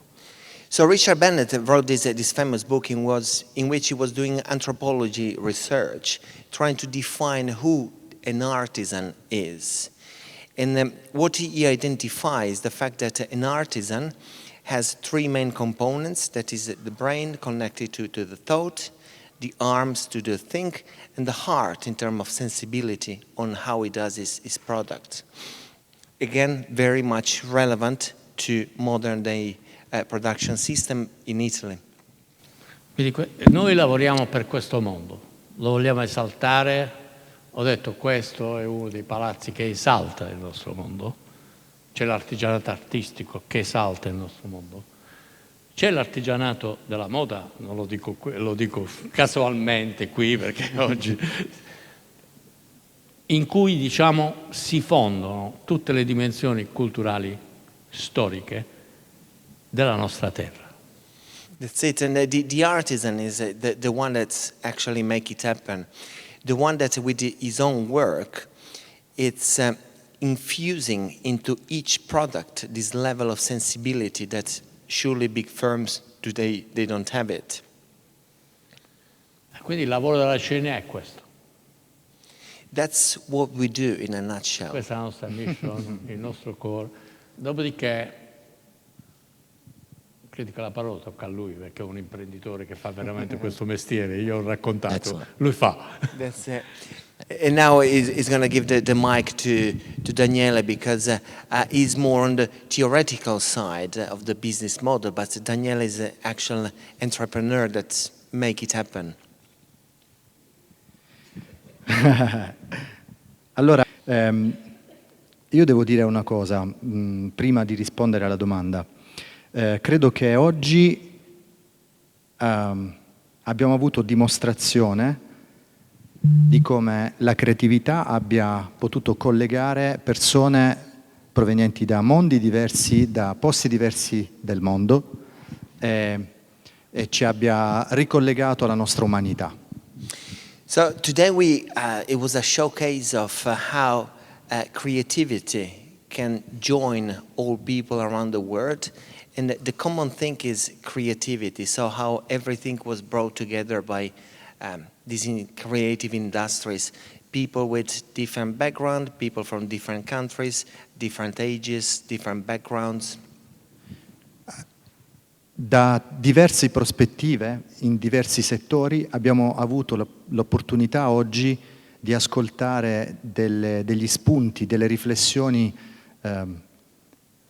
come dire, molto illuminanti, ispiranti. Questa è creatività, questa capacità di creare e di essere di supporto anche alla creatività degli altri è uno dei nostri obiettivi. Creare cioè i ponti che possano generare valore per tutti quanti, per tutte le persone che hanno potuto partecipare e che hanno preso parte attivamente a questo panel, a questi panel, a tutti i panel di oggi. Quindi volevo sottolinearlo questo aspetto, perché quando si progetta si pensano le cose in un certo modo, la realizzazione magari ha delle differenze, ma se rimane coerente con il progetto e con il criterio iniziale si ottengono risultati anche inaspettati, superiori alle, diciamo, a quello che si era immaginato. So yeah, basically that today, because of this joining with all the inputs from different speakers, it really increased the level of discussion that we have, and that bringing all together to a very unexpected place is where that's the reason why this forum was organized, and the creativity is all of these merging together different point of views, and that's what we have done here today. Right, right. Just two things more, and la prima cosa è che noi siamo un'avanguardia. Siamo un'avanguardia. Come tutte le avanguardie abbiamo dei vantaggi e degli svantaggi. Ciascuno di noi è un'avanguardia. We are the avant-garde here, and like every avant-garde, of course, you being the first one, the forefront, you have advantages and disadvantages. Ciascuno di noi che sta qui oggi e che è stato qui oggi fa parte di questa avanguardia, che non ha un colore o un'appartenenza geografica, un'appartenenza religiosa o di altro tipo. Per cui è un'avanguardia che dal basso crea un movimento che diciamo, può produrre un valore inaspettato. Fantastic, and the avant-garde, one of the strong points about the avant-garde is the fact that each one here does not belong to any political movement, any color, any age. So each one brings his own value to the point, and the fusion of all these different point of views and backgrounds, that's what really makes it special. Second and final point is that CNA want to guide this kind of avant-garde. CNA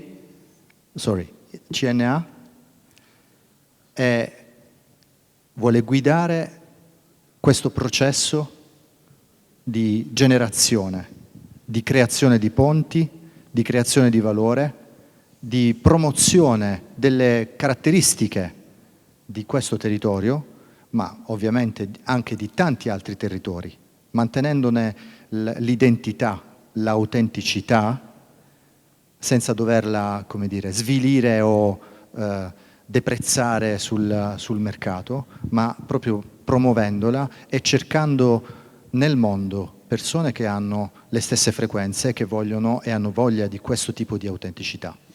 CNA main mission is exactly this, the fact that they want to shine the light on the whole process and to find people and partners all over the world that work on the same frequency, because they can work very well with all partners around the world.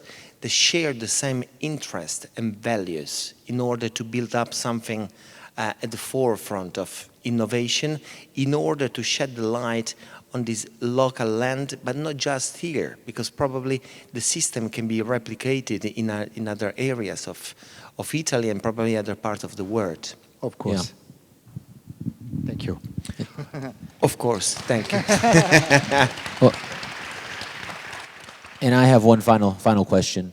Well, I was going to ask you, and I think you answered it. Is what your vision was with this event, and I think for myself and Taiwo, our vision was to bring it here because this is such an amazing place, which is the crossroads of the Mediterranean, where so many worlds have come together and created a unique product, a unique cultural product. So we're very honored to partner with you. Lastly, what is your vision for the future and for the growth of Sena and your involvement? Yeah. La visione è chiara, futura del però è prossimo. appunto la visione futura, cioè qual è la visione futura del CNA? Esatto. Ovviamente per noi questo non è un evento casuale. Sono 4 anni che proviamo a dare il racconto di una Puglia che sa produrre anche in alta qualità. This is not one thing spot. This is the fourth year that they organize it. So the aim is to keep going and to keep, giving enough credit to this beautiful land. Gli eventi acquistano senso se hai una strategia. Events, they have sense when they have strategy, a solid strategy behind. La nostra strategia è abbastanza chiara.